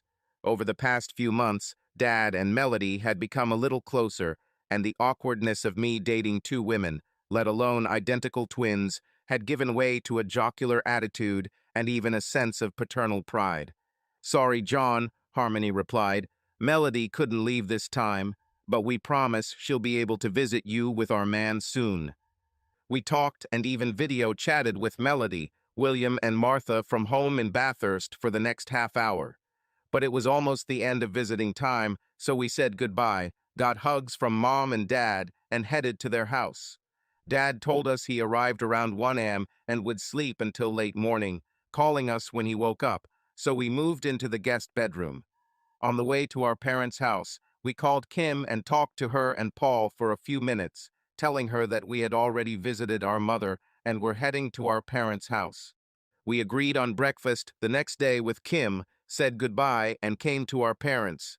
I have a spare key for emergencies, so we went in, made our bed, and took a shower. Unfortunately, the shower is small, so we took turns taking it. Then we went to bed and watched a video called Melody. She was already in bed when she answered the phone. "How are you guys?" Melody asked as I held the phone and Harmony pressed herself close to me, so we were both in the frame. "Okay, Melody, we're at John and Josephine's and we're cozy. Our big macho man is fine, but I feel like he's missing you," said Harmony. "Ah," Melody moaned, her eyes on the screen focused on mine. "Terry, I love you and I wish I could be there with you too." "I miss you too, darling. I don't feel complete without you here with us," I answered. "Harmony, can you take care of Terry for me? You know our man. He'll need a lot of extra love from you without me around." "You know I will, Melody, but right now I think we all need some sleep. It's been a long road. Can we call you in the morning before you go to work?" "Yes, but first kiss Terry for me." Harmony leaned over and kissed me. "This is from my sister. She loves you very much," Harmony said, giggling as I heard her sister's cheerful laughter. I looked at the screen again. "Melody, I love you too." "Thank you, our dear. See you in the morning," she said and hung up. I exchanged kisses with Harmony. We hugged and fell asleep. We were woken up by a call on Harmony's phone. Melody video called us. "Wake up, guys," was her cheerful answer when Harmony handed me the phone. "Terry, you didn't pick up your phone, so I had to call Harmony." "Sorry, honey, it must be silent." "It's okay, our dear," she said, using the term the girls used for me. "I just needed you to watch me get up." Suddenly, there was a lot of movement, and I saw the beautiful redhead, my Melody, giving us a show. She placed the phone at the foot of the bed and mimed stretching and yawning, then rubbed her ribs to seduce me. She then pulled the covers off and slipped out of bed, the camera showing me her gorgeous thighs and butt. Now it was Melody's turn to giggle. I watched as Melody applied her makeup in front of the mirror. The phone sat on the shelf, giving me a perfect view of her chest and face while she applied blush, eyeliner, and lipstick. She raised her eyebrow, readying her blush, and looked at me into the camera. Melody spent the next few minutes talking to me while Harmony pleasured me. We talked for a few more minutes while Melody got dressed, and I got some time alone with her via video while Harmony went to the bathroom for her morning routine. We exchanged declarations of love, and I handed the phone back to Harmony so she could talk to her sister while I went to the bathroom. Dad left a note saying he got back around 1 a.m. and would sleep until late morning, calling us when he woke up, so we got dressed and headed into town for breakfast with Kim. "Hey, Mommy, how is my future nephew doing today?" I asked, sitting down across the table from Kim after hugging her. "Not too bad for lugging around an organic mass that feels like an overinflated beach ball that won't stop tap dancing on my bladder," she grinned back, tapping her pregnant belly. "I swear, when he's born, he'll do household chores until he's 20 years old for the discomfort he's causing me now." Kim thought her first child would be a boy, but Paul thought it was a girl. The rest of us tried to stay away, eagerly awaiting the meeting of our new nephew or niece. We laughed and exchanged jokes for a few minutes. Harmony asked a few questions about Kim's well-being. My girlfriend has always been interested in everything related to medicine, being a nurse. When the waiter arrived, I ordered myself a cappuccino and a breakfast roll, and Harmony ordered a semi-strong latte and scrambled eggs on rye bread. Kim just stared at us. "What?" I asked as the waiter left to place his order. "What would you order if Melody were here with us?" Kim asked with a smile on her face. "Easy, cappuccino and eggs and bacon, no toast, but hash brown on the side." I smiled at my sister. "Henpecked," came her answer, and she laughed in my face. For the next hour, we sat and discussed everything from Mom's cancer and Kim's upcoming birth to how I was doing with Melody and Harmony. We even talked a little about Carol and Mackenzie. I finished my coffee, thinking about my former family, and realized that most of my anger towards them had dissipated since our last conversation. When it came to Carol, I realized that I didn't hate her, but I didn't care what happened to her. Thinking about Mackenzie, I felt like I still had some love inside me, and I was confused to see her alternate between being in bitchy mode with Steven and then being remorseful the next day. I just wasn't sure what might happen to her in the future. Have I lost our relationship forever? "A penny for your thoughts, little brother?" Kim asked softly after the silence stretched a few moments longer. "He's thinking about Mackenzie," Harmony replied. "How do you know?" asked Kim. "When he thinks about Carol, as he did just moments ago, his eyes go blank and his mouth tightens into a line. When he thinks about Mackenzie, his eyes droop and he takes on the look of a lost puppy. It's hard to see sometimes, but Melody and I have come to this over the last year." I smiled and leaned down to kiss her. "This is why I love you and your sister so much," I answered. "So sweet," Kim looked at us. My sister loved to make fun of me, but there was always a huge amount of love hidden behind it. If only Paul could guess my moods so easily. She stopped mid-sentence. Harmony and I stopped looking at each other and looked at Kim. "Kim?" I asked.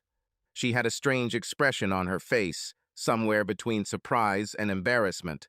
She looked confused for a moment, looking at us, and then we heard a sound like running water. "Crap," she moaned. "My water broke." Everyone in the cafe helped us for the next 40 minutes while we waited for the ambulance to arrive to take Kim to the hospital.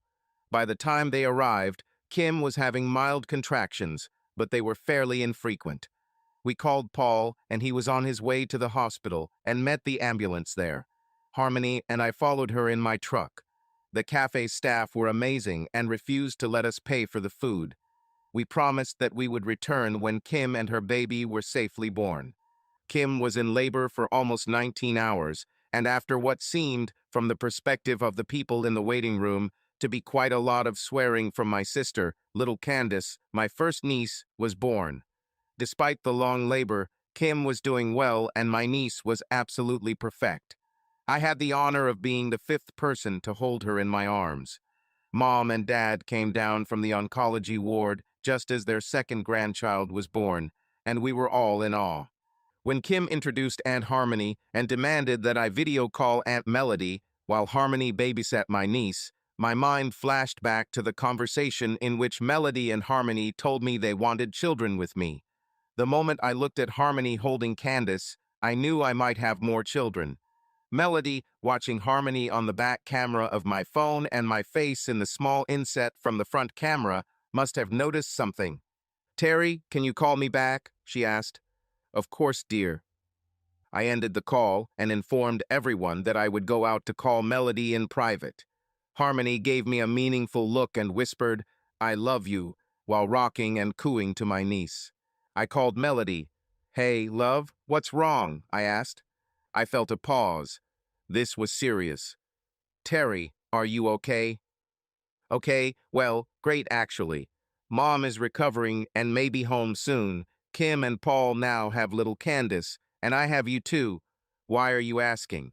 "Well, our love, I saw that look you gave Harmony when she was holding Candace, and—" I laughed. "Do you want to know if I'm ready to have children with you?" I felt her blush as she spoke. "Yes, well, with both and with Harmony too. It was in your eyes just now, and I saw it in Harmony too. And that kind of turned me on," she admitted, and I laughed. "Melody, darling, to be honest, I really thought about having kids with both of you, and it made me feel great. Would it be okay if the three of us had a serious conversation about this next week when we get back to your house? I'm not saying we need to try next week, but I want us to have some kind of plan." Melody screamed with joy. "Oh God, yes, Terry, yes. You have no idea how much I want both Harmony and I to have children with you." I think she almost fainted with happiness. Watching Harmony just now, I think I understand. I smiled. The thought of kids with my girls became more and more appealing to me, and to be honest, it had been that way since they first mentioned it. "Listen, Melody, we'll be here for a couple more nights, and then we'll come back to your house. Can you hold out until then?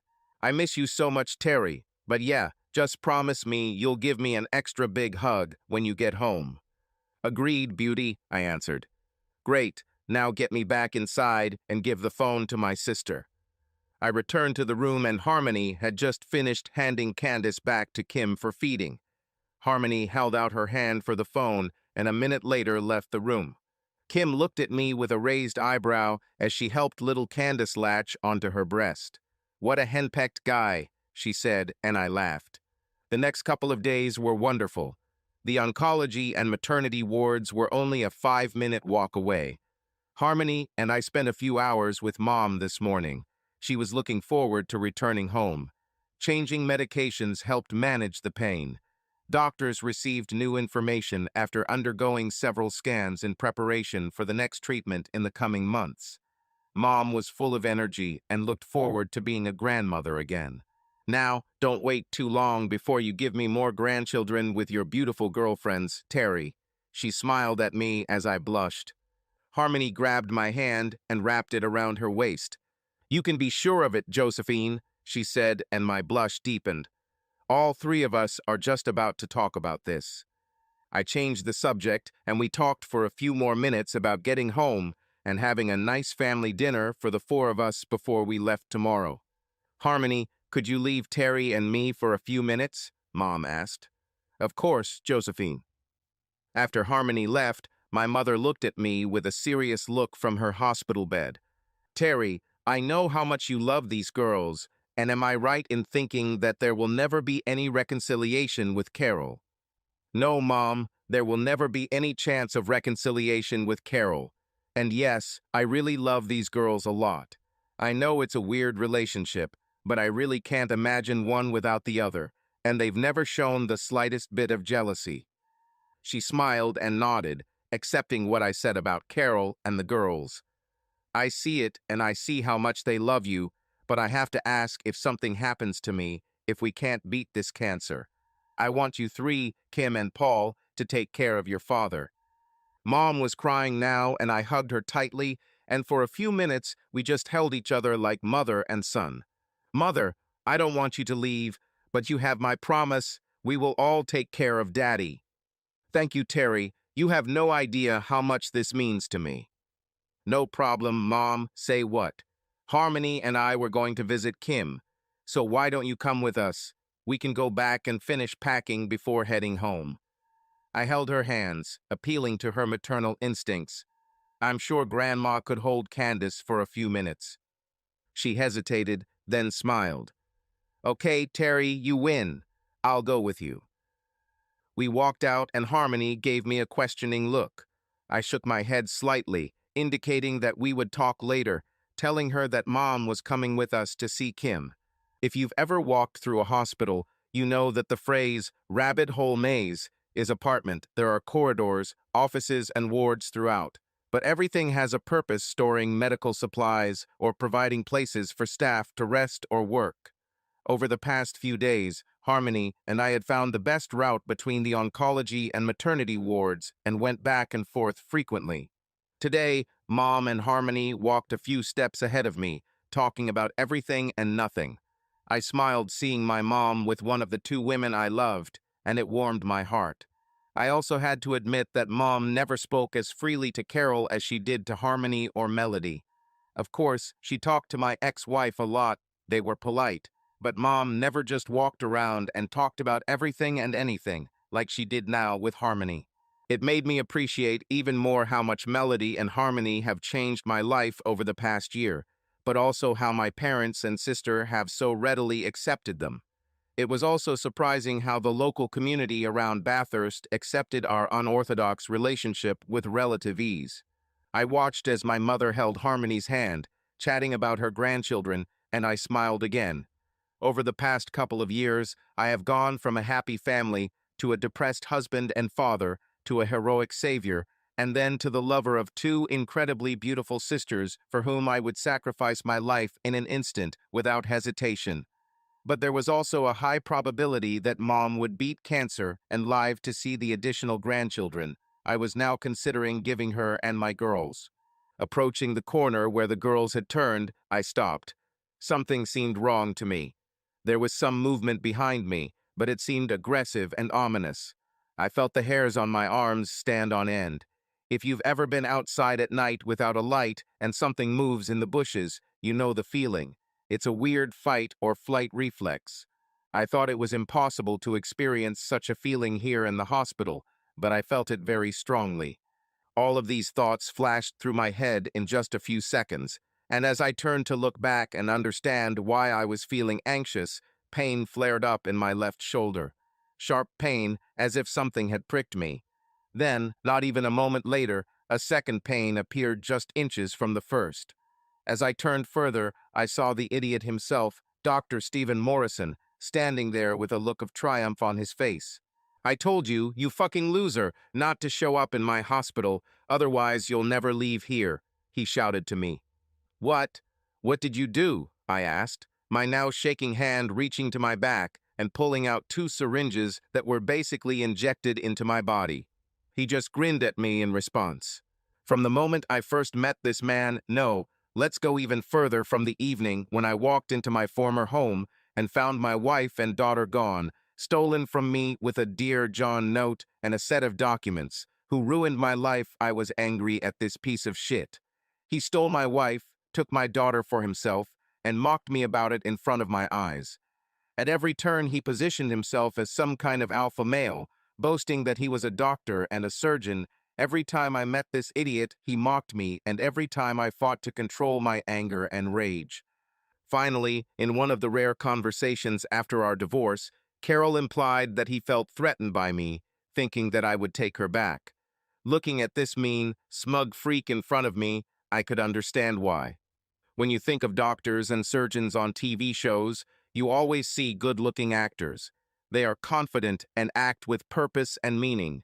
They are always calm under pressure and quickly make life-changing decisions that make you root for them as they save a patient. But when I looked at the smug, victorious face of this idiot in front of me, I didn't see anything like that. I didn't understand how this man could even be a doctor, let alone a surgeon with any reputation. He was fat, balding, and even through his smile from the fact that he had just injected me with something, he was a sweaty, unhealthy piece of shit. "What did you inject me with, you damn piece of shit?" I yelled at the little freak. I looked at the two syringes in my hands. SHH, Terry, my friend, you should watch your language in your final moments," he laughed, taking a step back. "It won't be long before you fall asleep because of the mixture I gave you." He smiled a sinister smile. "But you can rest assured that you'll never wake up again, and I won't have to worry about Carol wanting to come back to you because you will be dead." At that moment, Harmony returned around the corner at a run, my mother not lagging behind. They both stopped. I screamed, and all my anger, all my pain, all my feelings of betrayal came out. I was no longer going to sit idly by. I was no longer going to tolerate this freak interfering in my life. "You fucking smug piece of shit. I told you I want nothing to do with any of these backstabbing bitches. I didn't want anything to do with you, you slimy fat bastard, not even once." I started to feel a tingling sensation in my fingers. Taking a step towards the idiot, I clenched my fists. He took a step back, but looked back. His eyes widened, and then he found his stupid grin again when he saw how Harmony was holding my mother. "Well, Terry, my boy, I have to admit that she looks much better than Carol. I think you can die happy now, knowing that as soon as you are gone, I will take your new love and fuck her in a way that will give her the pleasure you could never give." "Get the hell out!" I screamed again and rushed at him. He took another scared step back, and I hit him with a right hook, putting all my strength, all my anger, all the pain that this piece of garbage caused in me right into his jaw. My fist hit the target. As he fell, his eyes rolled back into his head. He groaned as he passed out, and the smell of his urine filled my nose. I spat on the floor at his feet and staggered. Whatever he injected into me worked quickly. Harmony was nearby instantly, her arms wrapped around me. "Terry," her eyes peered into mine, and she saw that I was quickly losing focus. The immediate threat was removed, my anger quickly fading. "He injected me with this." I handed her 2 syringes. "This is Dr. Dickhead, and you remember how I told you that he said that I would not leave here if I came to his hospital? Well, I don't think he'll get out of here now either." Harmony knelt down next to me, pinning us against the wall opposite the doctor and pressing the black button on the wall. Alarms began to sound throughout the corridor. She took my face in her hands and looked deeply into my eyes. She cried, "Terry, stay with me as long as you can, honey. Every minute you can stay conscious gives us a better chance of helping you." I nodded. A halo developed around Harmony. The glow radiated from her even as the rest of the world blurred. I smiled. "You are beautiful, Harmony. I love you and Melody so much." "I know, honey. We love you very much, too." 3 guards came running. The doctor was close behind. Harmony handed him 2 syringes. "That bastard," she said, pointing at the doctor, "injected my boyfriend with one of these, telling him he would kill him. I need you to figure out what's in them quickly so we can save my man." I looked at Harmony. My body felt tired, the edges of my vision blurred. Then I heard the phone ring. Quick words came out. I lost focus for a few moments, and then felt the cold touch of plastic against my ear as Harmony brought the phone to my ear. "Terry, honey, what's going on?" My other amazing friend, Melody, started talking on the phone. I looked at Harmony in her amazing green eyes. I could be lost in them forever, without requiring another breath. "I hit this idiot, I mean the big idiot, that is, the asshole doctor." I began to lose myself, confusing my words. Harmony smiled. "Harmony told me, honey, Terry, are you listening?" Her voice was panicked, and we all knew that I was fading. "Yes," I muttered. "Darling, we need you to stay with us. We need you, our dear," Melody cried through the phone. Looking at Harmony, she also sobbed openly. "Terry, our amazing, sweet Terry, please don't go. We're not ready to lose you so soon after we found you," Harmony whispered. "Sue tired," I replied. By this time, even more doctors had gathered around Harmony and me. Finally, she was forced to stand aside, taking the phone with her. A couple of guards lifted me onto a waiting cart at the doctor's direction, and I saw Mom hug a crying Harmony. I had one last moment of clarity when our eyes met. "I love you," I whispered, and she returned the gesture. "We love you too," she answered. They started moving me quickly along the corridor. I felt them quickly pushing me, so I closed my eyes. Sight and sound gradually left me as the drugs completed their work.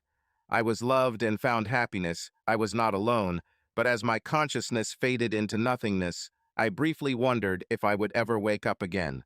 My lips felt like I'd been drinking Bundy rum for 3 days straight. You know, that feeling when your lips can't close tightly to try to moisten your mouth. This was the feeling I had as I slowly returned to the world of the living. I was lying on my back, probably in a hospital room. And I can also say that, in addition to the feeling of a dead cockroach in my mouth, my limbs heavy as lead, and the enormous effort to open my eyes, I felt that almost every part of my body hurt. However, at least my hearing was working, because when I came to, I could hear snoring.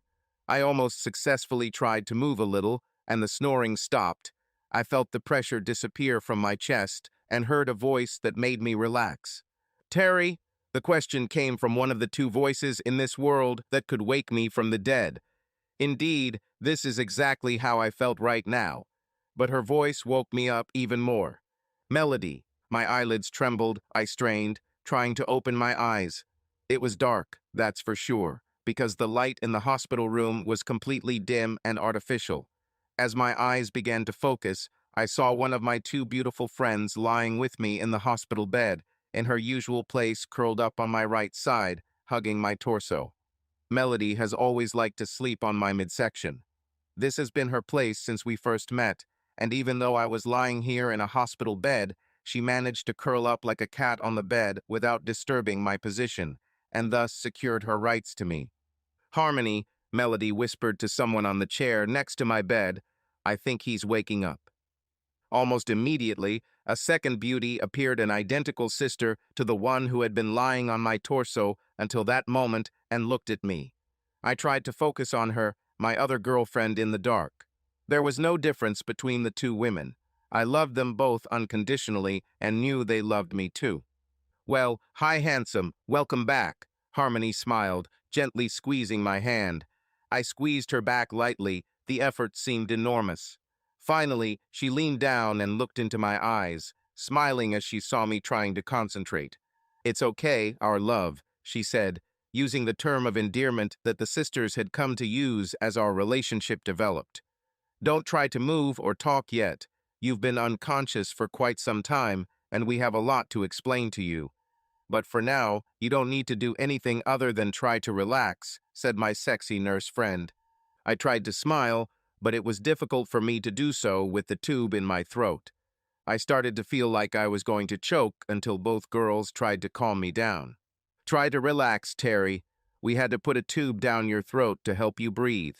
It won't be pleasant, but since you're already awake, I'm sure the doctors will remove it quickly," Harmony explained. "You scared us so much, Terry, but you amazed us that you were able to get out," Melody said. There was sternness and pain in her eyes, which spoke of how much she was worried about me. Then she smiled, leaned over, and kissed my forehead. "It's okay with our love.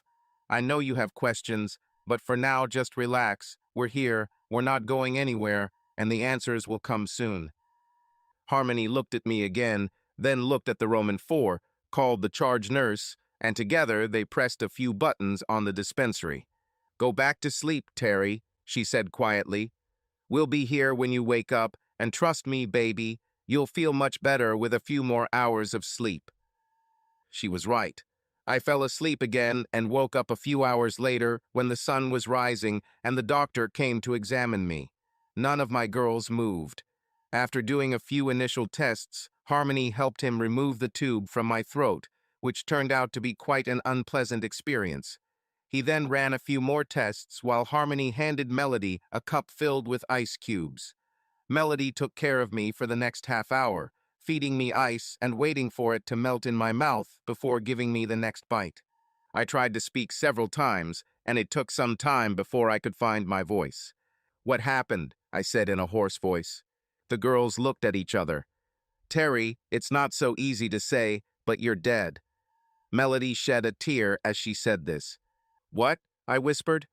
Harmony nodded. Twice, and almost a third time before the hospital staff could stabilize you. At that moment, the events of a short fight with Dr. Asshole, also known as Stephen Morrison, came back to my mind. Harmony interrupted my thoughts about what happened and continued. "The emergency team was able to get you to the emergency room in a matter of minutes. I think you lost consciousness on the way. Then," she said, showing bitterness on her face as she relieved those memories, "they were able to more or less deal with one of the drugs quite quickly. It was a common anesthetic intended to disable the patient before surgery. But the second drug turned out to be much more difficult to identify." She squeezed my hand as if her life depended on it. "Based on the fact that the idiot was a surgeon, they assumed that he was trying to inject you with a heart-stimulating dose. Slow down, whereas an overdose would cause your heart to stop beating completely." She sighed. "We still don't know exactly what was in the second one, and both syringes are in the lab being analyzed for the police." "So why didn't I die?" I asked, genuinely intrigued. Harmony smiled. "Good care, medical team who knew how and when to defibrillate. That's why you feel like you've run a couple of marathons. All your muscles contract for short periods of time between the adrenaline shots and the electrical stimulation from the shocks. Yes, everything hurts. How long have I been gone?" "3 days," Harmony replied, squeezing my hand again. I exhaled, much like the last time I was hurt. Melody leaned over and kissed me. I knew she wanted to tell her side of the story. "I was sitting in a meeting with my father and a new supplier when I felt like I was going to feel sick. I almost immediately felt that something was wrong. It was as if Harmony was overcome by some kind of terrible terror, and I felt it. So I apologized. I left the meeting and immediately called Harmony. She told me you were hurt and called you. She was now lying on the bed next to me. He was holding onto my hospital gown as she cried quietly. When the hospital staff got to you, Harmony had to move away. Then Josephine and Harmony followed her to the emergency room to see if they could save you while I was a mess on the phone. Dad immediately knew something was wrong when I walked into the room again, upset and devastated like never before. Our man was attacked and I wasn't close enough to help," she sobbed, now remembering this incident. She spent the next few minutes crying, cuddled up against me on the bed, while Harmony came over and rubbed her back. Then, when she calmed down and felt better, she just kissed me a couple of times and demanded that Harmony get the chance too, which I, of course, agreed to. Finally, she sat down again, holding on to me as if I might disappear into thin air, but with an encouraging look and a nod, she continued, "Well, I gave Dad a sneak peek. Once he and our new supplier found out what was going on, the supplier was happy to reschedule. So 2 hours later, Dad, Mom, and I were flying here to Maitland. You came out of an emergency and were in this room by the time we got in." "William and Martha are here too?" I asked. "Of course they are, stupid," Melody smiled, wiping away her tears. "They are at home with your mom and dad. They were here with us every day. Terry, you are our family. I know Mom and Dad. They think very highly of you. They were just as upset as we were when we first saw you, unconscious and hooked up to multiple machines. They will arrive later this morning." Melody hugged me again. "In fact, you can expect the whole clan today once they know you're awake." She continued to hold me and rested her head on my torso, sighing contentedly. For a few minutes, I was lost in my thoughts. As I did that, I ran my aching hands through Melody's hair, and Harmony looked at me and smiled, reaching for my other hand and lifting it to kiss it. I realized that I hadn't asked any obvious questions. What happened to the idiot? A grimace appeared on my face. Harmony smiled, and it wasn't a friendly smile. Instead, he looked like a predator eager to devour its prey. He was arrested and is currently in a maximum security cell. You hit him good, baby. I bent my right hand with which I hit him. It hurt a little more than the rest of me. It was a hand running through Melody's hair. She felt the movement and smiled, then grabbed my hand and kissed it the same way her sister kissed the other hand, knowing what I was thinking. I should also inform you that a couple of detectives will want to speak with you when you wake up. But from what I've been told, you don't have any problems. This idiot's arraignment hearing will take a couple of months because he can't talk, Harmony told me, still smiling. I nodded, then sighed. I barely defeated death again. As the early morning turned into afternoon, my parents, William and Martha, arrived with word that I was awake. Mom looked better, still weak from cancer treatment, but stronger than when I saw her just a few days ago. Mom hugged me. I was so scared, Terry, Harmony, and I turned around when we heard you scream, and then after I saw you hit that slimy asshole. She smiled. Her rare use of swearing makes us all laugh. Well, after that you fainted. I didn't know what to do. If it weren't for Harmony watching over me, I would have fallen too. So we sat in the emergency room chairs, waiting for you to be brought in. Terry, I'm so sorry. I never thought anyone could do something like that. Me too, Mom, me too. I replied. I knew that he felt somewhat threatened by me, and there was no way for us to be friendly to each other. But I never thought he would go this far. I wonder if we'll ever know what drove him to do this. Who knows, said William. On the other hand, after the sexual prowess you demonstrate with my daughters, your ex-wife will probably be somewhat unhappy with him. Everyone looked shocked for a moment. I don't think anyone expected William to make such a comment. Then, the next moment, everyone started laughing. It was a deep laugh. Tears were streaming down our faces. For the next half hour, we told joke after joke filled with sexual innuendo until Paul and Kim arrived pushing little Candace in a stroller. Well, I see everyone is in high spirits, and it's good to see you're awake, little brother, my sister said with a smile on her face, but she also looked relieved. So why was everyone laughing? She asked. Your brother's skills in the bedroom are driving Dr. Dickhead crazy, and apparently his ex-wife is experiencing buyer's remorse in the bed at home, said Martha. Once again, dead silence reigned throughout the entire room. And again, no one expected such a comment from a modest and decent lady from the Delotais clan. And again the hall exploded with laughter. Kim looked at me and winked. Around lunchtime, everyone except Melody and Harmony went back to my parents' place to rest. Then in the afternoon, the doctors got me out of bed to examine me and had me stretch my muscles. Melody helped me take my first shower in days, helping me and generally holding me together. Every part of me ached, and I had a lot of muscle cramps, which Melody happily helped me warm up. If all goes well, the results of the final blood tests will be ready this evening. This meant that I could be discharged from the hospital tomorrow. I will feel stiff and in pain for a few more weeks, but if the blood is clear, I can continue to recover at home. After discharge, we plan to have dinner with Mom, Dad, Paul, Kim, and my niece, and then William and Martha would fly home in the evening, and Melody, Harmony, and I would fly home at night. While waiting for the results, I received a visit from 2 detectives who were working the case against Dr. Asshole. They first took my statement of the incident and informed me that I would likely have to attend his arraignment hearing. The next day, to my relief, I was discharged. We had a great day with the family food, laughter, and a few impromptu family photos, and then we all headed home. Melody, Harmony, and I drove home. Melody was driving, and we had a great time singing bad road songs and playing the license plate game.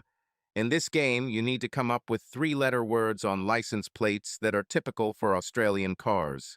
I returned home and got back to work without any fuss.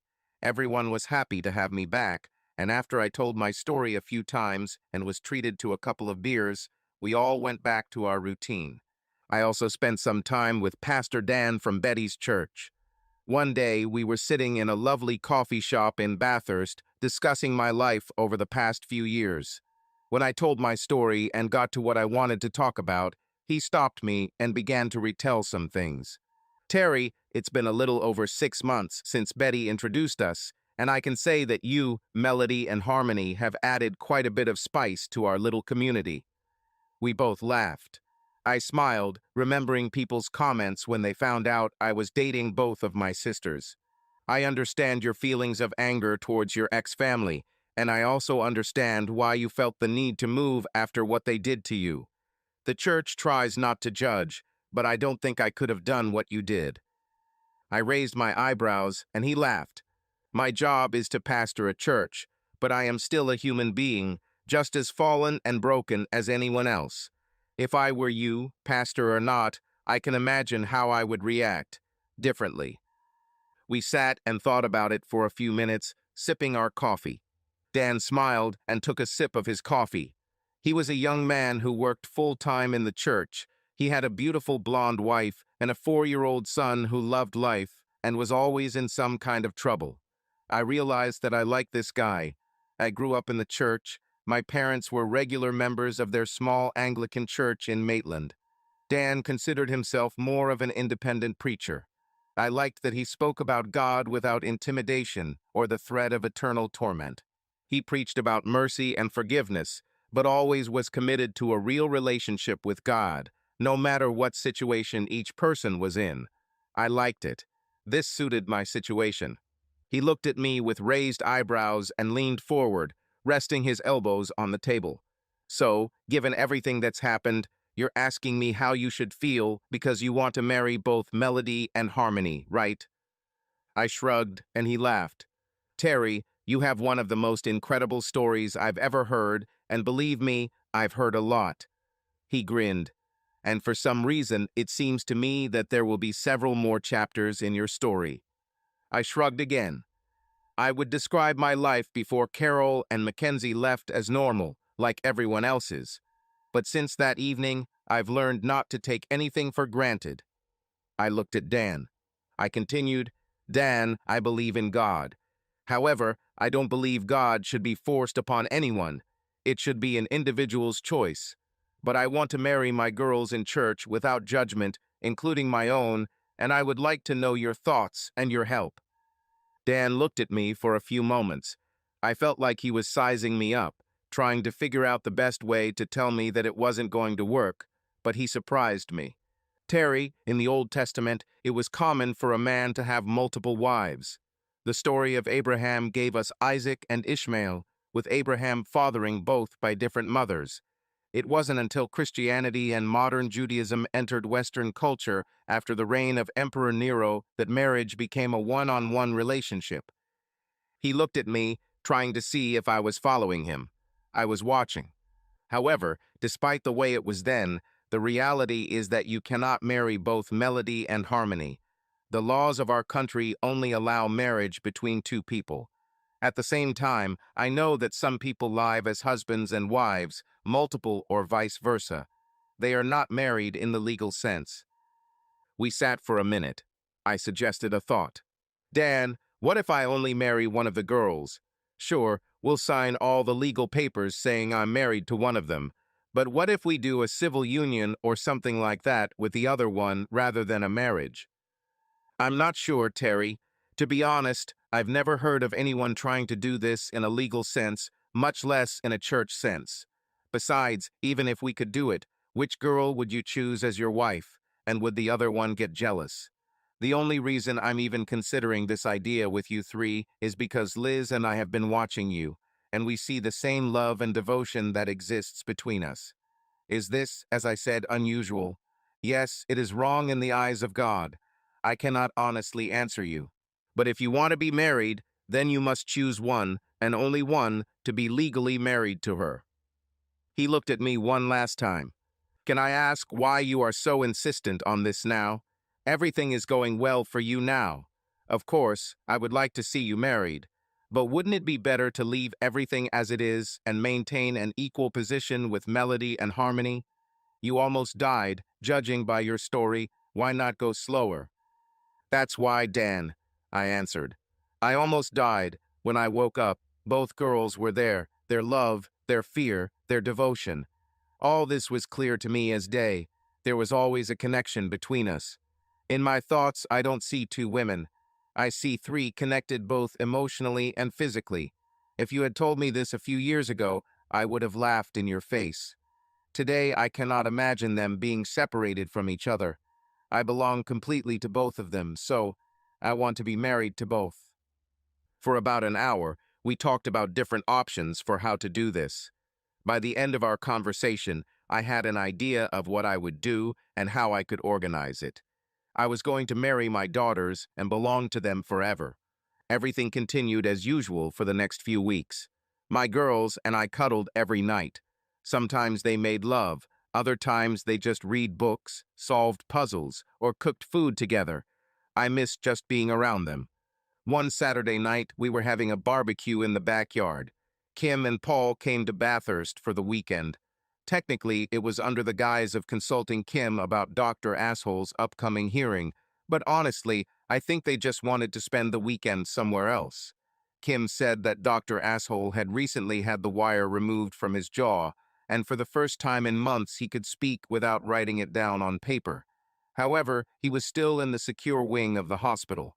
To be anywhere else, he would have to remain in custody. After seeing Carol and Mackenzie, Kim said that the two detectives who questioned me spent over 3 hours talking to him.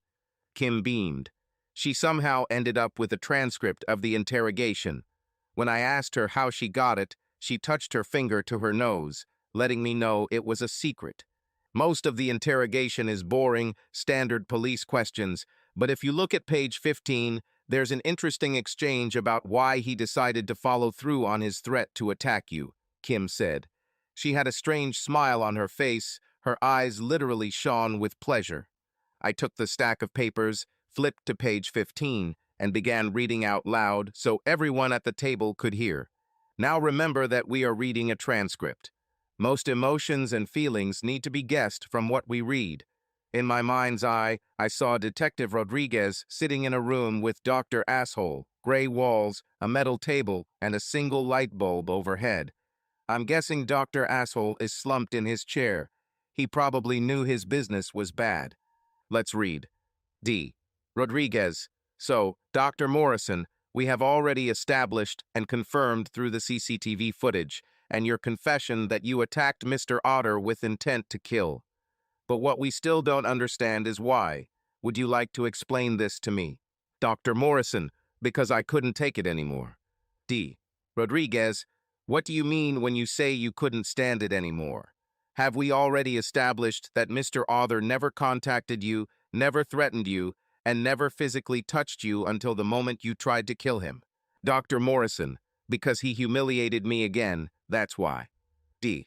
Rodriguez, how did he humiliate you, Dr. Morrison? Dr. Morrison, my wife. D. Rodriguez, what do you mean about your wife, Dr. Morrison? Mr. Otter threatened your wife, his ex-wife. Dr. Morrison, no, that bastard is too noble for that. My wife. Well, she talks in her sleep. D. Rodriguez, and how did your wife talking in her sleep lead you to want to kill Mr. Otter? The suspect is silent for a long time before answering. D. Rodriguez, Dr. Morrison. Dr. Morrison, since we got married, at least once a week my wife Carol has a dream in which she begs this bastard to come back to her, tells him she made a mistake, she tells him. The suspect does it again to pass. D. Rodriguez, Dr. Morrison, what exactly is she telling him in his sleep, sir? Dr. Morrison, she tells him how much better he is in bed than me, how great a lover he is, how he takes her to incredible heights. Every time we go to bed, I know that my wife still craves that bastard's body. Her dreams make me feel like I can never be as good a lover as he is. Dr. Morrison, do you understand now, detective? When I saw the bastard walking down the hospital corridor, I had no choice but to kill him. Only the night before, Carol had moaned his name in her sleep. Dr. Morrison, So when I saw him walking through the hospital the next day, I remembered that I told him never to come to my hospital. At that moment, I had to become a man again. I had to regain my dominance over my wife. I had to destroy it. Dr. Morrison, and now the bastard is dead. My wife will never be able to return to him. She would never be tempted to return to his well-built body. At night, she keeps talking to me about him. I had to listen to it and endure it. But now she's mine again since he's dead. The suspect and officers remain silent for a moment. D. Rodriguez, Dr. Morrison, do I understand correctly that you think that you killed Mr. Oder based on your statement? Dr. Morrison, of course, with what I injected him, he's dead, and that red-headed bitch and the motherfucker's mother saw me do it. Of course I got hurt, and I know I'll be in trouble with the law, but he's gone, and I'm still here.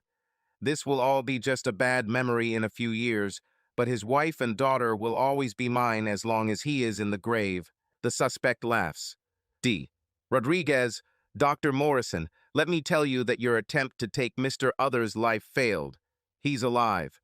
Although he was seriously injured as a result of your attack, he is still alive and, as far as I know, has fully recovered. The suspect screams and becomes incoherent. There were 6 more pages of interrogation. However, we were all rolling on the floor laughing by the end of this section. Now we at least knew why he hated me so much. I went inside and brought more drinks for everyone. Even Kim drank wine today as she pumped milk ahead of time for Candace's next feedings. We laughed for another hour, discussing a variety of topics, most of which revolved around Dr. Asshole and Carol's obvious regret about her choice of bed partner. We later asked how Paul and Kim were doing as parents.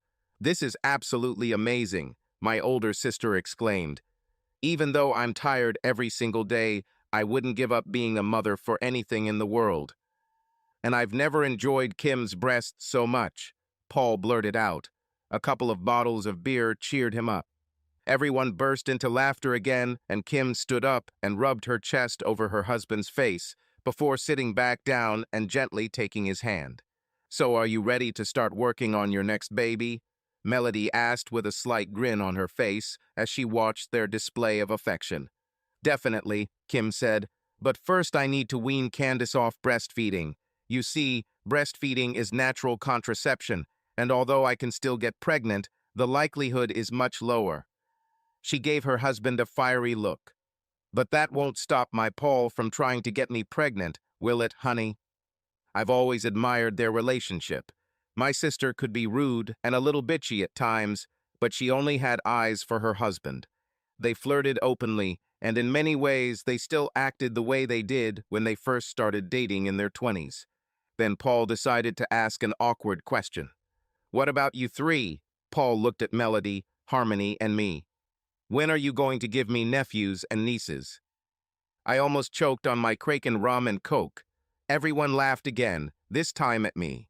William and Martha tensed a little and tried to listen more carefully, but not give it away. Of course, they didn't say anything, but I'm sure they wouldn't mind having grandchildren now that the 3 of us seem to have finally settled in our relationship. "Actually," Harmony began, "the 3 of us have been talking about having kids for months." Melody nodded. "Terry knows we want kids with him, and our man wants kids with us too."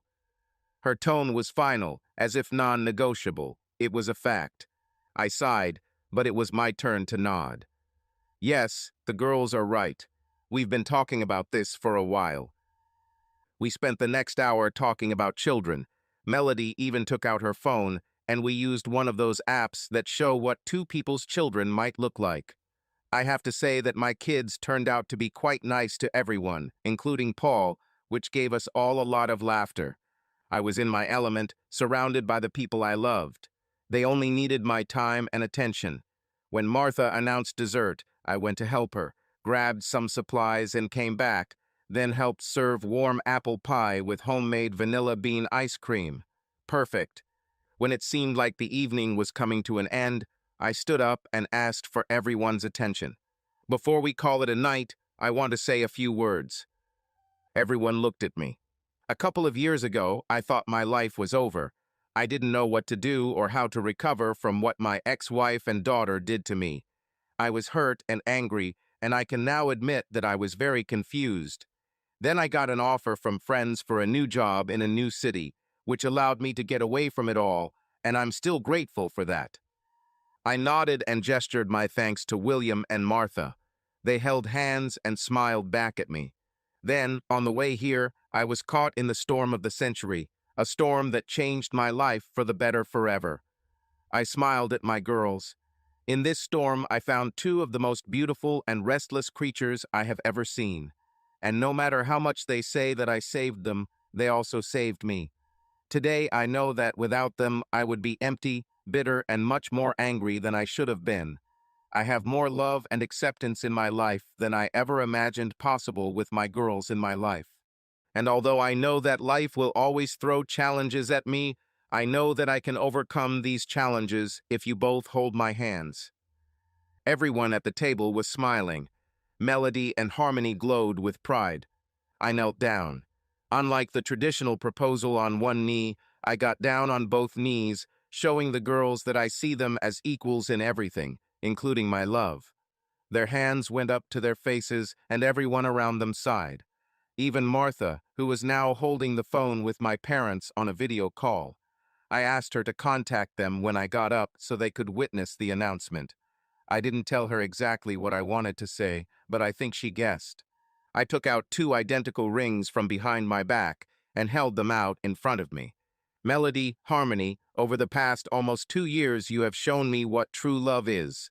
You both gave yourself to me equally, without hesitation. You took a broken, insecure man and made him a man who loves you both without hesitation and with a passion that I am sure no one else could experience. I paused. And if anyone tries to come between us, I will break their jaw and send them to the hospital. Everyone laughed. Melody, Harmony, I honestly don't know what the future holds for us, but I know that I want to walk this path with both of you, and if you both agree, I ask you both to marry me. Yes, two identical voices shouted in unison. Melody first, Harmony whispered as the girls helped me stand. I took my first diamond engagement ring out of the box and placed it on my first bride's finger. It was a gold ring with a single diamond surrounded by tiny royal blue sapphires. Melody leaned over and kissed me deeply, whispering, "I love you." "Now, Harmony," Melody said loudly so that everyone could hear. I took out a second ring, almost identical to the first, except that the diamond was surrounded by purple sapphires. Harmony also leaned over and kissed me, deeply and passionately. "I love you, Terry Arthur," she said softly.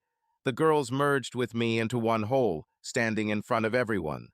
Harmony, as always, was to my left and Melody to my right. Everyone applauded, and the girls spent the next few hours discussing rings and planning our double wedding, as women always do. Mom and Dad congratulated us and said they were looking forward to the wedding day, after which they said goodbye and hung up. After that, the evening gradually came to an end, and everyone went to their rooms.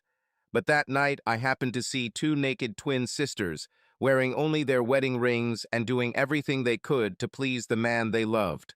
It soon became known in the office and in our circles that I had proposed to both girls and that I was going to marry both at the same time. About a week before we were all due to return to Maitland for Dr. Asshole's first trial, the three of us met to discuss how the marriage would work from a legal perspective.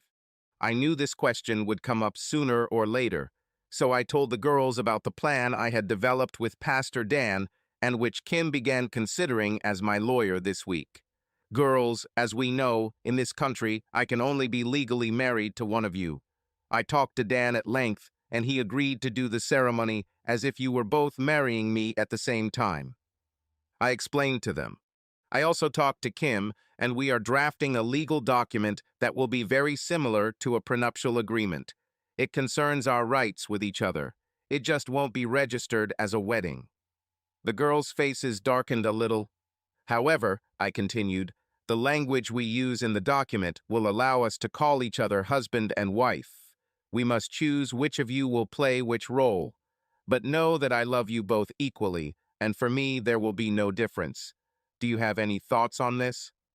The girls looked at each other and nodded. Yes, they both said in unison. With slight hesitation, Melody spoke. Terry, Harmony will be your lawful wife. I will sign Kim's legal document. Why is that? I asked. Melody continued. There are several reasons. First of all, Harmony is older. Only for 90 seconds, I snorted. Well, yes, but that's one of our reasons. Secondly, Harmony always sleeps on your left side.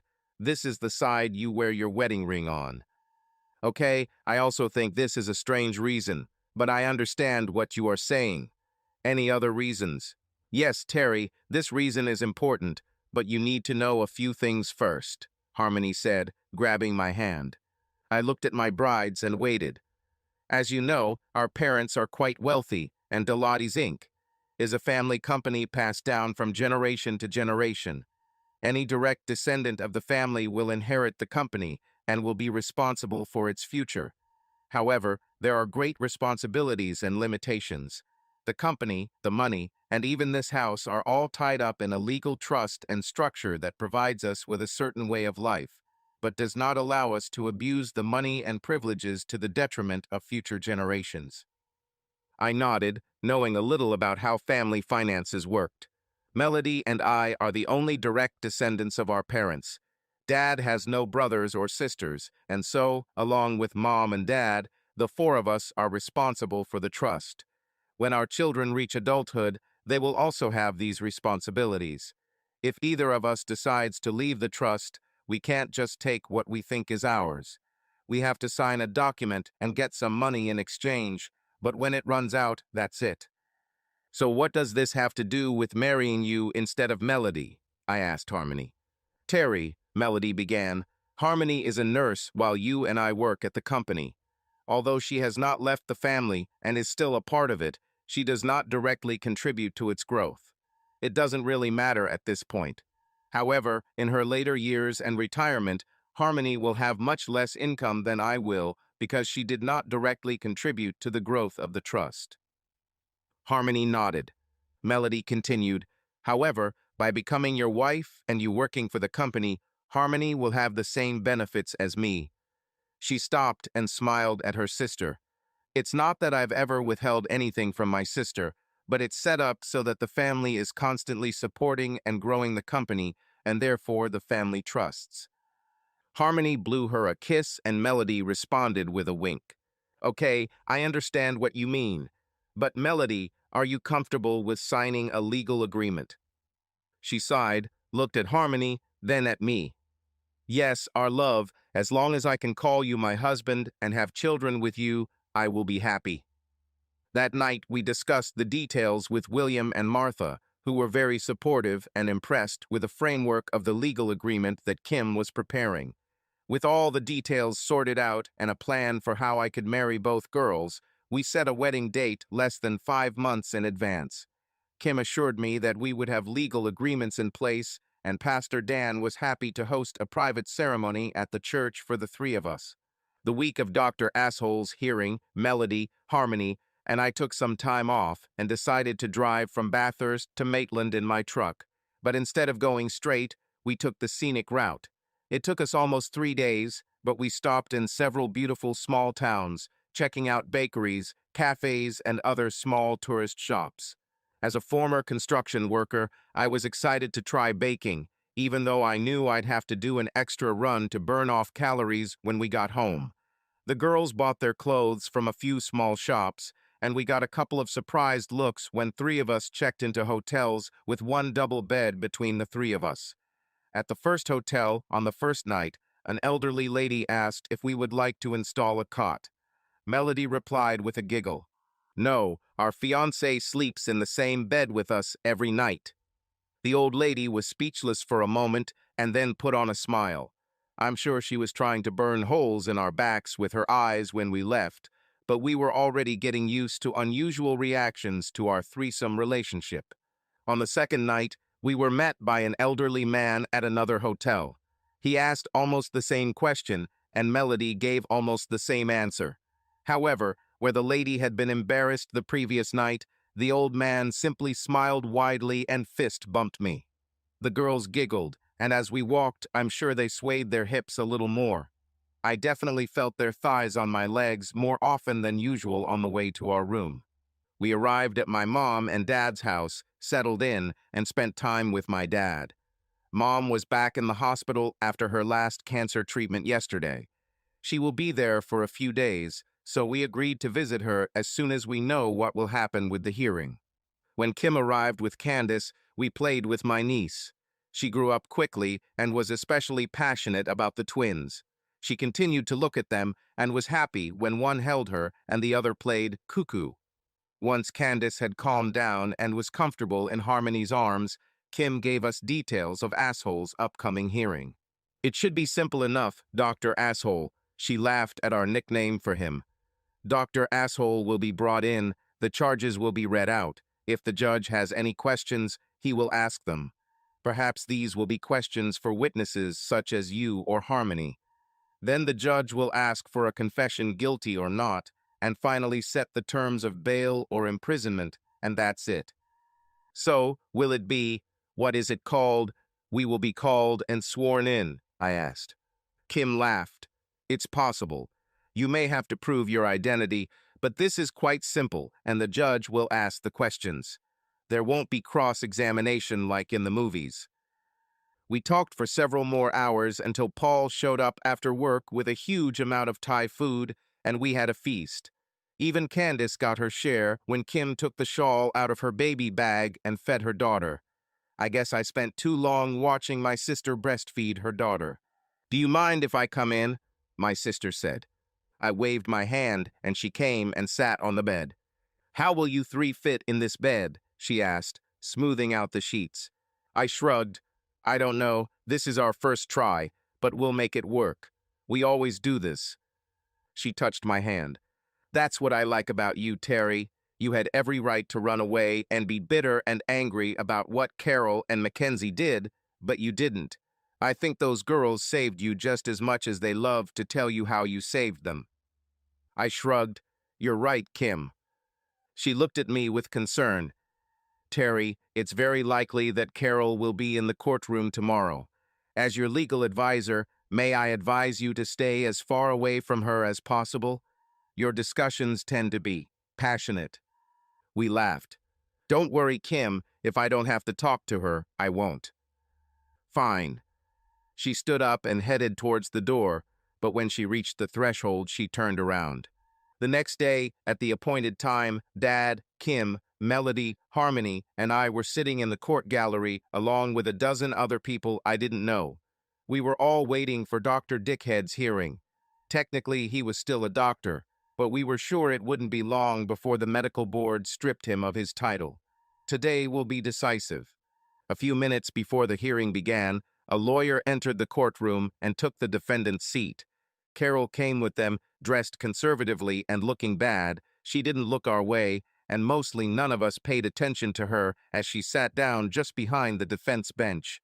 Dr. Dickhead was ushered in through a side door and seated next to his legal team. I don't think he noticed me because he just sat down and stared at the floor. We all stood up when the judge entered the courtroom and sat down as soon as he opened the hearing. This is the hearing for Dr. Stephen Morrison on charges of. He paused and looked at his notes.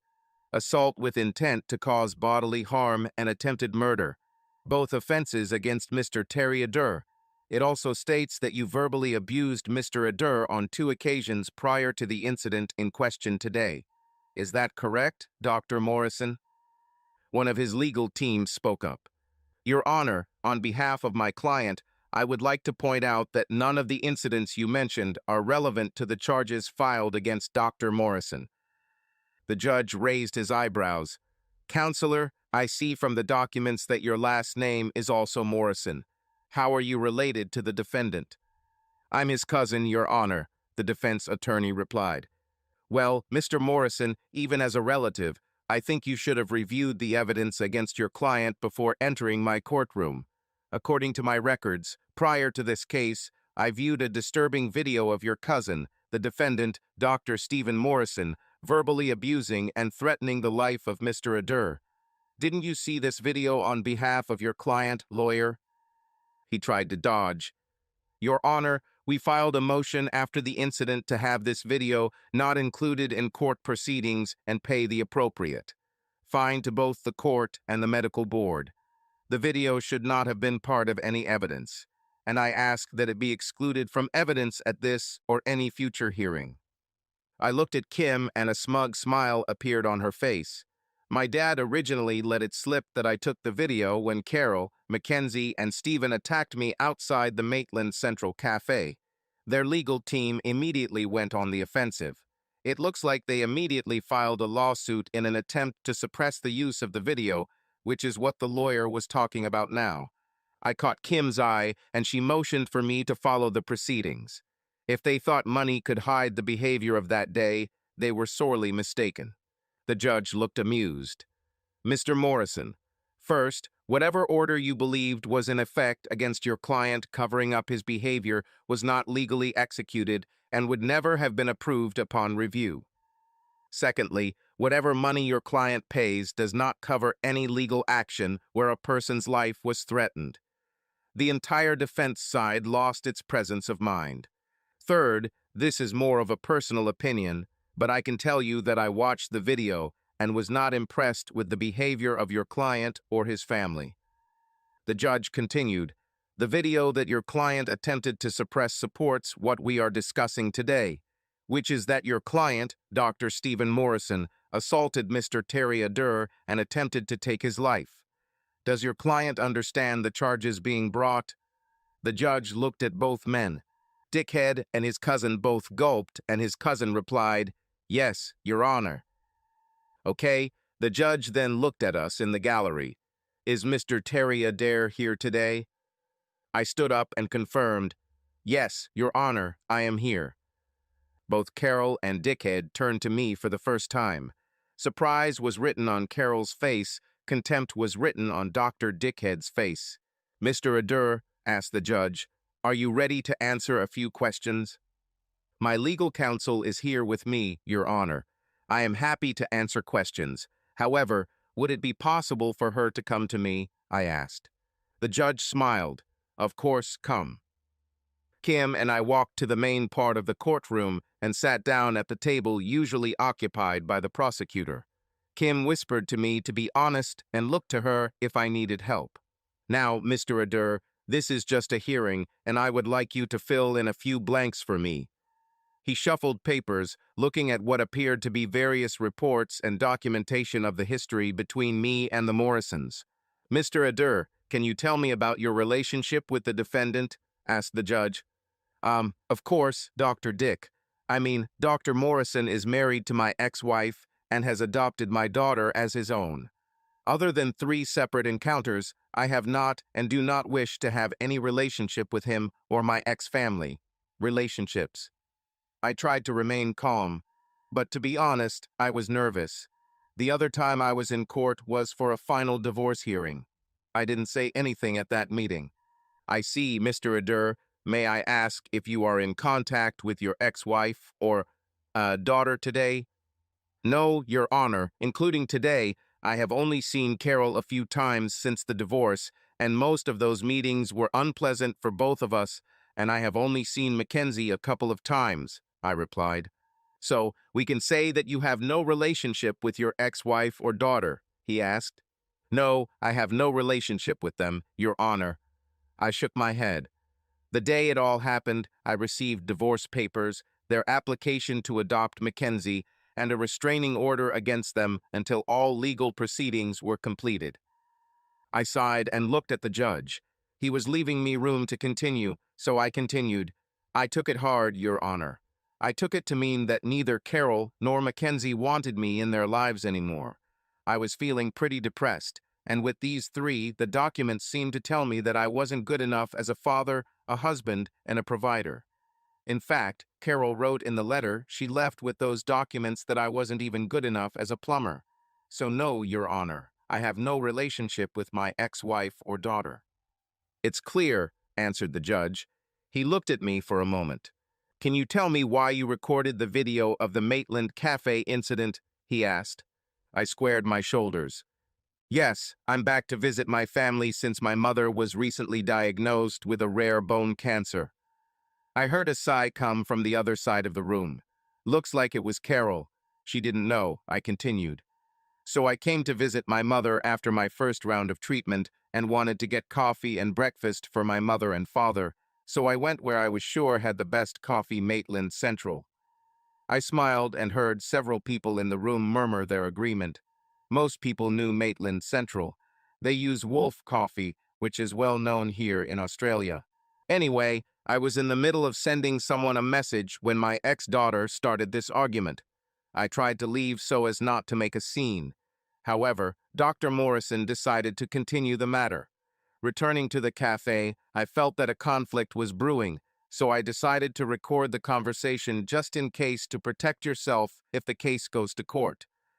Did you tell the defendant or your ex-family that they were being filmed? Asked the judge. No, Your Honor, I admit, I was hoping there wouldn't be any confrontation, and as my lawyer later informed me, we were in a public place. There was no legal reason why I couldn't film. I explained to the judge sitting in front of me. The judge nodded. Now, Mr. Adair, can you tell me how you felt after being threatened on video by Dr. Morrison? To be honest, Your Honor, I wasn't worried. Dr. Morrison had a sexual relationship with my then-wife for almost 2 years. Then he, my ex-wife, and ex-daughter planned to ruin my life as much as possible, as far as I could tell. So, as you no doubt understand, Your Honor, I had a lot of anger that I carried around with me. Besides, I am healthy and in good shape. I have an active male libido. I heard my girls giggle, along with several others in the gallery. I exercise at least twice a week, and from a young age, I knew I could hold my own in a fight. So no, Your Honor, I was not intimidated by any threats. Mr. Adair, are you saying that you expected to come into conflict with Dr. Morrison?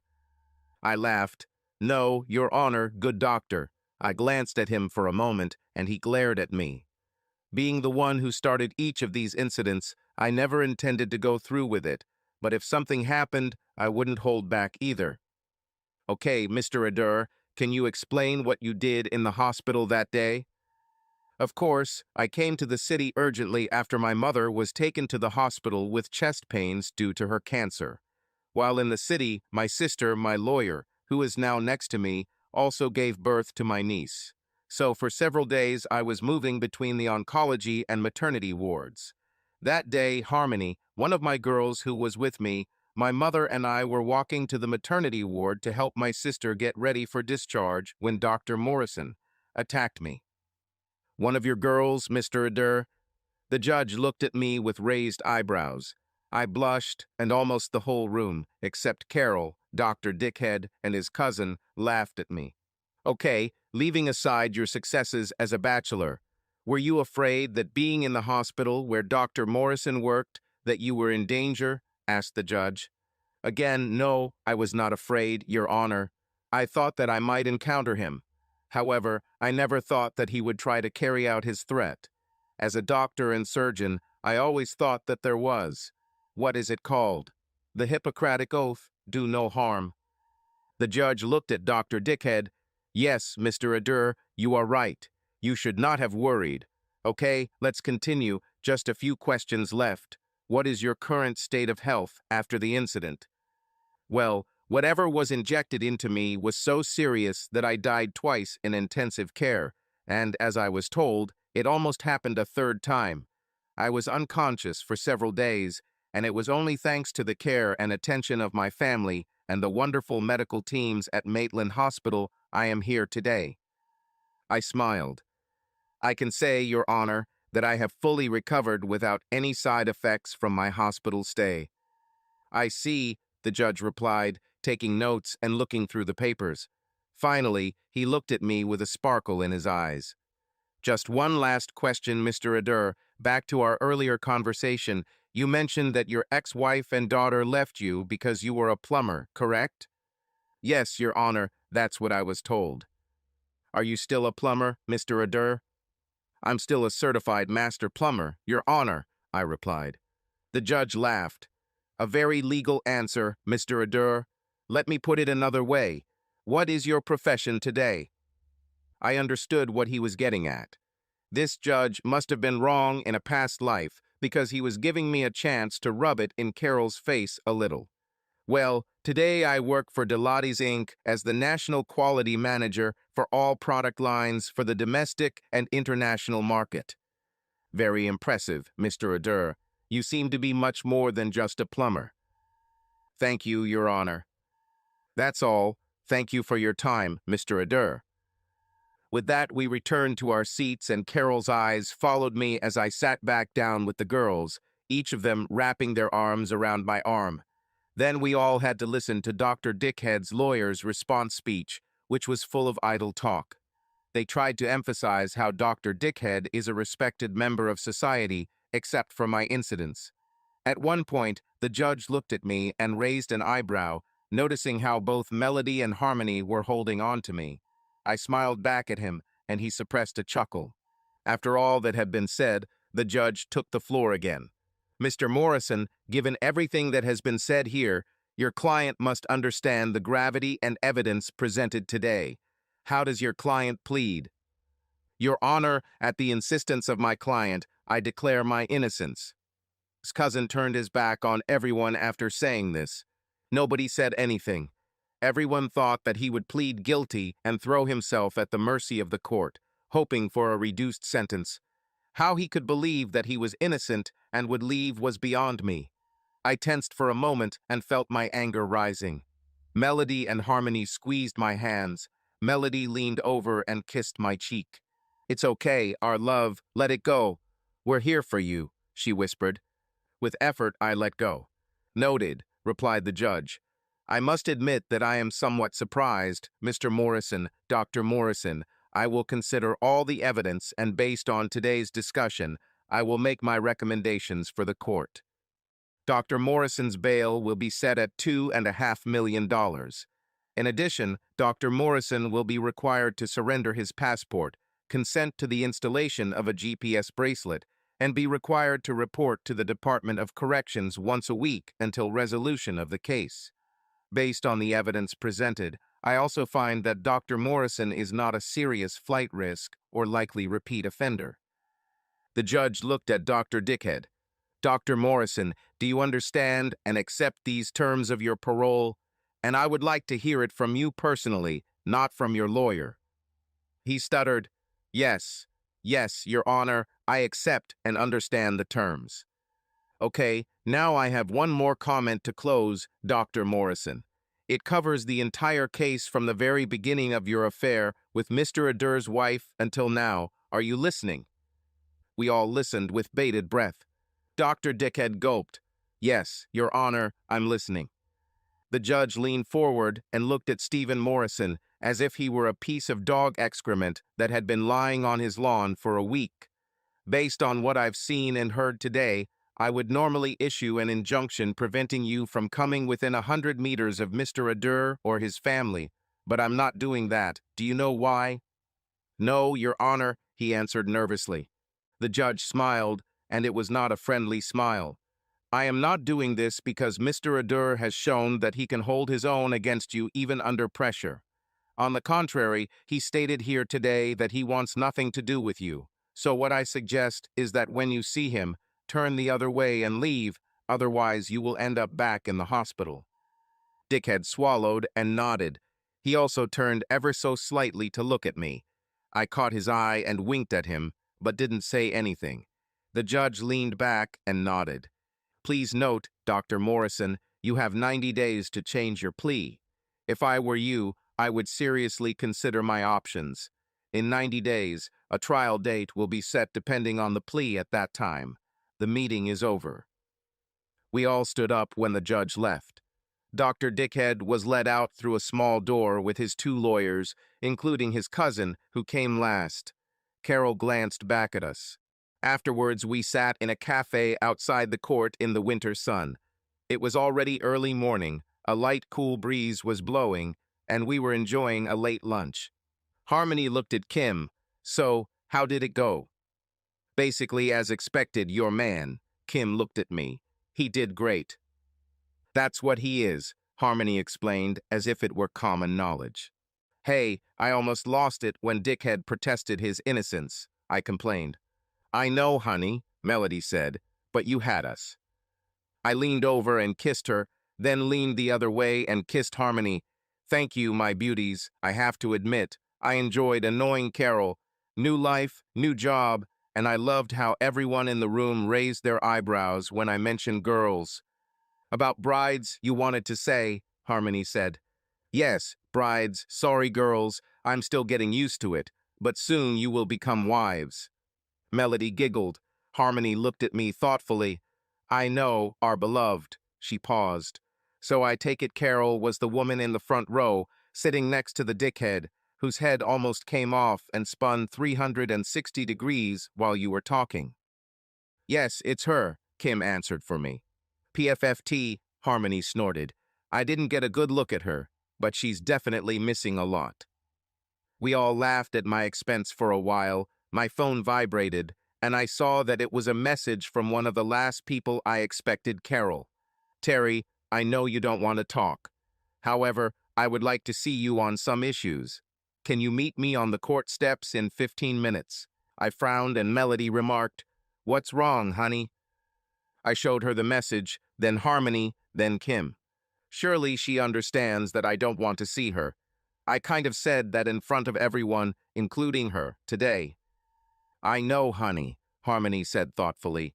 She looked at me for a moment, then at Melody, then at Kim. They both nodded. However, I think you need to go and talk to her. Just stay calm and think about us if you need to. And don't forget that you can always leave, Melody added. I couldn't agree more with my girls when they knew I needed to get this done, so I sighed and couldn't say they were wrong. I met Carol a little more than 15 minutes later on the court steps. Hey, Terry, you look good. She started awkwardly. Carol, I nodded at her. Come on, Terry, are these the only words you have said to me after 15 years of marriage? I know I hurt you, but it's been 2 years. Is your anger towards me still as strong? I looked at her for a while. Every move, every conversation over the past few years had its own plan. But basically, this agenda has always revolved around money. I clenched my jaw and gave her what could be described as a judgmental, incredulous look. Carol, it doesn't matter how I feel about you, and I know you didn't ask me here to find out how I was feeling. Since you left, you never bothered to ask me, and I never didn't think for a second that this conversation is about how I feel. So what is it about? She looked stunned for a moment, shocked that I would be so emotionless. She then gently pressed her hand to her chest, trying to feign sympathy. Terry, was I really that insensitive? She tried to look sad, but I didn't give in. She continued, trying to be personal by changing the subject. So it looks like you're dating again. Is this one of the girls I saw with you at the hearing? Carol must have missed the plural of the word in the hearing that everyone else heard. I felt my face harden. I didn't want to talk to Carol about it. Yes. She nodded, a little lost in her thoughts, trying, I guess, to ask for something. That's good, and now you're a quality manager instead of a plumber. That's a good step forward, isn't it? She said more to herself than to me. Her hands began to shake as she looked at me. I sighed. Carol, as I told you before, I have no interest in telling you anything about my life. I told you that I have a chance to be happy, with very few exceptions. I paused and gestured towards the building court, trying to make her understand that my interactions with her and her husband were the only dark cloud still hanging over my life. Now tell me what this is all about. Why did you want to see me? She sighed. Terry, because of you, we have no income. Of course, Stephen's trust covers the basic needs, but his bail and parole wipe out more than half of the available funds, and we have to get special permission to do this. She looked at me. I was hoping you would be open to reconsidering giving me a university fund for Mackenzie so we could make sure we had money for something. I stared at her dumbfounded for a minute, maybe longer, because Carol had to push me. This woman lived in another universe. She really had no idea how much pain she was causing or when to stop. Terry, can you hear me? With all this going on and us not having the same income as before, I was wondering if maybe you would reconsider giving me the Mackenzie University Fund. I started to smile, and Carol smiled too for a moment. Then she lost her smile as my smile turned into a big open smile, and then I started laughing. This laugh turned into a loud laugh that rose from my diaphragm, causing tears to form in the corners of my eyes. Carol looked embarrassed, and I stopped laughing and led her to the wall outside the courthouse. So, Carol, let's see if I understood you correctly. Your pathetic hubby stole you from me, trying to give you the good life as you call it. Convinced you to betray me and adopted my daughter, telling the same nonsense to her, and like true sneaky bitches, you both left me without warning. I continued. He threatens me with your blessing, and then, when the opportunity presents itself, he tries and almost succeeds in killing me, bringing us here. I pointed to the courthouse we were standing in front of. I started counting on my fingers. Because of all of this, he will be fired and will never practice medicine or even work in any medical field again. Additionally, he will most likely spend the next 20 years in prison due to his actions. And now you want me, the one you all wronged, the person you abandoned for money, to give you money that you are not entitled to, because you think that it is my fault and I owe you, right? She straightened her shoulders and looked at me with a certain amount of arrogance. Well, I wouldn't put it that way, but it's essentially true, if not for me, then for your daughter. Mackenzie and I have a certain standard of living to maintain, and Stephen can't work because of you. Yes, that's exactly what I want. I looked at her in amazement. Carol, if you were anyone else, I'd say you're crazy. But I'm not, Terry, you know that. She smiled, thinking that I was finally leaning towards her side. I know, Carol, and knowing you and every conversation we've had over the last 2 years, I can say that you are a certified crazy woman. She lost her smile, then backed away, and I pounced on her. Your damn standard of living means nothing to me. When we were married, we did just fine with pretty happy finances. Our needs were met every month. I started talking with my hands. You just told me how much money your stupid husband has in his trust, and for a normal person, even after bail, it should be more than enough to last you until you get a job. She pulled back. Yes, work, Carol. Do you remember what it is to work to live? However, now it seems that you and your daughter are not content to work like us mortals.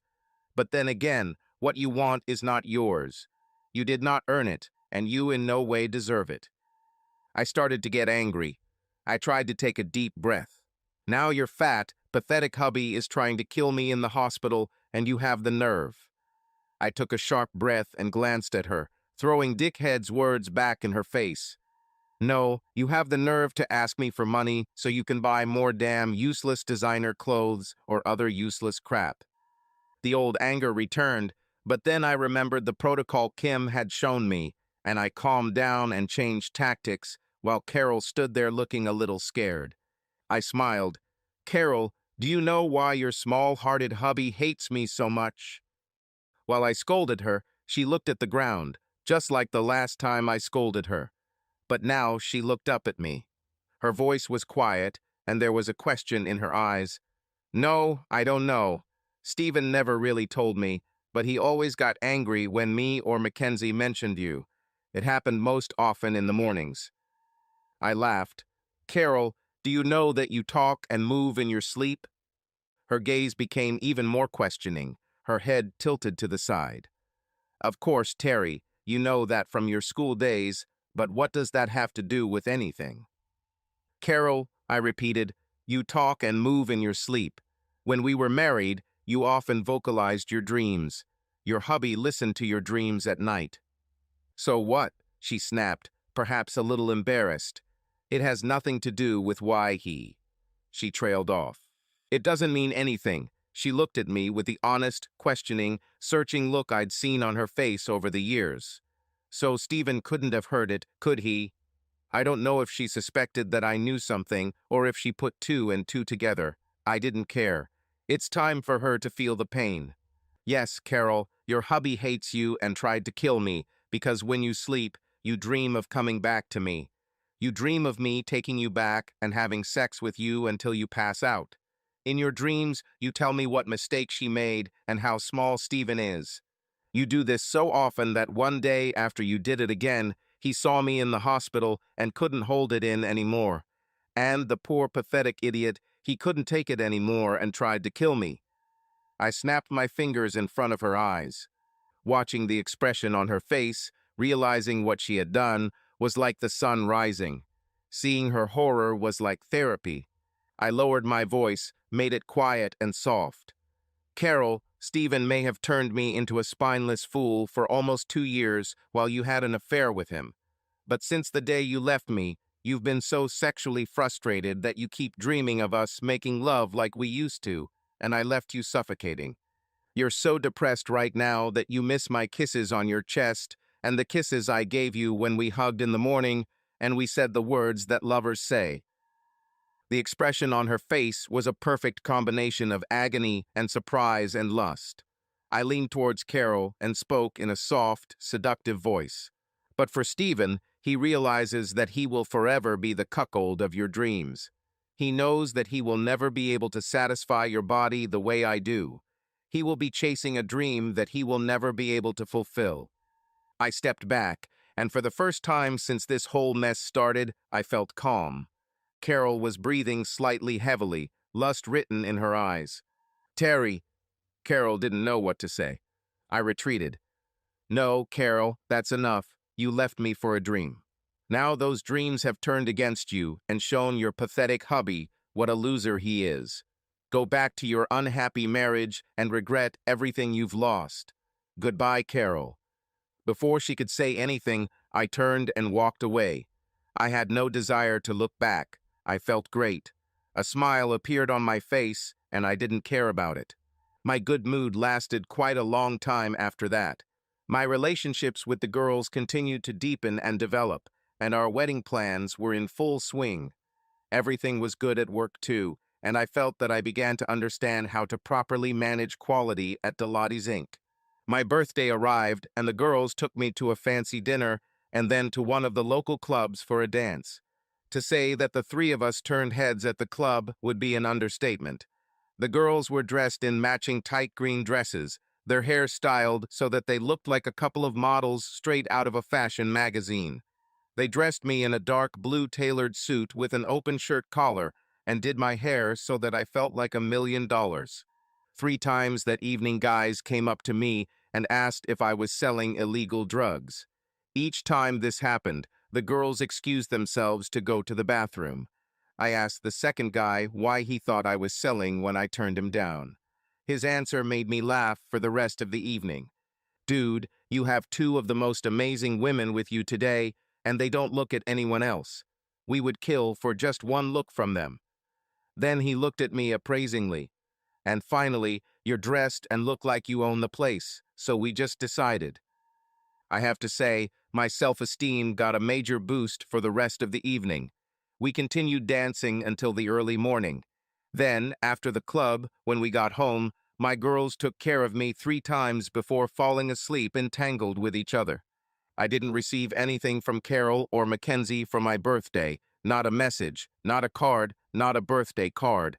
But, as in previous years, I didn't expect anything. I guess I still hoped after our last conversation with my ex-daughter, but it was a vain hope. However, when her birthday came a few days later, I decided to try to make contact. I had the number from which she wrote to me during the initial separation and divorce from her mother. So I tried calling her after lunch in my office. The call went to voicemail. Hi Mackenzie, it's Dad. Well, I guess it's just Terry now. I stuttered as I left a message on the answering machine, not knowing what to say, so I continued. Sorry, it's hard for me to talk. I know it's your birthday, so I thought I'd take the opportunity to try to connect with you. I'd like to try to reconnect with something since the last time we spoke in person. I paused for a minute. Our lives have gone in different directions, but I miss my little girl. I miss our time together, and I miss being able to spoil you a little sometimes. I paused again.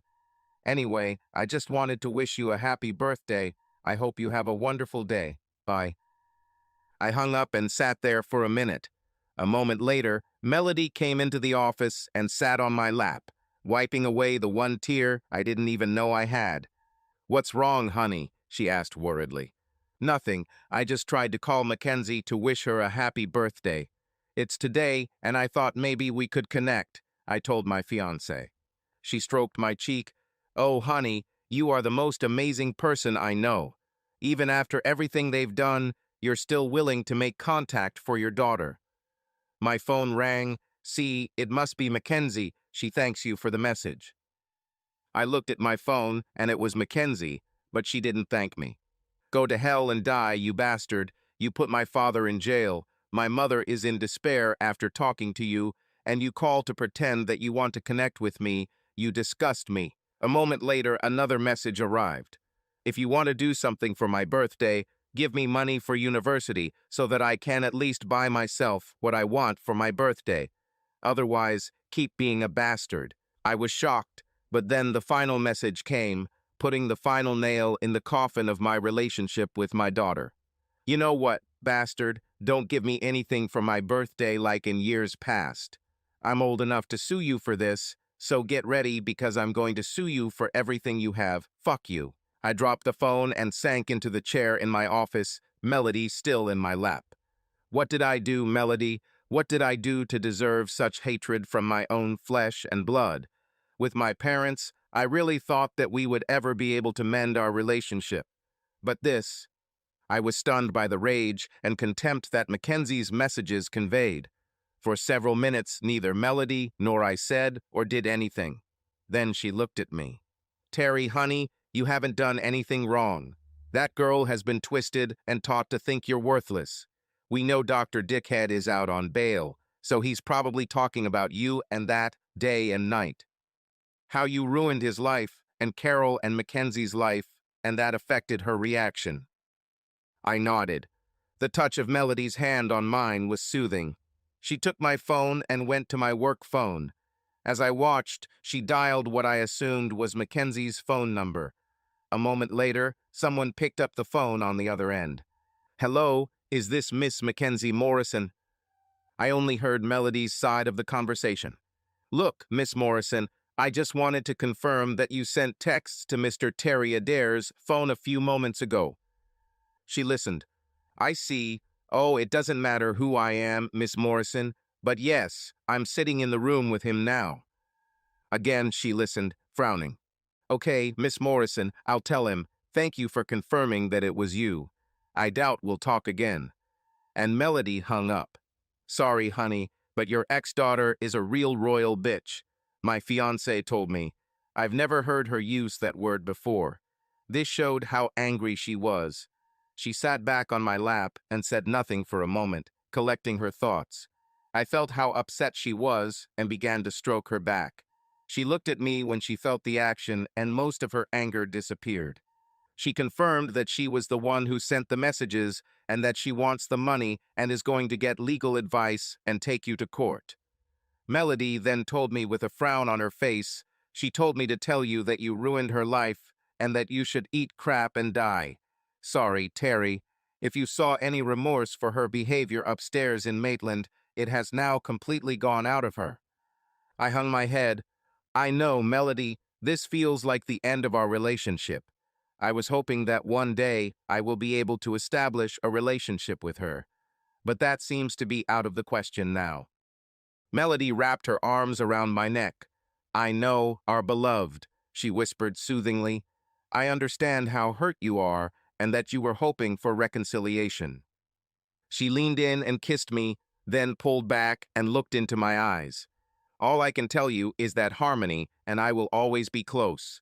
We both don't approve of what they did to you, but at the same time, if they didn't, you would never have shown up in our lives. I smiled and kissed her. I know, Melody. I guess we'll just have to wait and see what happens next. Part of me can't help but wonder if that last conversation with Carol or being at the trial with Stephen had an impact on how Mackenzie reacted to me. Of course, Terry, you can be sure of it. This girl sounded like she was being coached into her answers when I spoke to her. I'm angry at how she could hurt our man, but a small part of me feels sorry for her. In a few years, she will be full of anger and regret and will not know where to direct it all. The question is, do you want to be there when this happens? I thought for a moment, seriously considering her question. I don't know, Melody. I feel so empty when I think about Mackenzie. I'm not sure I could be there if she knocked on my door one day. So I think it's time to finally close this chapter of my life. I looked up again and smiled at her. On the other hand, I have two wonderful women whom I am madly in love with, whom I will soon marry, and who both want to have children with me. Terry is talking about keeping both me and Harmony pregnant, Melody said. Sally laughed. Over the past year, she has become close to me, and she was one of two bridesmaids at our upcoming wedding. Kim was supposed to be the other bridesmaid. Judging by the way you walk most of the time, I don't think it will take much time for Terry.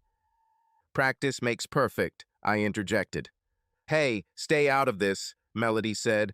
Sally and I are going to talk about your amazing love-making skills, but not with you. I didn't interfere. However, Melody may have been rubbing her butt against my crotch a little more than necessary while they were talking. That evening, we told Harmony, William, and Martha about the call with Mackenzie. We then called Kim and told her the story. They were all horrified and agreed to focus on the wedding, while waiting to see what would come of Mackenzie's threat. It was only a month before the wedding when Kim received papers that Mackenzie was suing me for money in the university account.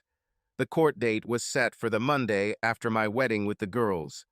We were supposed to leave for our honeymoon this Monday evening, so plans changed. William arranged for us to charter a flight on Sunday afternoon and then back to Sydney after my appearance at Maitland Court at 10 on Monday morning. This way we could catch an international flight to Honolulu in the late evening. The Deloitte Family Foundation gave us enough money for a 10-day honeymoon with all expenses paid. As we planned, I knew that the matter with Mackenzie would be resolved in court one way or another, and I could move on with my beautiful brides. Despite all the controversy about the three of us getting married in a church, the wedding itself was amazing. Pastor Dan recruited several members of the congregation to help decorate the church with Martha's support.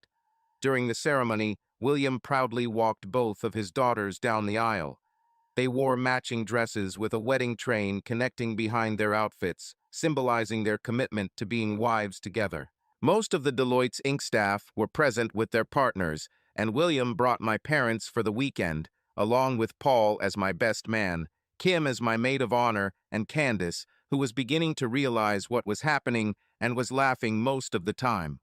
When Pastor Dan smiled and said, "You can kiss your brides," I kissed both my girls, and the room erupted in applause. Once we signed the registry, Harmony and I signed the official wedding documents signed by Pastor Dan, Melody, and Paul. And then we all signed the final pages of the legal agreement that Kim had prepared so that Melody would be legally bound to me in a civil relationship. We have already signed the main document and recorded our initials on it. It stated that in all but official terms I was Melody's life partner, and although we would not be married, we had agreed on many of the things that are taken for granted in a civil marriage between a traditional married couple. Kim even had the signature page printed on the same type of paper as the official wedding registry. At the reception after the wedding, there were about 100 people in attendance, and I danced with each of my brides in turn, while William and my father took turns dancing with whichever of my brides I was not dancing with at the time. I also danced with Martha and my mother, who was getting weaker. She wasn't winning her fight against cancer, but her doctors assured her that she wasn't losing. But while each treatment burned off some of the cancer, it also took its toll on her. We had heard encouraging things about a new treatment that might involve a bone marrow transfusion in combination with a certain new chemotherapy drug, but that was still several years away. But it was hope. Most of the guests stayed until almost 1 in the morning until we left. Our hotel room was provided by my mom and dad, and yes, we consummated our marriage, but it was a long day and we quickly fell asleep after a short lovemaking session. In the morning, refreshed, we made love again. After checking out of the hotel, we returned home to exchange glances of satisfaction and had a light lunch with William, Martha, Mom, Dad, Kim, and Paul before heading to the private airfield for our flight to Maitland. My parents, Kim, Paul, and Candace were on the flight with us. I didn't think much about the Mackenzie hearing. However, as soon as we took off, I opened the folder Kim gave me. Mackenzie was suing me for the original $142,000 that was placed in the account during Carol's and I's divorce. In addition, she demanded an additional $250,000, claiming that I had caused her emotional distress and financial hardship. Since my wives were not allowed to attend the hearing, Paul and my girls had to sit in the cafe opposite the court while my parents went home. Kim and I will be in court together and see what happens. We didn't see them until we were called into the courtroom for the hearing. They entered through another door connected to another corridor, so it was just Kim and me on my side. Cretan and Carol were dressed in what I had begun to consider their court attire.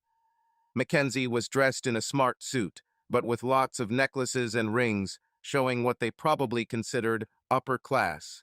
But in reality, it looked vulgar. It took the judge a few more minutes to enter the courtroom, but that was enough time to get a death look from the idiot several times. At his cue, Mackenzie showed nothing but contempt for me, running her thumb across my throat and whispering the word asshole, while the idiot smirked and smiled at his adopted daughter's behavior. I turned back to the front of the room, trying not to show emotion. Kim put her hand on my arm and told me everything would be okay. I just needed to get through this so I could go on my honeymoon with my wives. This made me smile. A moment later, the judge walked in and my smile widened while the idiot and Carol frowned. Our judge today was the same man who granted us a divorce in family court several years ago. Kim squeezed my hand as we stood to respect the court. "Okay, the court is open," said the judge, and we all sat down. He looked at the papers for a few minutes, looked at Mackenzie, and then at me. "So, it seems like we've all been here before. Mr. Author and Mrs. Morrison, I saw you in my court a few years ago, didn't I?" asked the judge. "Yes, Your Honor," I replied. Carol simply nodded. Looking at his papers, then at Mackenzie, he continued. "And I believe you are Miss Mackenzie Morrison, former daughter of Mr. Terry Oder and adopted daughter of Excuse me, Mr. Stephen Morrison." "Right," she continued, now at the insistence of her lawyer. "Yes, sir, yes, Your Honor. And today we are here because you sued your biological father for," he looked at his notes again, "your university fund and additional charges of mental anguish and financial hardship. Is that correct, Miss Morrison?" Again, according to the lawyer's instructions. "You are right, sir. That is, Your Honor." Silence again. The judge again went deep into reading. "I see here that your adoptive father recently tried to kill your biological father and almost succeeded. According to the report I have here, your biological father died twice in the emergency room." Mackenzie turned to me, shock on her face. Judging by her reaction, neither the idiot nor her mother said anything to her. I just kept looking at the judge. "So, as a result," the judge continued, "your adoptive father has had his medical license revoked, is awaiting trial for attempted murder, and is here today only because of the special leave granted to you at this hearing where you brought charges against your biological father." The judge looked at Mackenzie again with a questioning look. "Miss Morrison, could you please explain to me why you are suing your biological father?" Throughout this entire exchange, Mackenzie looked at me. She didn't hear the judge's question. "Miss Morrison." Her lawyer lightly touched her arm. She turned back to the judge. "I will conclude from the way you looked at me, Author, that you didn't know that your adoptive father tried to kill your biological father or that Mr. Author was almost dead." "No. No, Your Honor, I didn't know." Mackenzie suddenly looked unsure. "So, Miss Morrison," the judge asked, "let's change our approach a little. Based on what you know, could you please tell me exactly how Mr. Terry Author, your biological father, caused you personally any type of emotional distress?" Well, you see, it's like, Mackenzie suddenly looked very unsure. She looked at her mother, then at her adoptive father, then back at me. Both frowned, but directed their gaze at me. I continued to look ahead. Her lawyer intervened. "Your Honor, if I may, Miss Morrison's assertion of mental anguish is based on Mr. Author's unwillingness to leave her father alone." The judge seemed amused by the lawyer's comments, but did not interrupt him. Mr. Other came into contact with her father several times, and each time it left the family under stress. This is precisely the reason for the charge of moral suffering. I understand, Mr. Forsyth, isn't it? Yes, Your Honor.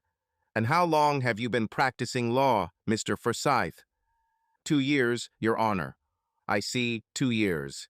How many cases have you had involving inter-family litigation, where people sue each other based on poorly documented and unsubstantiated evidence? This is my first case, Your Honor. Yes, this sounds like your first case, Mr. Forsyth. The judge chuckled. Mr. Forsyth, Miss Morrison, let me enlighten you on a few things. First, there is not a single piece of evidence in every document that is before me that Mr. Other was cruel or unfair to his former daughter. In fact, the police reports and videos I've seen show just the opposite. The judge looked at Mackenzie.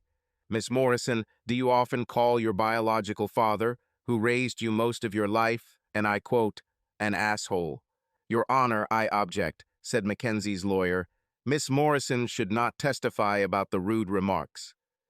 Denied, Mr. Forsyth. I have it in the form of verified text messages recently sent to Mr. Otter and video evidence presented in the case currently before the court where Mr. Morrison attempted to kill Mr. Otter. The judge said calmly, I repeat, Miss Morrison, do you often call your biological father an asshole? She hesitated and blushed, but tried to answer. I'm ashamed to say this, yes, Your Honor, but I didn't know that Stephen tried to kill him.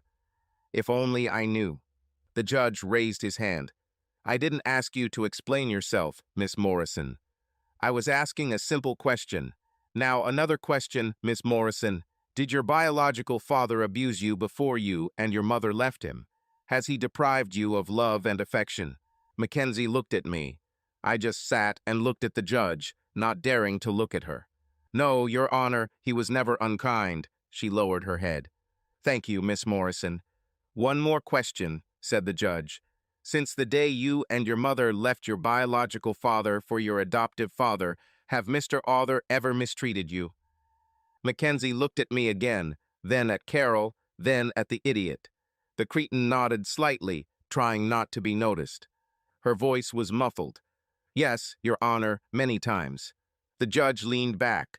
I was about to shout an objection, but Kim squeezed my hand and told me not to say anything. Could you please tell us more about the abuse you say has happened many times and Miss Morrison can get you in big trouble for lying? Asked the judge. Mackenzie looked back at the idiot, receiving a nod, then looked at me. For the first time since the judge entered the courtroom, I looked at Mackenzie. She was scared and lost, but now I couldn't help her. Kim spoke for the first time. I object, Your Honor, that I believe Miss Morrison has been practiced in her responses. Accepted, lawyer, and I agree. Security, please escort Mr. Morrison from the courtroom for the remainder of this hearing. Mr. Morrison, if you think that my eyesight is so weak that I did not notice your visual cues and Miss Morrison's gestures when you thought no one was looking, then you are sadly mistaken. I am very close to finding you guilty of contempt of court. You can't do this, the cretin shouted. This asshole must pay for ruining my life. I don't tell my daughter what to say, I just help her express the truth so everyone knows. Silence. The room fell silent. Mr. Morrison, you are now under arrest for contempt of this court and will be detained at the station until it is determined whether you have violated the conditions of your release from custody in your own case. Security, take this man out. For the next few minutes, everyone watched as security escorted the cretin out of the hall, shouting obscene words and swearing revenge on me. Looks like Carol's dreams really took a toll on this poor fool's psyche. The judge called everyone to order. Now, Miss Morrison, I will ask you again. Has Mr. Other ever mistreated you in any way, at any time? He asked. I would like you to look at me and no one else when you answer, and if you need, you can explain. I saw Mackenzie flinch slightly, Carol looked at me, and everyone waited. Finally, Mackenzie spoke, but it sounded like a sob. No, sir, he never treated me badly. I know he was upset and angry when we left him. I know we hurt him when we left, but he tried to teach me even when he was disappointed with me. He was never cruel to me.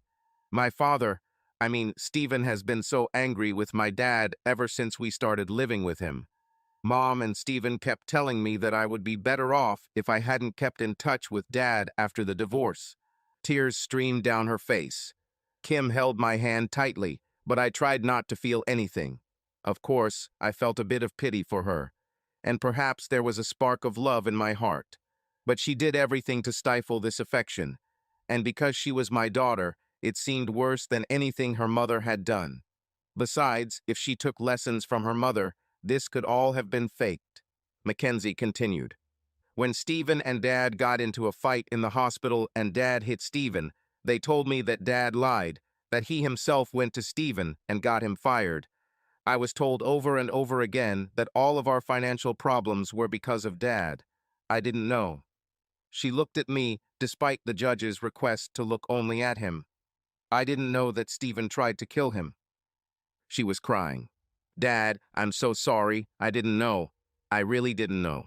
My heart moved a few centimeters from her confession. The sparks in my heart warmed, but did not burst into flames. I turned my back on my ex-daughter. I couldn't allow myself to look or feel anything towards her. The judge spoke again. Miss Morrison, may I ask for your attention again? Mackenzie looked at the judge. Thank you for your honest answer. I think this is the first time you told us the truth today. At this stage, I invite Mr. Oder or his lawyer to respond to the charge of emotional distress. Kim spoke. We thank Miss Morrison for her honest testimony, however. We have nothing to add at this time, except that we continue to dispute this charge of emotional distress. Noted. Thank you, lawyer. I think we can safely dismiss this charge. Is everyone in agreement? The judge looked at all of us and received agreement from both sides. Now let's move on to the matter of financial difficulties, he said. I find this accusation difficult to deal with, Miss Morrison. In your parental divorce agreement, the finances originally designated as university funds for you, I allowed to be left to Mr. Oder, since you allowed yourself to be adopted by Mr. Morrison. This was because your biological father was the only person who had any input on this matter. Since your mother and you decided to leave him, place a restraining order on him, and allow Mr. Morrison to adopt you, I considered these funds to be lost. In the letter your mother left for your biological father, she noted that the reason was that he could not provide the finer things in life as a plumber. He picked up a copy of the letter. Carol blushed, seeing him after all these years. Now that you are no longer under his direct care, I cannot understand how you can blame him for your financial difficulties. Would you like to explain? Mr. Forsyth, you may respond on behalf of your client, as I believe she is still upset from the previous discussion, the judge said. Yes, Your Honor. He looked at some papers in front of him. Well, in the Morrison family's mind, their current financial situation is directly related to their interactions with Mr. Arthur after the divorce. The judge nodded. So far I understand you, lawyer, but your logic may be wrong. Please go ahead and explain to me why the Morrison family's financial difficulties are Mr. Other's fault. Well, Your Honor, if Mr. Arthur had not continued to see the doctor, that is, Mr. Morrison, then Mr. Morrison would not have been placed on probation. He wouldn't have threatened or assaulted Mr. Arthur or lost his job, and they wouldn't be in a situation where they now have to rely solely on Mr. Morrison's trust fund for survival. The judge leaned back in his chair and raised his pen, looking closely at Mackenzie's lawyer. Mr. Forsyth, I'm not sure you heard how ridiculous it sounded when compared with the evidence I have before me. Are you saying that Mr. Arthur is responsible for the Morrisons' financial situation and should pay them? Because as I see here, it's the Morrisons who did the pressure. So much so that Mr. Oder died twice, all because he accidentally ended up in places where the Morrisons were every time. The judge enjoyed the lawyer's discomfort. Yes, Your Honor, we submit that if Mr. Arthur had not been in these places, Mr. Morrison would not have done what he did, and the Morrisons would not have found themselves in their current situation. Therefore, Mr. Oder must pay financial compensation for this. I see. I think this was the judge's favorite phrase. He turned to Kim and me. Do you want to answer? Of course, Your Honor, Kim said. My client can accept that there were interactions that led to conflicts with Mr. Stephen Morrison, Mrs. Carol Morrison, and Miss Mackenzie Morrison. But in no case does my client assume financial responsibility for these interactions. Kim paused. We live in a free society where we choose our interactions with people. In every case where my client interacted with the Morrisons, they approached him. He never initiated contact. In every interaction, with the exception of the hospital incident where my client was administered unknown drugs, my client attempted to remove himself from the situation. In every interaction, it was my client who was being abused. Furthermore, our position is that the Morrisons could have chosen not to engage with my client and simply walked away if they had wished to do so. If they had done so, they would not be in the financial situation they are in today. If they hadn't interfered, we wouldn't be here. Their situation is a consequence of their own actions. The judge looked at Kim. Interesting position, lawyer, and I agree with her in these circumstances. I looked back at Mackenzie. She missed this entire exchange. She was still crying in her chair. Carol continued to look between Mackenzie and me. Well, under the circumstances, I decree that the money remains at the disposal of Mr. Oder. Think. I raised my hand. Can I say something, Your Honor? The judge looked at me. Of course, Mr. Author, what would you like to say? I took a deep breath, like lawyers did when they spoke. It won't be pleasant. Your Honor, I can tell you right now that I have no love for my ex-wife. She left me so easily for someone else that I will never forgive or forget what she did to me. I was also deeply hurt by what my daughter did. The way she treated me these past few years is very painful. So much love and affection I once felt for her is now gone. I understand that, Mr. Oder. I see this more often than I would like in my work. What do you want to say? I would like to make one last gesture for my daughter, I said. Mackenzie suddenly looked up at me, hope appearing in her eyes. Your Honor, over the past few years I have built a new life. But to get here, I had to go through physical and emotional trials, largely caused by both women on the other side of this room and the idiot. I smiled, the person you recently deleted. Despite everything, I found a new love. We actually just got married last weekend and plan to go on our honeymoon right after we finish here today. I realized that I probably never wanted to see my ex-wife or my ex-daughter again. I want to move on in love with my new family and continue to build a new life and be happy. The judge raised an eyebrow. I reached over to Kim, and she pulled out the document she thought I wanted. Her look said, "Do you really want to do this?" I didn't want to, but I wanted to close this issue. I wanted this to be completed. This document is what my lawyer prepared. It states that I will deposit $142,000, originally intended for the Mackenzie University Fund, into a special trust account. Carol's mouth fell open. I don't know what Mackenzie thought. She was still looking at me, crying. The money in this trust can only be used to cover Mackenzie's living and education expenses when she goes to university. However, if she does not go to university, the trust will remain unavailable until she is 30, after which she will be able to withdraw up to $5,000 a month. The only other condition I set is that neither Carol nor Mackenzie Morrison will ever interact with me again. Across the room, I heard Mackenzie take a deep breath. The judge just looked at me. I explained. Every time my ex-wife talks to me, she asks for this money. I haven't touched the account since the divorce. I'm tired of fighting for it, so I'll give it to Mackenzie under the terms I just discussed. I cannot bear the heartache that occurs every time I come into contact with my daughter.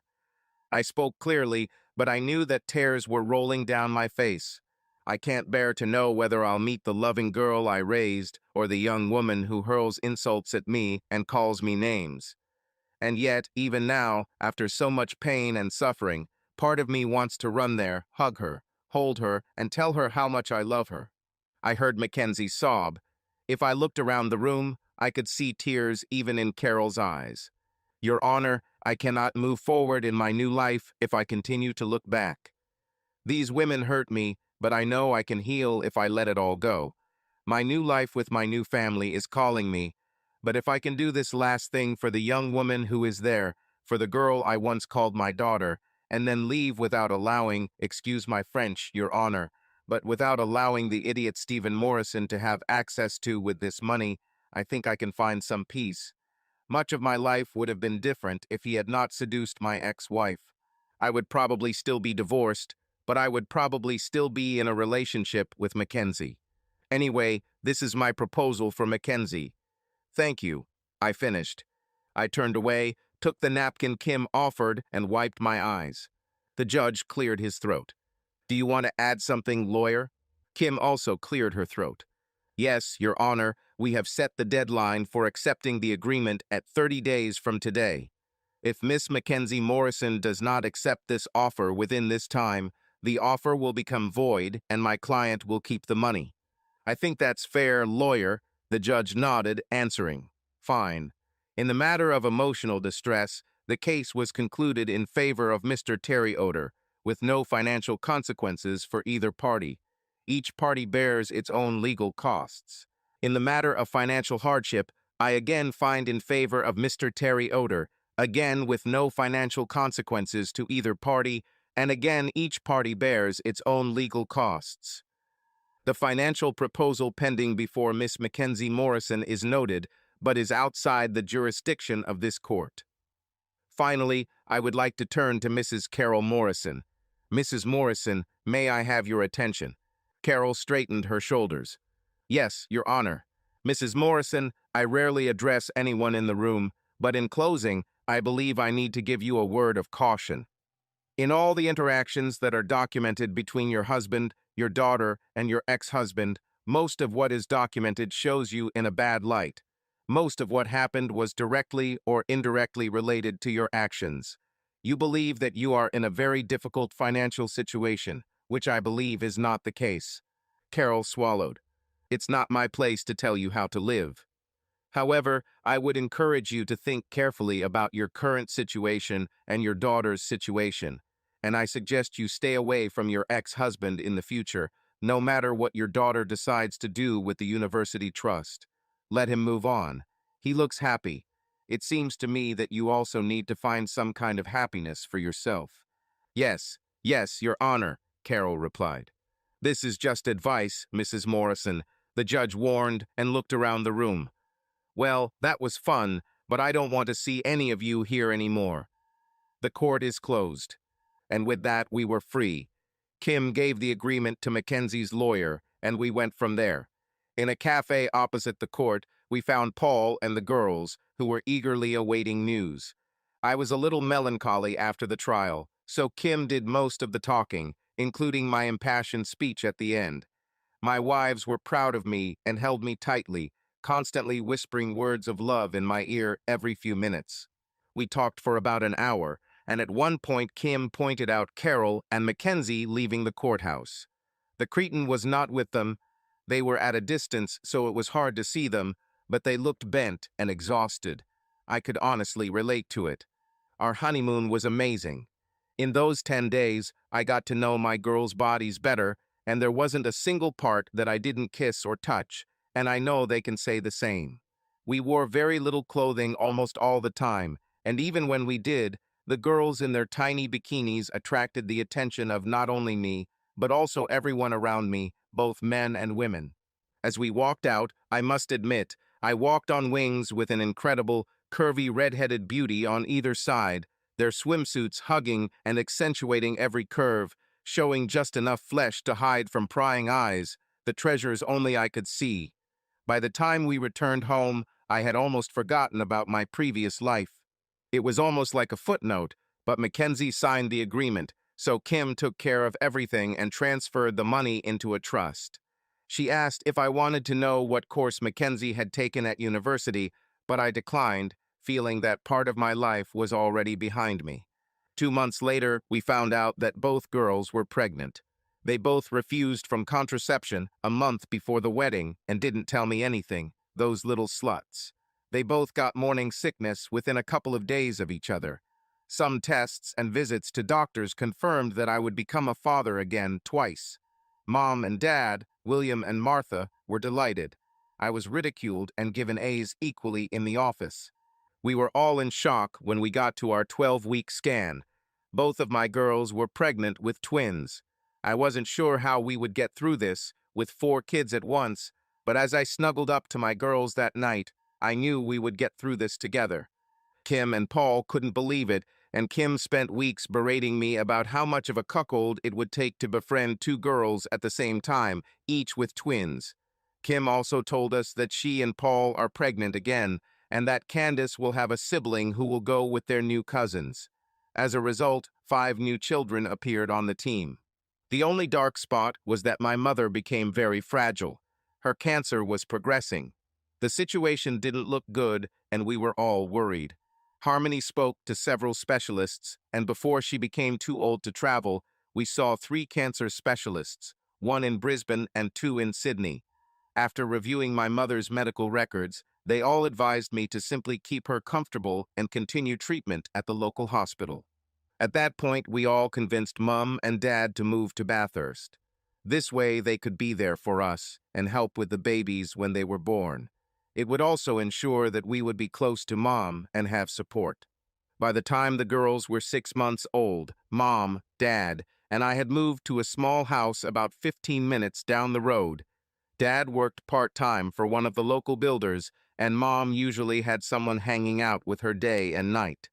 We also convinced Kim and Paul to move.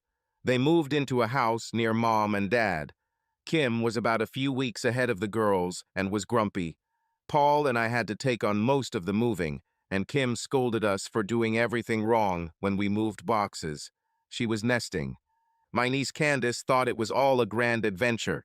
She started speaking in complete sentences and thought it was funny when Mom told Dad to move the same box into 3 different rooms minutes after he told him to move it the first time.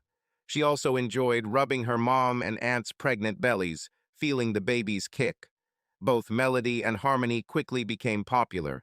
Being slightly ahead of my wives, Kim was also quite large. I should also note that the air conditioning in the house was cold. It was very similar to the scene in Father of the Bride Part 2, where Steve Martin constantly changes his clothes when going in and out of the house.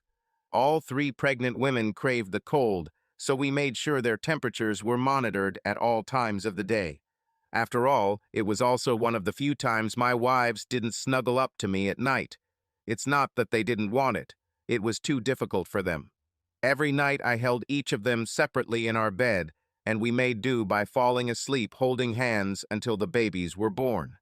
When the time came, everything happened at once. I already mentioned the double connection. Well, my girls probably had this too during childbirth. At 38 weeks, they went into labor 2 hours apart. Since they were carrying twins, we all agreed that a C-section was safer. Both my girls were preparing in the operating room side by side, and I walked between them, nervous as always. Melody's firstborn was my son Adam. He had a huge head of brown hair and the kind of lungs that would make any father proud. Next was my little angel Grace with Harmony. She was bald and quiet, but in those first minutes after birth, she had amazing green eyes. Next was my 3rd daughter, Beth, born to Melody. Like her brother, she had fantastic lungs. And the last was my 2nd son, John, named after his grandfather. Harmony and I were going to call him Colin. However, his facial features were so similar to my father that we decided to honor my father's memory. 3 days later, Kim went into labor and Candace gave birth to her little sister, Holly. We had to raise a brood among ourselves, but I knew that despite the chaos, there was no place I would rather be. For the first 6 months, I almost regretted those words. With 4 new children to look after, no one could get an ounce of sleep. Diapers were always changed. The girls were constantly feeding one of the children. I can say that we almost killed each other several times.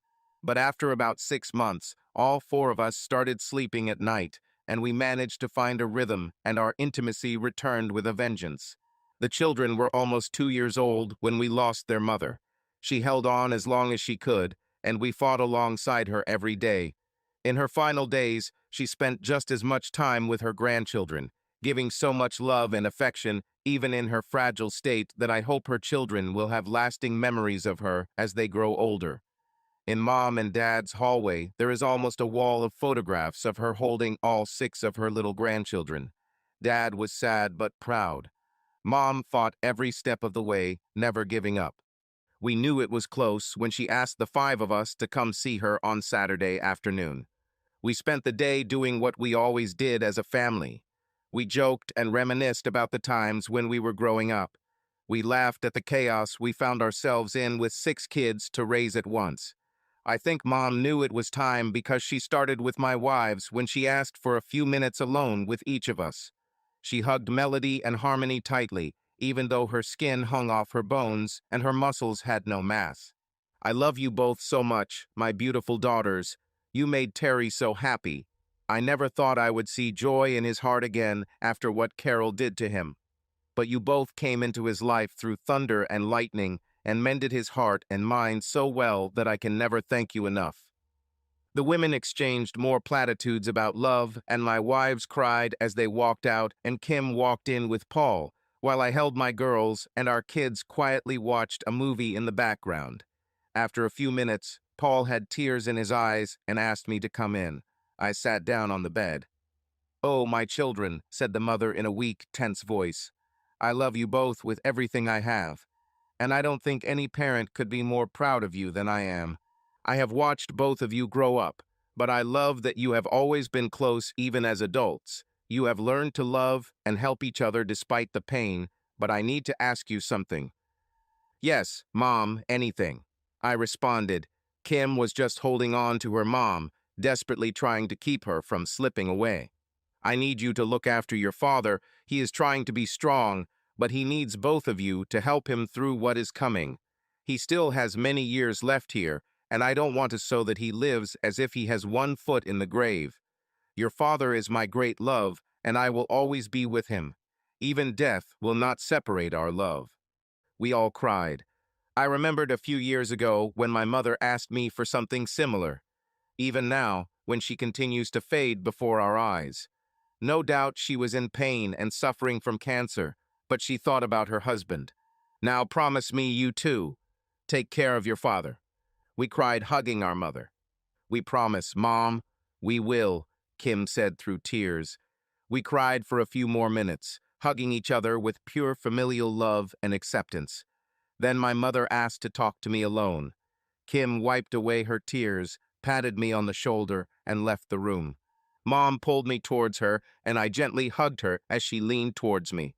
"Oh, my boy, my beautiful Terry, I have watched with love what kind of person you have become, calm and fair.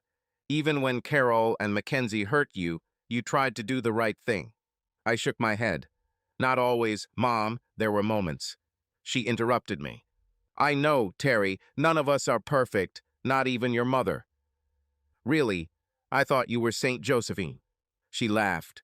We heard a hoarse laugh sound in her chest. "No, not always. Your father, and I never told anyone about this, but before you and Kim were born, my father and I had some difficult times. I've never heard that. Your father worked a very long time since we just bought our first house. I worked as a bank teller, but your father was hardly home, even on weekends. Therefore, when one of the managers at the bank began to show attention to me, I was flattered. I was stunned. Did my mom cheat on my dad? Mom must have noticed the expression on my face and smiled. "No, I never cheated on your father, although this could have happened if not for an incident at a party a couple of weeks later. You see, there I noticed Cindy Phillips starting to flirt with your father. He didn't put up much of a fight, and Cindy noticed me watching and smiled, putting her hand on your dad's shoulder and acting like she could take him away from me. You see, Cindy also worked at a bank and saw the manager flirting with me. So she decided if I could flirt, she could try to take my handsome husband away." "What did you do?" I asked. "Well, I dropped everything, demanded that he take me home and make love to me like his life depended on it." I laughed. Mom rarely swore. For a few minutes my mother was lost in memories. Her eyes focused on me again, and she smiled. "I'm happy that I can say that he did it, and did it so well that your sister was born 9 months later. A couple of years later, you were born. However, if it weren't for that bitch Cindy who gave me that smile and put her bitch hand on my husband's shoulder in front of my eyes, our lives could have turned out very differently. We both thought for a moment about the consequences of certain moments in our lives. Mom continued, Terry, I know you will never forgive Carol, and perhaps you never should. But what about Mackenzie? Will there be room left in you to forgive my granddaughter? I looked at my dying mother and swallowed. I don't know, Mom. I haven't thought about it much in the last couple of years. She hurt me deeply, and I don't know what I would do if I saw her again. She nodded. Terry, please think about it. I'm not asking you to run and look for her to bring her back into your life. You already have a lot going on right now, with your 4 children and Kim's too. I think trying to talk to Mackenzie now would be unwise. She smiled. By the way, do you know that Kim is pregnant again? Yes, she told me about it this morning. I smiled back. It's easy for me to die with the thought that I have so many grandchildren. I once thought that I would only have Mackenzie. I know, Mom, and I won't make any promises, but if I ever see her again, I'll try to do everything I can. She patted my hand. That's all I can ask, honey. That's all I ask. After that, Dad had some time with Mom, and he came out smiling and crying. There's not much left, guys. She knows it, and asked us all to come in to be with her, he said. Paul, Kim, Melody, Harmony, Dad, and I sat on the bed with Mom and told stories and bad jokes for the next hour. The children ran back and forth, giving special love and attention to their grandmother. They didn't know what was happening, but they knew that Grandma was sick. Sometimes there was laughter, and sometimes there were tears as the day wore on. Soft touches, too, and from Mom spoke of our love for her. She left us when we were talking about Kim's new baby. They thought it would be a boy. We heard Mom laugh and say it was going to be a boy. Then we all looked and saw that she was smiling, but life had left her eyes. Her chest stopped heaving, but she looked peaceful, even though what made her our mother was gone. The rare bone cancer that attacked her body left its mark, but could not break her spirit. Josephine Marie Otter was quiet and sometimes modest, but she always loved us unconditionally. We all cried that evening, leaning on each other in our grief. A little over a year had passed. Kim had given birth to a baby boy, named Joseph after his mother, and we were enjoying a family barbecue late on a warm spring Saturday. Dad was with us and the rest of the family. He was depressed for several months after his mother died, but one day he woke up and began to live again, telling us that she did not want him to continue to mope after her death for the rest of his life. Dad, Paul, and I were bringing in the cooked meat, and all of our children were sitting around the large family table like a hungry horde when I noticed 2 uninvited guests. Most of us were thinking about our own as the 2 women stood there. A metal plate falling to the floor brought everyone out of their thoughts, and everyone looked at me. Hi, Terry, my ex-wife Carol said, looking at me. She looked tired and worn out, and over the past few years she had gained weight in all the wrong places. Her once curvaceous and attractive form was now hidden under layers of not very attractive fat, while I was still in fairly good physical shape. Perhaps even more than the last time we saw each other, judging by her hungry eyes. I'm sure she had no idea what kind of reception awaited her here, having come here uninvited, but she must have known that this would not be a happy reunion. Our second guest also looked at me. Hi, Dad, Mackenzie, my ex-daughter, said before I could respond. Her head was slightly lowered, and she was looking at me from under the worn baseball cap that I had given her for her 13th birthday. Mackenzie didn't look at all like the girl who betrayed and abandoned me all those years ago. She looked but broken, like her mother, simply fragile. For what seemed like almost a minute, we all just looked at each other. The only noise came from the children at the table, but even they sensed that something was wrong and began to notice 2 intruders who interrupted their dinner. I sighed, bent down to pick up the tray of meat I had dropped, turned around and set it on the table. I looked and signaled to Martha, who immediately recognized them and looked at them with obvious hostility. Martha, could you feed the children? I think it will take a few minutes. She stopped looking at Carol and Mackenzie. Her gaze softened as she looked at me. Martha knew my pain, perhaps more than anyone in the room. She has been there for me in everything that has happened over the years, and she probably had a good idea of how I might feel at that moment. My mother-in-law was one of the wisest women I knew, and to contradict her family would be to incur not only her wrath, but also the wrath of her friends and communities. I had the feeling that Carol and Mackenzie had faced her anger more than once without my knowledge. Her entire attitude changed, and now she concentrated on feeding all the children, forgetting for a moment about my former relatives. "No problem, Terry, darling, do what you need to do. I'll take care of the children." I turned to my former relatives and frowned. "For the sake of the children who are here, I will not say what I want to say now. However, you should know that neither of you are welcome here." It was difficult for me to keep my voice calm, and I almost spat out these words. Carol looked upset, but it was as if she had expected this reaction. Mackenzie looked like she was about to cry. Kim had by then come over and stood next to me. Melody and Harmony stood on the other side. Melody took my hand, letting me know that she was nearby. She knew these intruders, as did her sister Harmony, and had a good understanding of how I probably felt. Carol took a deep breath and looked at everyone in the room before returning her gaze to me. There was a time many years ago when I adored those eyes and loved looking into them. Now all I saw was a mask of pain, regret, and sadness, which surprised me. "We know, Terry, but we need to talk to you." Crap, subscribe to our channel so that your love doesn't cheat on you, and go ahead and listen to the next story, because this story is nothing compared to the next one.